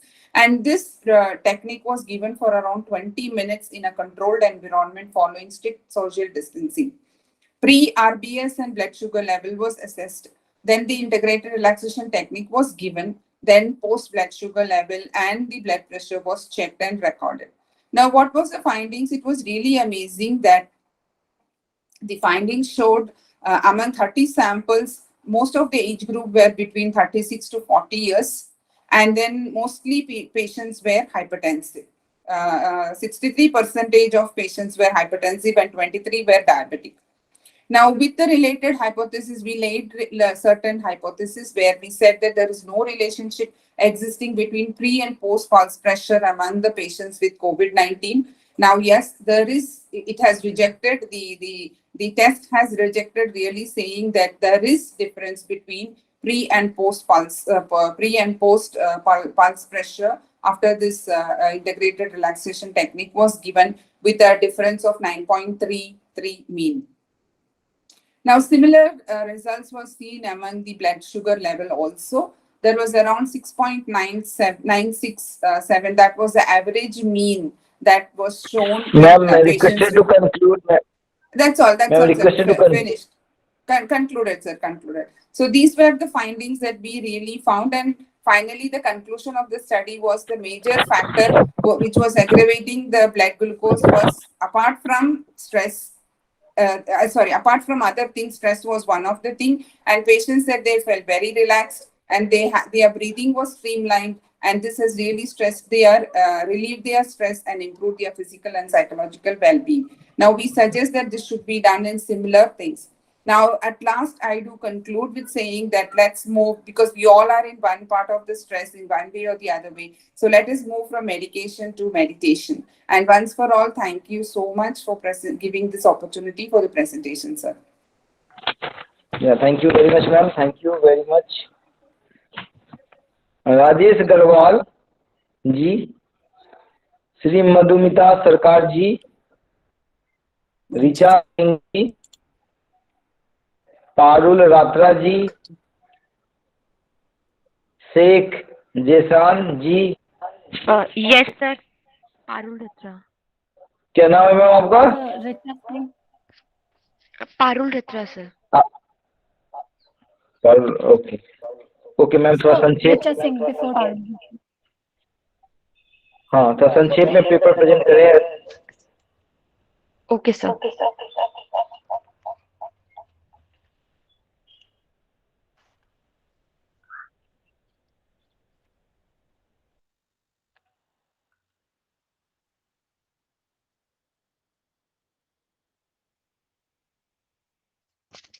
A very good evening to and all present here. I, Parul Ratra, research scholar from the Department of Economics from MDU Rohtak. Hello. With my Yes, ma'am, your voice. Yeah, clear. Everything is clear. Please continue. with my co-author, Dr. Jagdeep Daya, Assistant Professor from Department of Economics. The topic of my presentation is disparities in devolution of functions to local bodies in India.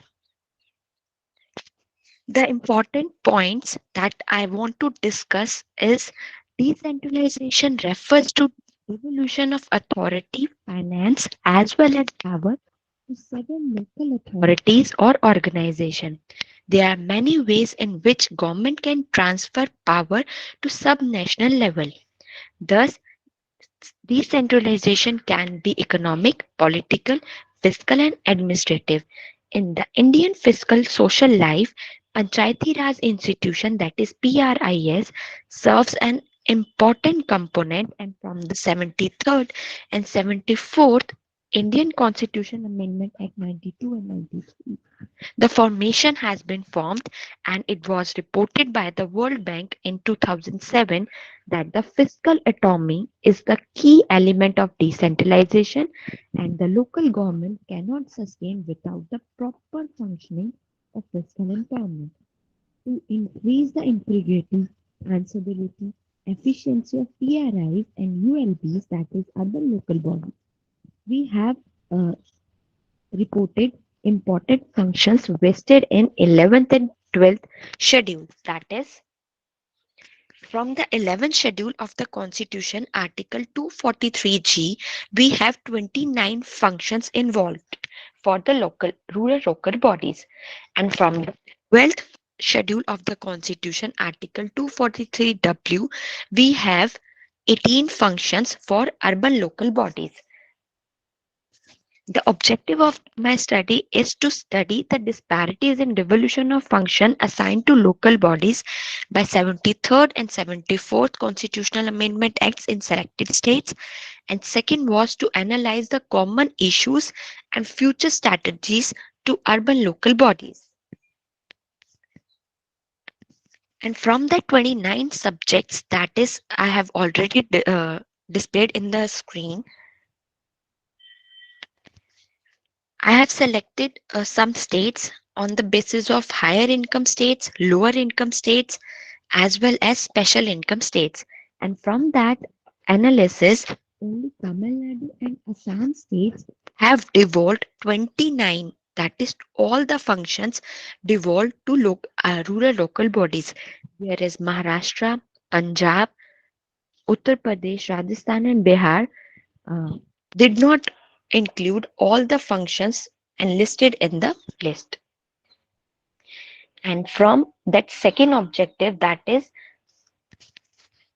common issues and strategies that was involved in 74th Constitutional Amendment Act, That is, from the perspective of urban planning, including town planning, we have to encourage a town manage with a proactive organization and skilled staff. Second, urban growth, that is land management, regulation of land use, construction of buildings with an effective land supervision and higher infrastructure standards. To make urban city with diverse development in social and economic base, to ensure access to drinking safe water supply to all, to encourage and accomplish environmental sustainable waste management, to encourage and achieve an urban amenities and facilities, to encourage as well as an environment that is sustainable, free emphasis on safe and comfortable city for existing and future generation, environmental conversations, decrease pollution to the level possible, recognize advanced norms for environmental zones, protection of recharges areas, and the mission standards for the vehicles. Promote development based on heritage, natural resources, promotion of aspects like education, cultural, traditional arts and crafts. Next, to accomplish a city with a model of UFM, that is urban finance management and statistics for registration. Integrate slums with mainstream city, that is access with basic infrastructure and housing. Urban services like fire, electronic burners, preventions of cruelty to animals, cattle ponds, fit all the basic infrastructure amenities.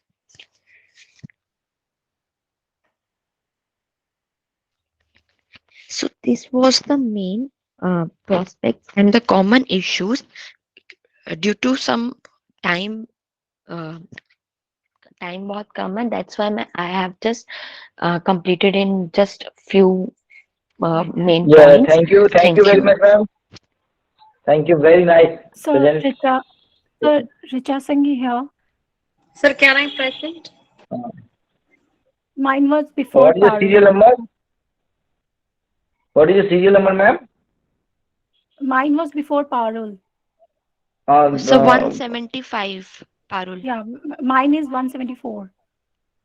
Okay, ma'am. Please try to finish in 1 minute, huh? Because time is already over. We have to finish at 1600 hours. 16:07 is there. 4:07 हो गए. 4 बजे खत्म करना था ये मुझे programme. संक्षेप में बोलिए ma'am. Haven't call it, sir. Sir, can I present? हाँ, you present, but बहुत संक्षेप में करिए ma'am. Please present in very brief, बहुत very short ma'am.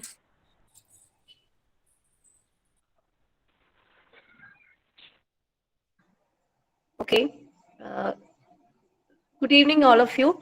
My name is Vijay Lakshmi. I'm a research scholar from Trivandrum Government Women's College. My topic is about the role of cooperatives in the socio-economic empowerment of women. As we all know that cooperatives are institutions which forms one of the pillars of the economy, just like the public sector and the private sector. So cooperatives are enterprises which are based on ethics, values, and principles.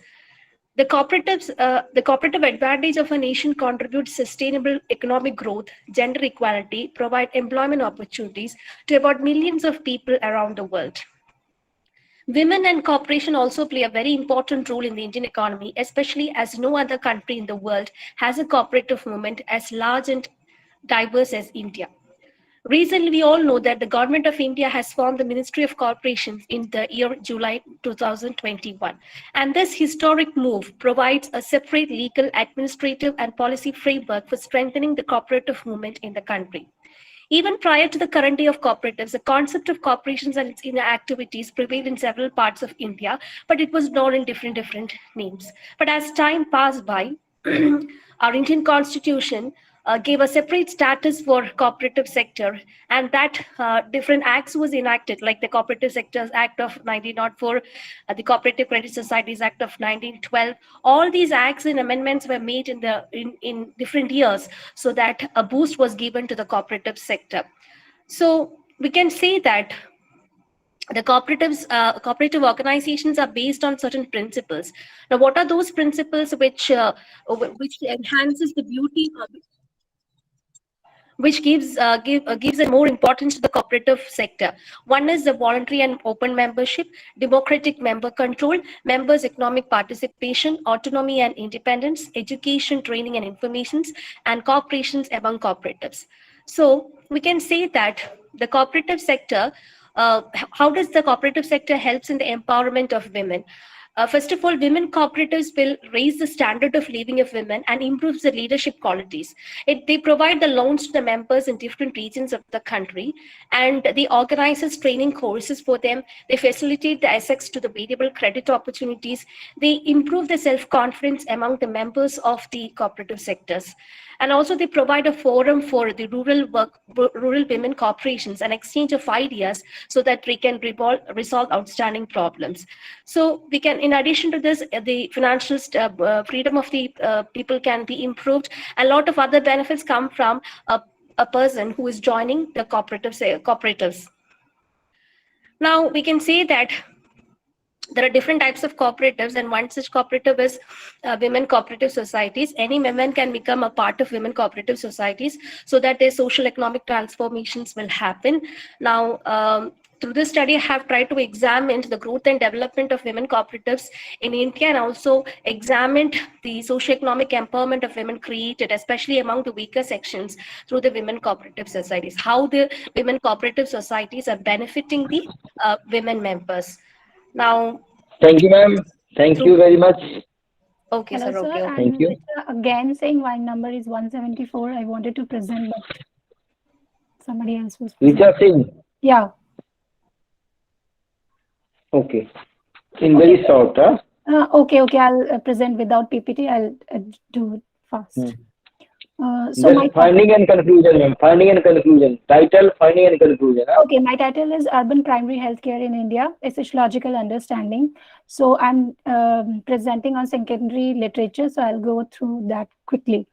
So health for all is the goal for any society. Health status is determined by interaction of 5 domains: gestational endowment, social circumstances, just like education, employment, income, poverty, housing, crime, and social cohesion; environmental conditions where people live and work; behavioral choices; the availability of quality medical care. So public health focuses on the protection and improvement of the characteristics of different communities members. Community health reflects on the geographical areas and covers primary, secondary, and tertiary healthcare.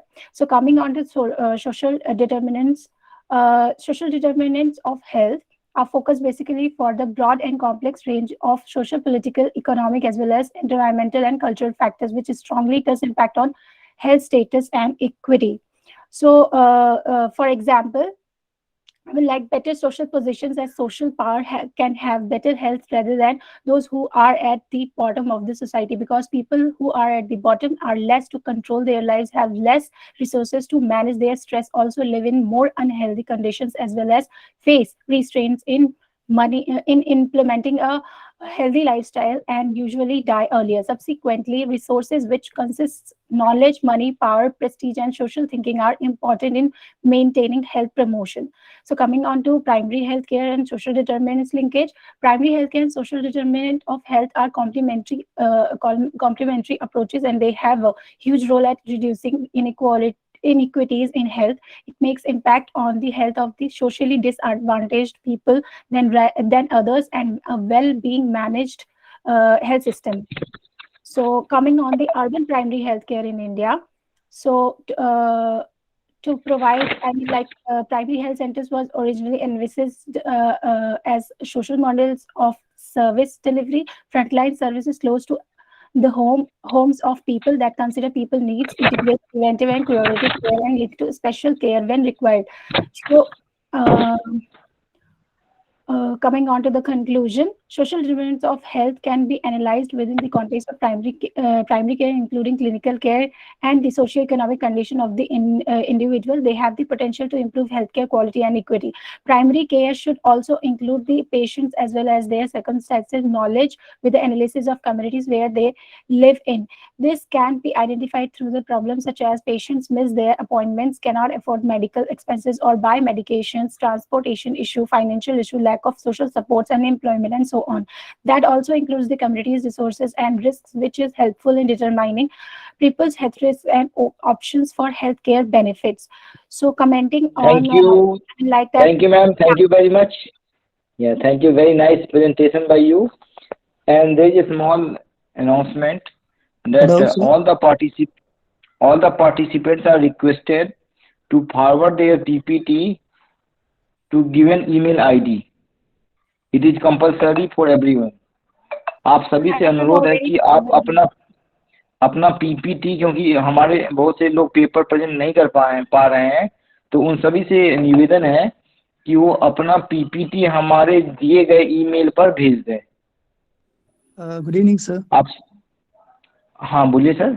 Sir, actually, I haven't presented yet, so but my name was not in the list. That's why I just delayed. No problem. आपको मौका देंगे, लेकिन आप connected रहिए, ठीक है ना sir? अभी कनेक्टेड रहिए. ठीक है. Sir, I'm connected since 1 o'clock. Please provide an opportunity, sir. आपका क्या नाम है ma'am?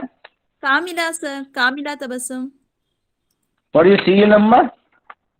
The number is not there in the list what you have provided. You asked me to stay tuned, so I'm here. Okay, no problem. You also be connected, huh? Be connected. Don't leave the. See, whenever we listen something, now we are learning something.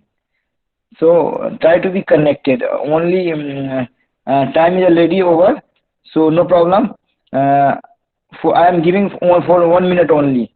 Radhika Mishra, Jatin Bhosle ji, and both of you. Yes, so my name is Navid. My name is Navid. Please. Okay, please for 1 minute, huh? Okay. Okay, sir. And Radhika Mishra ji and Jatin Bhosle ji, be ready with your presentation for 1 minute. Yes, sir. Okay, sir. Okay, sir. Excuse me, sir. Praveen sir. हाँ बोलिए sir. Sir अगर हम PPT आपको forward करते हैं, then what will be the certification? We will have to. You will get a certificate. You will get a certificate, sir. But PPT is compulsory, huh? I have already sent on the mail, sir. Then there is no problem. Everyone who have sent their this article as well as their PPT, all person will get a certificate. At the same time, it is requested those who have not sent yet, please send PPT to given email ID. आप सभी से अनुरोध है कि जिन्होंने अपना PPT दिए गए ईमेल पे नहीं भेजा है, भेज दें. आपके पास में समय है, अभी 1 हफ्ते के अंदर भेजना है आपको, जो अभी तक नहीं भेज पाए हैं, तभी हम आपको सर्टिफिकेट दे पाएंगे. और अभी मैं राधिका मिश्रा जी और जतिन भोसले जी और जो 2 अभी हमसे बात कर रहे थे, उनको 1-1 मिनट का समय देता हूँ. ये हमारा लास्ट सेशन चल रहा है. सर पीपीटी जिसमें पेपर भेजा था सर उसी पे भेजना है, जिसमें पेपर भेजा था उसी पे. हाँ, हम आपको ब्रीफ करेंगे, फिर से ईमेल आईडी बता देंगे आपको अभी इस सेशन की समाप्ति पर. ठीक है sir? Sir I will start it. Okay. हाँ, you have given only 1 minute, sir. Only 1 minute, please. Okay. My name is Nabil Ahmed, and my title is Detection of Copy Move Forgery in Digital Images Using Deep Learning Techniques. So people live in a world where information is ubiquitous and permeates every part of their lives, including their jobs, hobbies, and educational pursuits. Fast and limitless communication is a basic human need, and a variety of media such as photos, videos, sounds, and documents play a vital role in that communication. The media, in particular pictures, are critical components of visual perception and have a significant effect on human mind. The image forgery approaches are used to produce computerized images of a certain image that display the original image without any faults in the capture of digital image information. it is tough to see the difference between modified and unaltered images when comparing them side by side. Beyond the reliable means of image distribution, image alteration may be compromise and legitimate of the image. Authentication methods have established to protect the range transmission process. There are several approaches how the image forgery is done. They, they are broadly categorized as passive and active authentication. So, what actually the title suggests that we have to detect the forgery in images. There are a lot of techniques where we can say that forgery has been done. There are active approach as well as passive approaches. So, what copy move forgery actually is? Copy move forgery means we are just taking a picture, and from that single picture we are duplicating parts of a picture and copying, making a copy paste of it. So it's very difficult for a naked eye, for everyone to detect whether the forgery has been done or not. So area problem statement is like area duplication, copy move forgeries, and other image alteration methods are becoming very popular as powerful editing software and more advanced digital sensors become accessible. When it comes to identifying this kind of temper, the bulk of the approaches available is handicapped by the incapacity to cope with the vast volumes of information. So, what I am working on deep learning.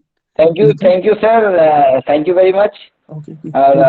Your topic was very informative, Okay, sir. and we'll read in detail in your paper. Okay, Paper will publish, so we'll get the opportunity to read because it is very useful for in present scenario. Thank you. Thank you, Now, sir. Radhika Mishra ji. No, Radhika hello, Mishra. Yes, sir. Yes, sir. Praveen, sir. I'm just starting. 1 minute. Okay, 1 minute only. Please. Hello. ये doctor Pragya Bhargava Gandhi madam from Bangalore Karnataka. Pragya madam. Yeah, I'm here. Okay, please start, ma'am. Okay, I think nobody else is presenting. Someone else is presenting. Yes, I am presenting. Wait. After. Ma'am. Ready? Ma'am.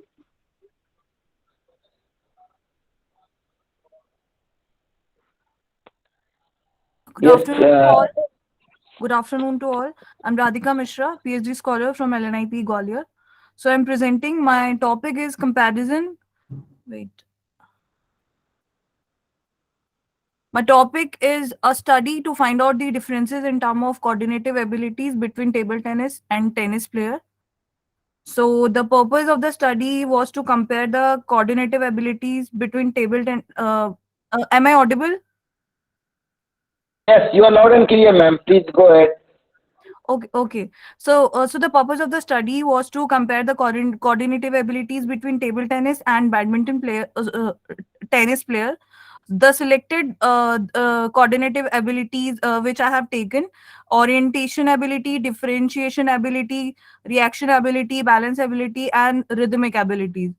So the methodology, I have taken 20 table tennis player and 20 tennis player, and which have played which age group of 19 to 24, and which have played inter-university competition, state championship, and for to test the coordinative ability, I have demonstrated them the test. The tests are: first test is the medicine ball run test, backward medicine ball throw test, long nose test, ball reaction exercise test, sprint at the given rhythm rhythm test. And the T test was employed to find out the significance difference between the table tennis player and tennis player in all the 5 coordinative ability which I have taken. So the result was that so the result was that there is no significant difference was found in the coordinative abilities between table tennis and tennis players. So thank you so much. Thank you very much ma'am Radhika ma'am, thank you very much. अभी जो ma'am present कर रही थी, हाँ ma'am please present paper. Yeah. Good evening, one and all. I would like to thanks for giving us the opportunity to present myself over here. And the topic of my research paper right now is the HR factor, which is there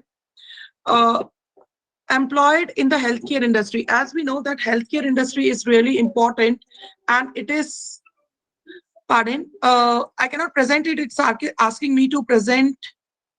There is some kind of a jam over here.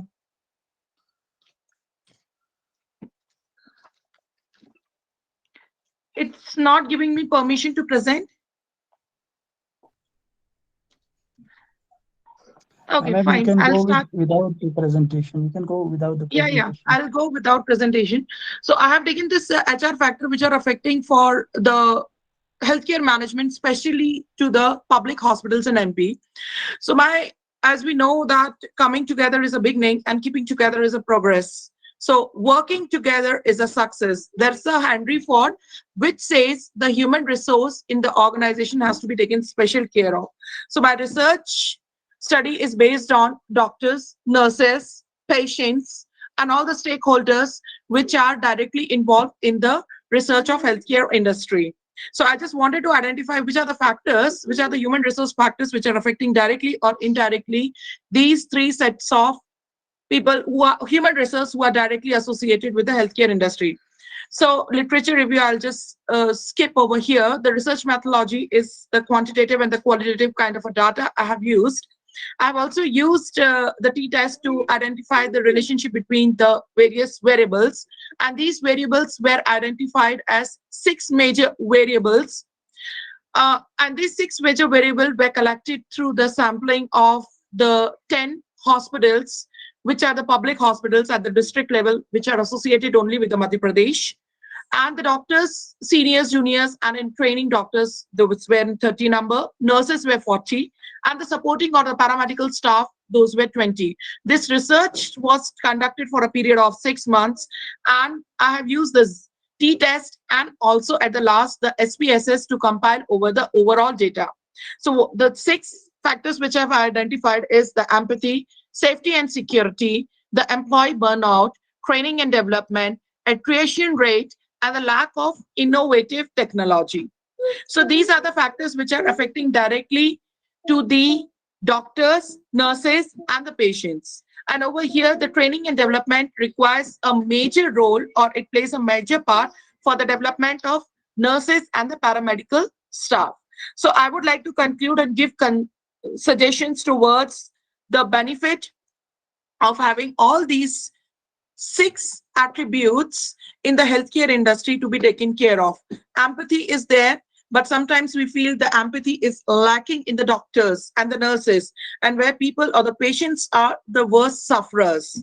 So this was my part, and it's an open-ended research. Again, it can be concluded in the way that further research on the part of empathy, training and development for the healthcare workers, those who are the direct stakeholders, and the government can be gone through it. The attrition rate is too much in the rural areas.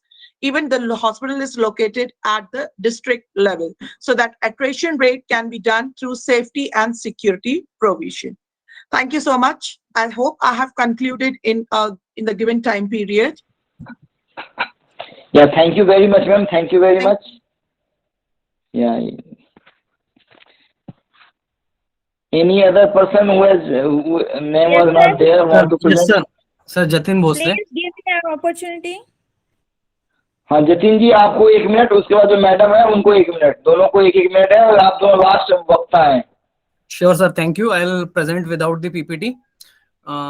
My name is Jatin Bhosle, and I belong to Lakshmibai National Institute of Physical Education, Gwalior. And I have done my research in the guidance of Dr. Yajuvendra Singh Rajput. My topic is, does bowling with a fierce pace determine a bowler's wicket-taking abilities? It is a brief review study, and I don't think I need to explain what cricket and fast bowling is.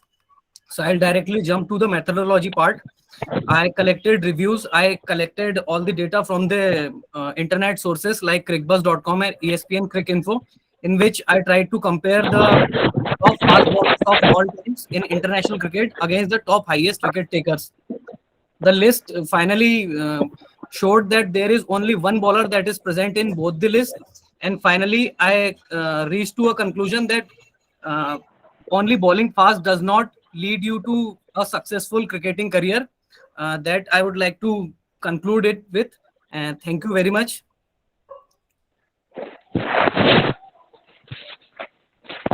Yeah, thank you. Thank you very much. Last presenter, ma'am, please present your paper. Okay, sir. Thank you so much for providing me this opportunity at last after such a patience. So my paper is a study on women harassment and constitutional provision with reference to APS Textiles, Chamrajnagar, Karnataka. So as we all know that India's first legislation specifically addressing the issues of workplace sexual harassment, which was enacted in 2013. The Sexual Harassment of Women at Workplace and Prevention and Redressal Act of 2013 was made effective from December 2009. So what is this sexual harassment? Gender equality in all dimensions is basic human right, and the Constitution of India has provided us an opportunity and status to live freely. This is considered to be a violation of women's fundamental right to equality, which is the right guaranteed by Articles 14 and 15 of Constitution, and her right to live as well as right to life with dignity as per Article 21. So what is the basic objective of my study is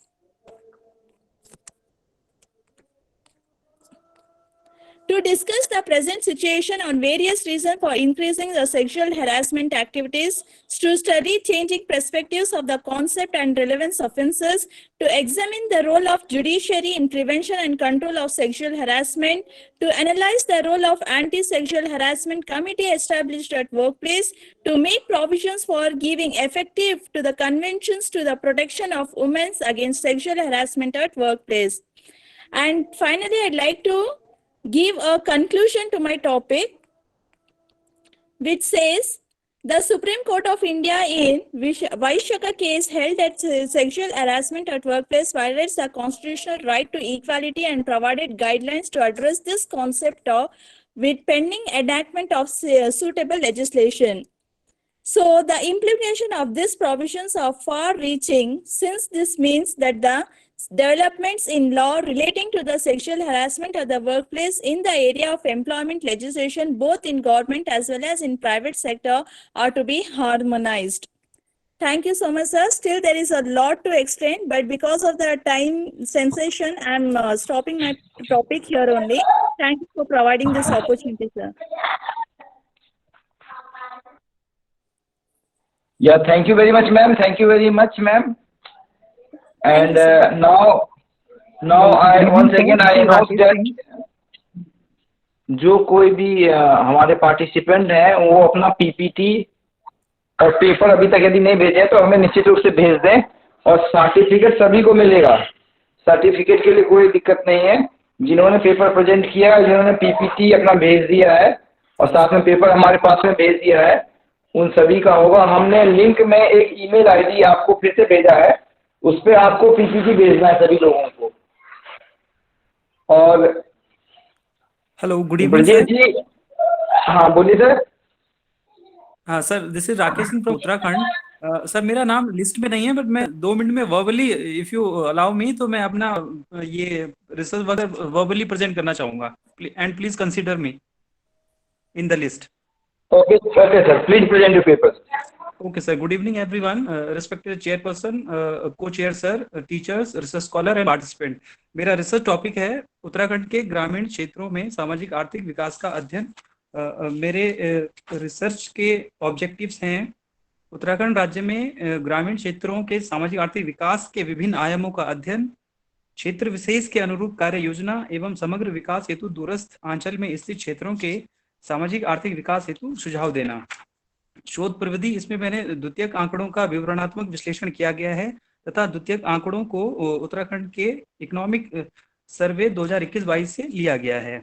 इसमें मुख्यतः केंद्र पोषित योजनाएं तथा राज्य पोषित योजनाओं का विवरण प्रस्तुत किया गया है, जिसमें केंद्र के द्वारा राष्ट्रीय ग्रामीण आजीविका मिशन योजना को लिया गया है, दीनदयाल उपाध्याय ग्रामीण कौशल योजना, प्रधानमंत्री आवास योजना ग्रामीण, महात्मा गांधी राष्ट्रीय ग्रामीण रोजगार गारंटी अधिनियम, प्रधानमंत्री ग्राम सड़क योजना, सांसद आदर्श ग्राम योजना, श्यामा प्रसाद मुखर्जी रूर्बन मिशन, सीमांत क्षेत्र विकास कार्यक्रम जो केंद्र सरकार के द्वारा प्रायोजित योजना है। इसी प्रकार राज्य पोषित योजनाओं के अंतर्गत मेरा गांव मेरी सड़क योजना, इंदिरा अम्मा भोजनालय, एकीकृत आजीविका सहयोग परियोजना प्रमुख है।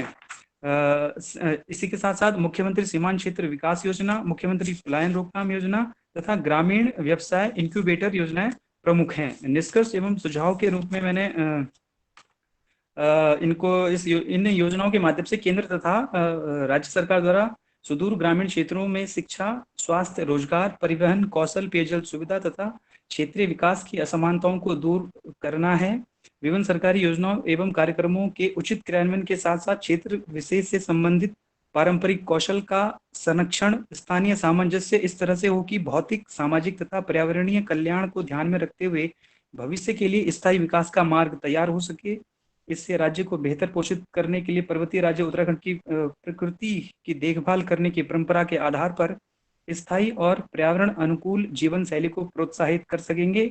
इस प्रकार ग्रामीण क्षेत्रों का विकास राज्य तथा राष्ट्र के विकास की गति को दुगना करने में सहायक सिद्ध हो गया। धन्यवाद सर। चलिए, बहुत बहुत धन्यवाद, थैंक यू वेरी मच। मुझे लगता है लिस्ट के कुछ लोगों का नाम अभी और भी छूट गया है, तो मैं एक बार फिर से पढ़ दे रहा हूँ। शेख जैसीन, प्रोफेसर डी नागेश यगनाम, सुमन, दिनेश कुमार, आकांक्षा कुमारी, संजय कुमार। सर, आपका क्या नाम है सर मैम? मेरा आपका नाम कामना आर चौधरी है सर, मेरा सीरियल नंबर 105 है sir.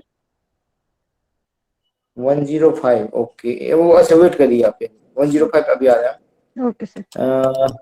Doctor Pragya Bhargava, Imran Memon, Yeah, I have already Ved Prakash presented. Sahu. Okay, what is your name है? Okay, Pragya. Dr. Pragya Bhargav Gandhile. Okay ma'am. Imran Memon, Ved Prakash Sahu, Rupam Sahu. Yes, sir. I want to present. शिक्षा Thakur. Yes, sir. Yes, sir. शिक्षा Thakur. Yes, sir. Ma'am 1 minute आपको वो है, please 1 minute में करिए paper अपना, क्योंकि हमारे हिसाब से लिस्ट में हो गया था, लेकिन कुछ एक हमारे पास में कुछ लिस्ट छूट गया था, तो अभी हमने देखा, तो इसके लिए मैं क्षमा प्रार्थी हूँ आप लोगों से। शिक्षा ठाकुर मैम, प्लीज 1 मिनट में थोड़ा। Yes, sir. Yes, sir. Myself Rupam Sahu. Sir, I want to present my PPT. Sir, this is Manju. हाँ, पहले शिक्षा जी को करिए, इसके बाद आप, ठीक है, क्योंकि वो लेडी के साथ। Sir, this हाँ, please go ahead. is Manju here. Sir, my जिसका इसके मैम पहले शिक्षा जी को कर लेने दीजिए, इसके बाद रूपम मैम करेंगी, रूपम साहू मैम, ठीक है? Okay. Yes, sir. Thank you so much, sir, for giving me the 1 opportunity minute to only, present my paper. My paper is sure, sir. My paper is my topic is quality in maternal health service under National Health Mission under the present status and schemes. So, because of shortage of time, I am directly moving into my research objective. My research objective is to examine the various services provided through National Health Mission to maternal and child health care. The second objective is to examine the scenario of quality of care in maternal health over the last decade and impact of NHM initiatives. My research method is my present study is based upon the collection of secondary data. The secondary data will be collected from various data sources related to National Health Mission.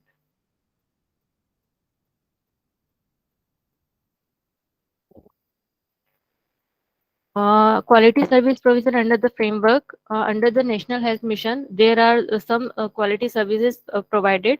Quality services, flagship programs, training and capacity building programs, infrastructure development. Quality service के अंतर्गत quality antenatal care, essential obstetric care during delivery, postnatal care of mother and newborn, referral services at community and institutional level, technical guidelines and service delivery guidelines. Training and capacity building programs. There are Dakshata program under running in this field, or skilled attendant at birth.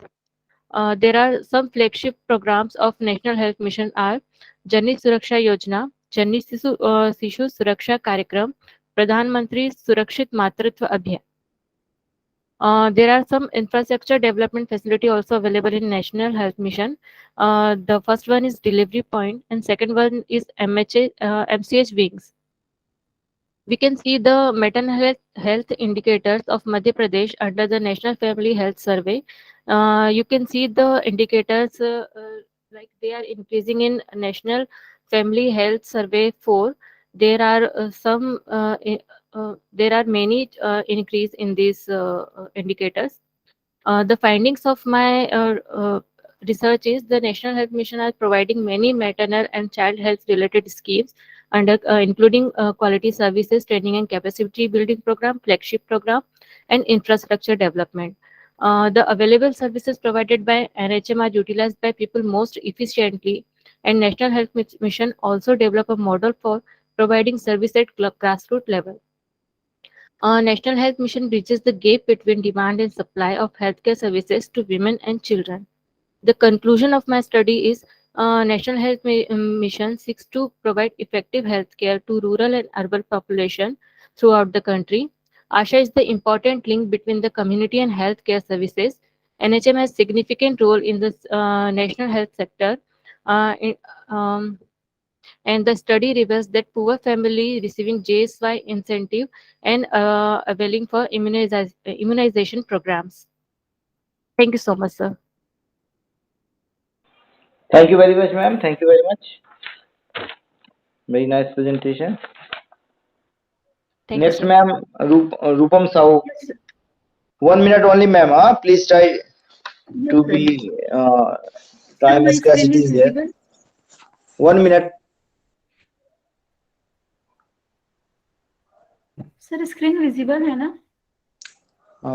अभी तो नहीं है ma'am. Okay, sir, I will try. You can't present without screen sharing, ma'am? No. Yes, sir. Then no problem. Yes, sir, I can present. Please. Very good evening to all of you. I, Rupam Sahu.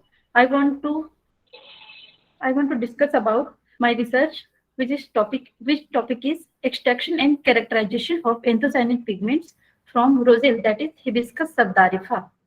Anthocyanin is one of the special class of flavonoid compound which has been recognized for its multifunctional and multi-industrial application. In acidic condition, anthocyanin appears a red pigment, while in blue pigment, anthocyanin exists in alkaline condition. It is also exhibits some health benefits, such as it is used as antioxidant, anti-hypertensive, anti-cancer, and anti-obesity. Several technologies are available to extract flavonoid compound, that is anthocyanin, including ultrasound-assisted extraction, microwave-assisted extraction, and heat-assisted extraction. Ultrasound-assisted extraction brings significant benefits over conventional extraction method in terms of time and solvent consumption and extraction yield. The efficiency of UAE is affected by process variables such as time, temperature, and ultrasonic power and solvent used.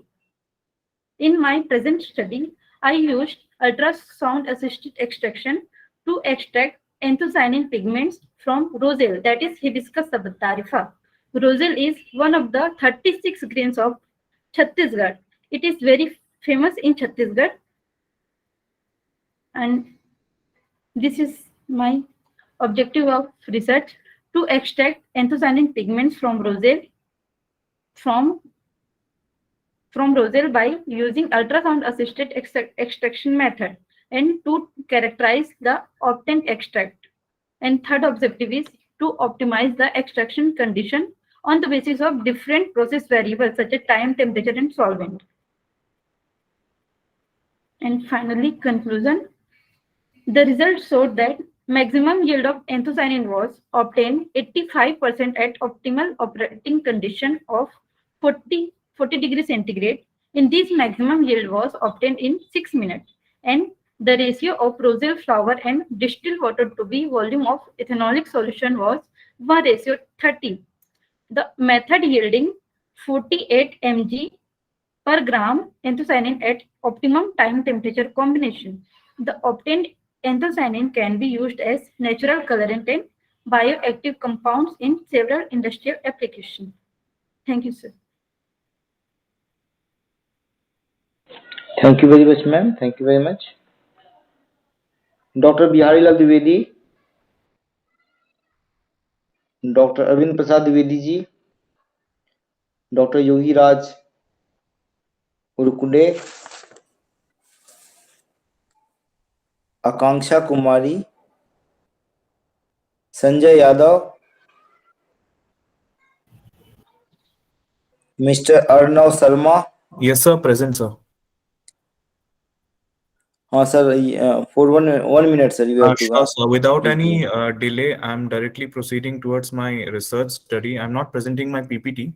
So the topic of my research study is the association between selected psychological variable with playing ability of table tennis players. So the study was to attempt an investigation, the connection between the psychological dimension of sports anxiety with playing ability of state-level table tennis players. To attain the particular study, the purpose of the study in which 25 male table tennis players from state level were selected from Inspired Table Tennis Academy, Sikandrabad, between the age group of 17 to 23. And the selection of the variables were categorized into two different groups. First one was the psychological variable, and second one was the table tennis skill variables. The psychological variable was the sports anxiety scale, in which there were three different dimensions: the somatic, worry, and concentration disruption. On table tennis skill variable, there were two different skill tests: the target service test and the forehand drive on target test. So first of all, on the basis of the result, it was shown that with the three different dimensions, the somatic anxiety, the worry, and the concentration disruption with respect to the target service test, it was found that they were both negatively correlated. In case of, again, somatic anxiety, worry, and the concentration disruption with the drive on target test, again, there was a negatively correlated factors was observed, but with the concentration disruption with the target drive on the target test, it was significantly correlated with the significantly negatively correlated. So as per the study, as per the results, the purpose of the study was to evaluate the relation of players' anxiety and their performance. The results showed that there was a negative relationship between the athlete's playing ability with some dimensions of anxiety. In other words, the athlete anxiety has a meaningful impact on athlete's performance. So this can be believed that the personal and the psychological characteristics and environmental conditions play a major role in development of anxiety. The result also showed that there was a negative and significant relationship between the athlete's anxiety for concentration disruption with the forehand drive target test. So with the increase of concentration disruption, the athlete may significantly suffer or get affected with the poor performance regarding the target related skill performances. So with that, I finish my presentation. Thank you. Thank you all. Yeah, thank you very much. Very nice presentation, sir. Sir मेरा नाम संजय यादव है, serial number 95। हाँ, तो संजय यादव जी अपना paper present करिए। 1 minute का ही समय दिया गया है आपको, प्लीज स्टार्ट। जी सर। जी मेरा समय से पेपर काफी पीछे चल रहा है, इसलिए सर क्षमा चाहते हैं मेरा आपसे। पेपर है डिस्ट्रिक्ट वाराणसी के राजा तालाब तहसील का सामान्य जनसंख्या का सामान्य एवं आर्थिक प्रतिरूप। जनसंख्या के सामान्य प्रतिरूप में वहाँ का लिंगानुपात, साक्षरता, स्त्री जनसंख्या, पुरुष जनसंख्या और कुल जनसंख्या को दिखाया गया है। और आर्थिक प्रतिरूप में वहाँ पे कृषकों की संख्या, इसके अलावा श्रमिकों की संख्या, अन्य कर्मकारों की संख्या और सीमांत कर्मकारों की संख्या को दिखाया गया है। मेरा ऑब्जेक्टिव ये है, उद्देश्य मुख्य उद्देश्य यह है कि अध्ययन क्षेत्र की सामाजिक आर्थिक स्थिति का आकलन करना एवं संबंधित समस्याओं को इंगित करते हुए नियोजन प्रस्तुत करना। और जो डेटा में प्राप्त हुए हैं, डेटा से पता चलता है कि दिन प्रतिदिन मेरे शोध क्षेत्र में कृषकों और कृषि श्रमिकों की संख्या बढ़ती जा रही। तो कृषि श्रमिकों की संख्या बढ़ने से वहाँ पे आर्थिक स्थिति लोगों की सही नहीं है। अतः उपयुक्त समस्याओं का समाधान लोगों को शिक्षित करके और जितनी भी योजनाएं चलाई जा रही हैं उनके बारे में लोगों को जागरूक करके निम्नतर सरकारी योजनाओं का लाभ निम्नतर स्तर के लोगों तक पहुंचाकर किया जा सकता है। अतः क्षेत्र में लघु उद्योगों की स्थापना द्वारा भी लोगों को निश्चित रोजगार उपलब्ध कराकर उन्हें आत्मनिर्भर बनाए जाने का उपाय किया जा सकता है। जी सर, धन्यवाद। Thank you very much, sir. Thank you very much. Preeti Vishwakarma ji, doctor Usha ji, Sanjeev Kumar, doctor Thimmanna, Saka Toyin Safu, doctor Jayprakash Sharma ji, Divyachandra Dubey ji, Kamna R Chaudhary, Yes, sir. Jyoti Yadav. Sir, Kamna R. Chaudhary, sir. Ma'am 1 minute please. Ji, sir. Ji, without presenting my presentation, I'll just Yes, try to yes, conclude it in 1 minute. So first of all, I would like to thank everyone for giving me the opportunity to present my paper. The topic of my paper is human capital involvement in merger and acquisition in banking sector. I'll directly jump to my objective.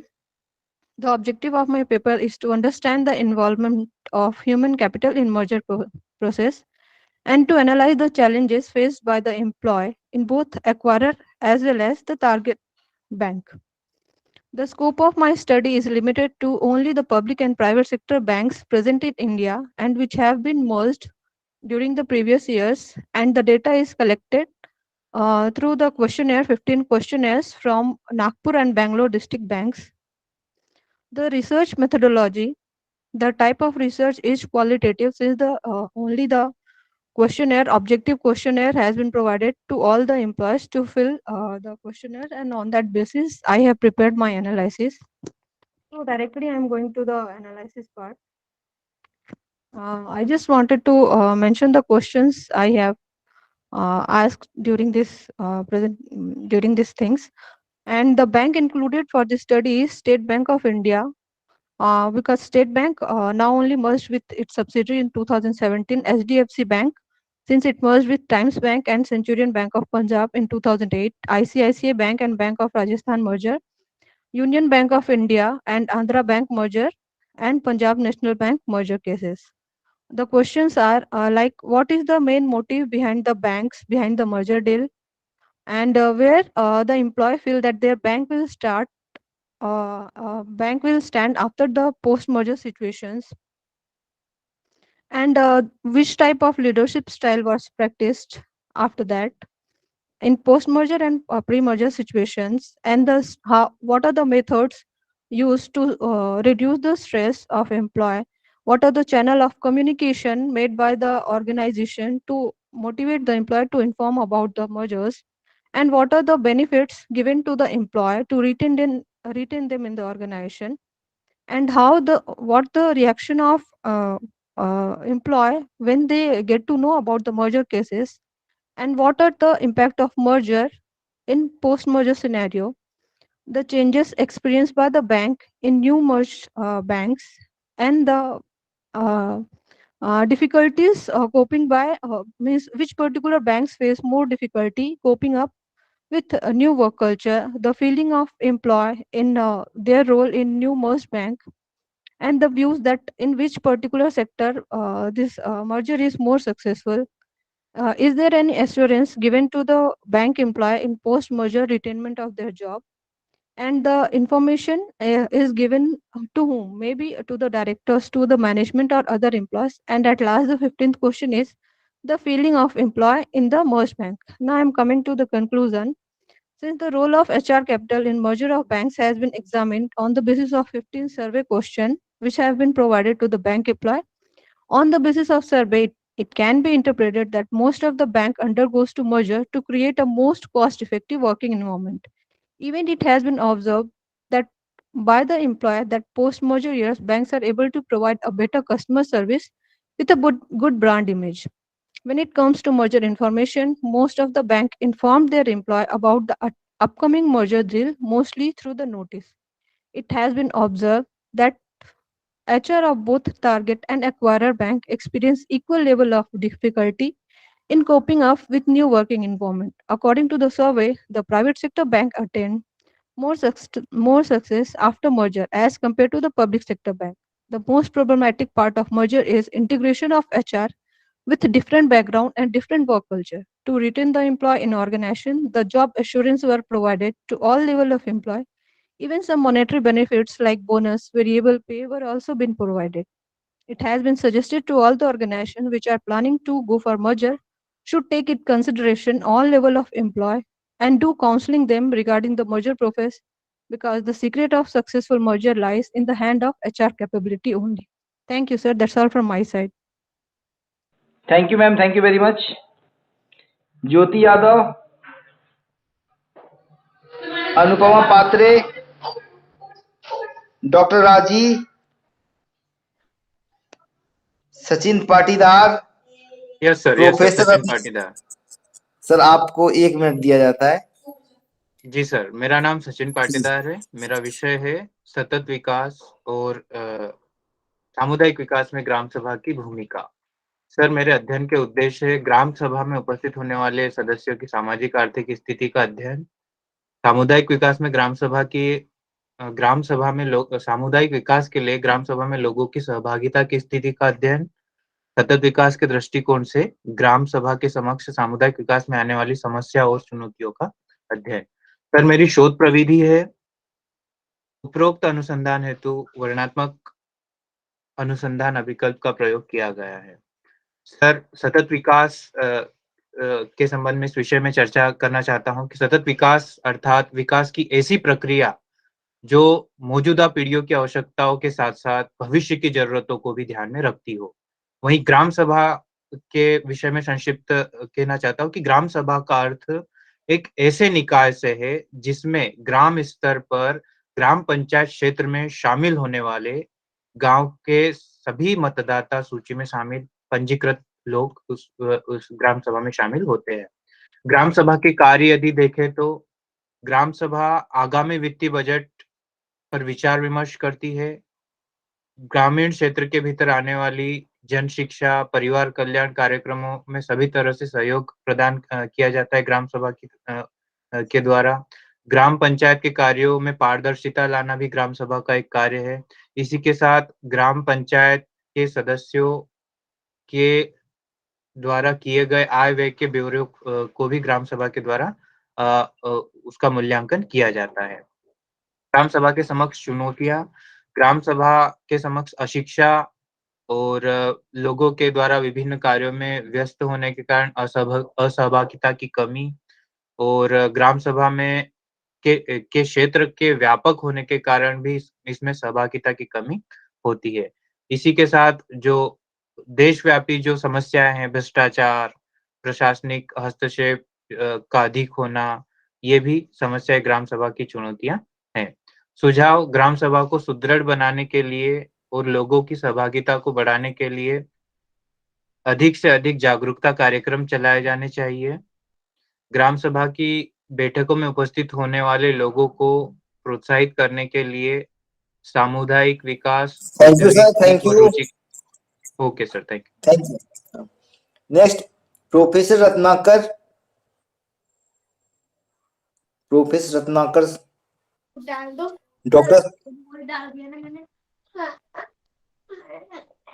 Doctor Shrimati Vinay Singhal, Abhay Kumar, doctor Ankit Khare sir, doctor Varsha Dhakar ji, doctor Manikant Jhariya, mister Updesh Singh Pal, Adamu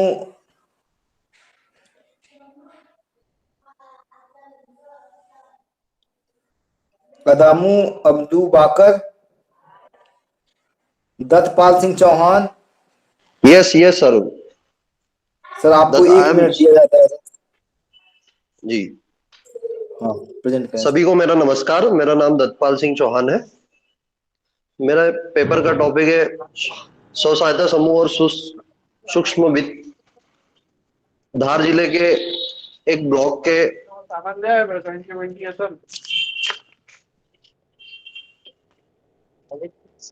मेरा शोध की प्रस्तावना है।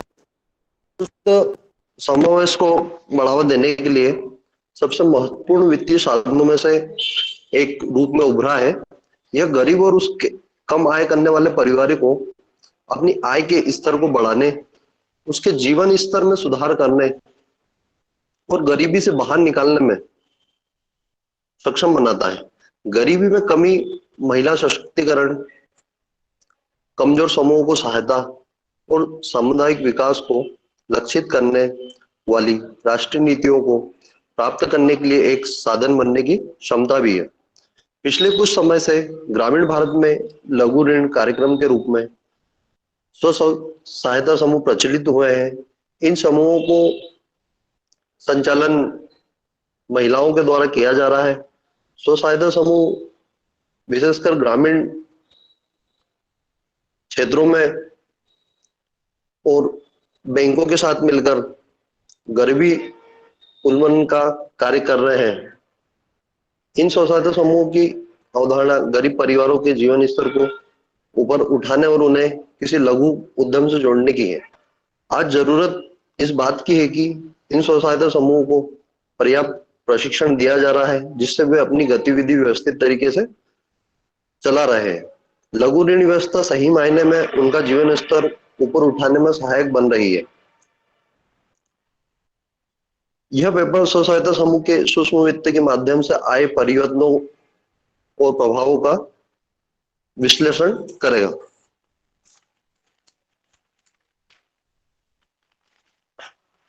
Thank you sir, thank you very much.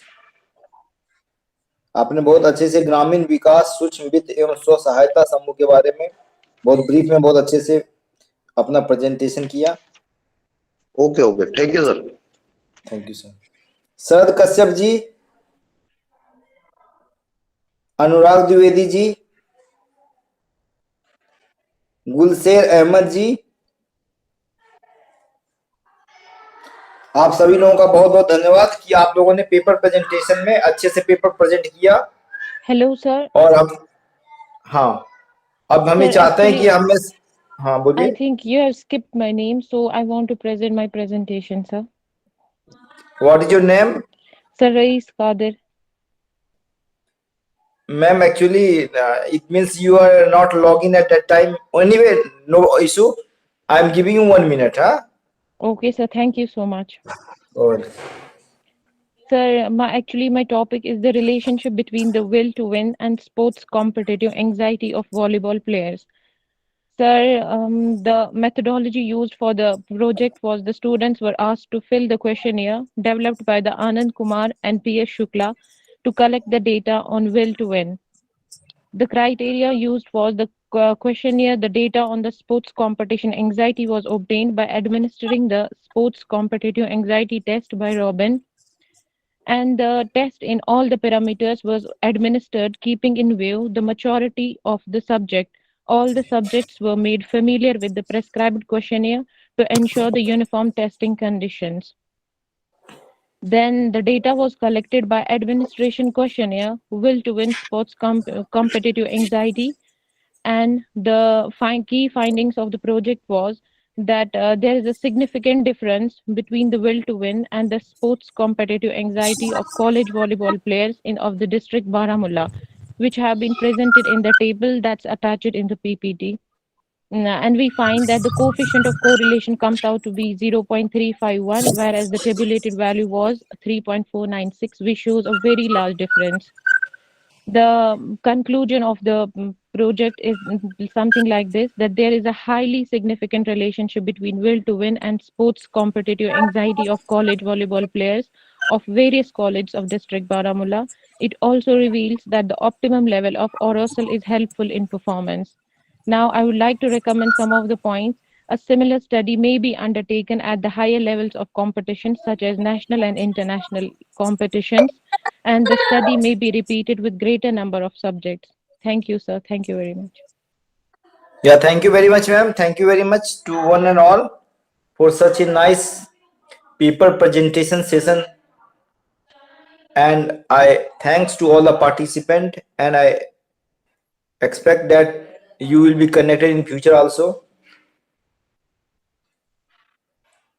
अब हमारा technical session समाप्ति के पश्चात जो हमारा अंतर्राष्ट्रीय संगोष्ठी का ये समापन सेशन है, जिसमें मैं आप सभी लोगों का अभिनंदन करता हूं कि आप लोग अभी तक जुड़े रहे, और आप लोगों से ये आग्रह है कि आप में से यदि कोई 2 व्यक्ति हमारे जो अंतर्राष्ट्रीय संगोष्ठी थी उसके बारे में कुछ फीडबैक या कुछ अपना बताना चाहें या कोई सुझाव हमें देना चाहें तो हमें दें, और इसके बाद हम समापन की घोषणा करेंगे।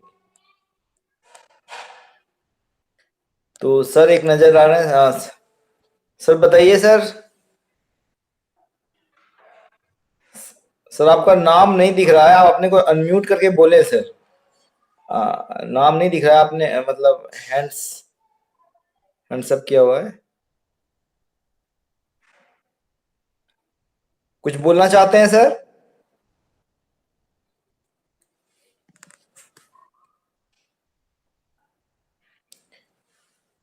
हमारी संगोष्ठी के बारे में कोई अपनी विचार रखना चाह रहे हो, कोई सुझाव? जी मैं थोड़ा सा बोलना चाहूंगा सर। हाँ बताएं सर। मैं संजय कुमार, सहायक प्राध्यापक वाणिज्य शास्त्र दिग्विजय महाविद्यालय राजनांदगांव छत्तीसगढ़ से।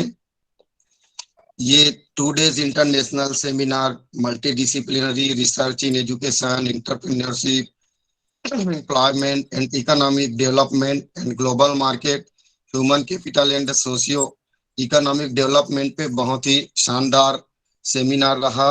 मैं ऑनलाइन ही अटेंड कर पाया, मेरा पेपर था, बट मैं कॉलेज से आ रहा था तो रास्ते में था, इस कारण मैं प्रेजेंट नहीं कर पाया। परंतु ये सेमिनार बहुत ही शानदार रहा। सुबह दोपहर से लेके अभी तक मैंने सुना, काफी लोगों को सुना, भले ही शॉर्टकट में बहुत सारे लोगों ने अपना व्याख्यान प्रस्तुत किए, अपना पेपर प्रेजेंट किए, परंतु बहुत ही अच्छा और काफी कुछ जानकारी हमको सुनने को मिला। इसलिए ऑर्गेनाइजिंग टीम को बहुत बहुत धन्यवाद देना चाहता हूँ। बस इतना ही कहना चाहता हूँ सर। थैंक यू जी, थैंक यू। मुझे लगता है डॉक्टर प्रवीण सर की लगभग 2 दिन के बड़ी हार्ड वर्क था आपका भी, वो पूरी टीम का, और लोग जुड़े हुए हैं अभी भी इसमें, क्योंकि बहुत समय भी हो गया है। तो ये हमारे 2 टॉपिक थे। एक तो हम उद्यमिता विकास से कैसे आर्थिक विकास होगा, और जो हमारी रिसोर्स है, जो हमारी जनसंख्या है, उसको हम ग्लोबल स्तर पर कैसे ला सकते हैं, और कैसे इंटरनेशनल मार्केट में हम हमारे प्रोडक्ट छा सकते हैं, और हमारा यूथ जो हमारे ह्यूमन रिसोर्स है वो क्या कर सकते हैं। 2 अलग अलग टॉपिक थे। तो अभी भी जिन्होंने, जैसे हमारे कलीग ने भेजा कि आप अपनी पीपीटी भेज दीजिएगा, जिन्होंने फुल पेपर नहीं भेजा वो भी फुल पेपर अपना भेज दीजिएगा। तो ये 2 टॉपिक थे, दोनों अलग अलग सेशन थे। अगर कोई चाहता है कि दोनों में अलग अलग पार्टिसिपेंट करके या अलग अलग दोनों के सर्टिफिकेट भी चाहता है, दोनों के पेपर्स भी अलग अलग होंगे, तो वो भी मिस्टर ब्रजेश से और जो आपकी ईमेल आईडी उसमें संपर्क कर सकता है। दोनों अलग अलग विषय थे, और दोनों के हमारे सेशन कल भी अलग अलग हुए हैं। तो एक ये, दूसरा आप सब अपनी पीपीटीज, क्योंकि वो रिकॉर्ड में हमको रखनी पड़ती है, पीपीटीज भेज दीजिएगा। जिन्होंने फुल पेपर नहीं भेजा वो 7 दिन में अपना फुल पेपर भेज देंगे। एक एडिशन हमारा निकल गया, 2nd एडिशन में हम बाकी के पब्लिश करेंगे। जो लोगों को लगता है कि नहीं वो फीस उनकी पेड नहीं है, कोई प्रॉब्लम आई, कई बार ऑनलाइन ट्रांजेक्शन से हो जाता है कि आपको लगता है कि आ गई लेकिन ऑफिस में नहीं आ पाती, तो वो भी एक बार उसको चेक कर लेंगे। मिस्टर ब्रजेश से आप कोऑर्डिनेट कर लेंगे, क्योंकि बहुत समय हो गया। और डॉक्टर प्रवीण झा सर कल भी पूरे समय थे, और आज भी पूरे समय पूरा स्टाफ है। तो मुझे लगता है आप में से ही बहुत से लोग सुबह से जुड़े हैं, तो आप सबका धन्यवाद करते हुए मुझे लगता है अब यहाँ में एंड करना चाहिए। बाकी किसी की कोई भी प्रॉब्लम हो इससे जुड़े हुए, या उनको लगता है कि हमारे नाम में कुछ मिस्टेक है, सब्जेक्ट में कोई मिस्टेक, कुछ हम चेंज करना चाहते हैं, तो अपने ग्रुप में वो भेज सकते हैं। जो इसका व्हाट्सएप ग्रुप बना है उसमें भेज सकते हैं। मुझे कुछ कॉल्स आए थे कि सर मैं उसमें नहीं हुआ, मेरा लिस्ट में नाम है। कोई प्रॉब्लम नहीं, आपने डेट के बाद आपने भेजा हो तो हो सकता है कुछ मिस हो गया होगा, लेकिन उनका भी उसमें नाम जोड़ दिया जाएगा, आपको भी सर्टिफिकेट मिलेगा, सबको मिलेगा। Every problem should be solve, सभी समस्या का हम समाधान करेंगे। आप उस ग्रुप में भेज दीजिएगा। और मुझे लगता है कि हम सबका धन्यवाद देते हुए हम यहाँ पे समाप्त करेंगे। ऑलरेडी बहुत टाइम हो गया, 5 बज गया, मॉर्निंग टू इवनिंग हो गई है। सभी लोग बहुत देर से जुड़े हुए हैं और डॉक्टर प्रवीण झा और पूरी टीम अभी भी जुड़ी हुई है। तो मुझे लगता है कि हम इसको समाप्त करते हैं। सभी का धन्यवाद और हम सबके अच्छे स्वास्थ्य उज्जवल भविष्य की कामना करते हैं। Thank you Praveen ji. Thank you, sir. बहुत बहुत धन्यवाद sir.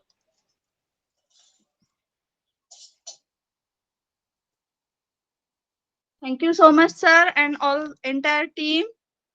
Thank you and congratulations. I'm Nisha Walde from Aurangabad, Maharashtra. Thank you, sir. बहुत बहुत धन्यवाद आप सभी लोगों का। और इसी के साथ हम लोग इस संगोष्ठी की समाप्ति करते हैं और ये हम आशा करते हैं कि भविष्य में भी आप लोग हमसे जुड़ेंगे और रिसर्च या शोध के क्षेत्र में जो हमारा प्रयास चल रहा है उसमें अपनी सहभागिता सुनिश्चित करेंगे। बहुत बहुत धन्यवाद, सबको आभार। सभा समाप्त होती है। धन्यवाद।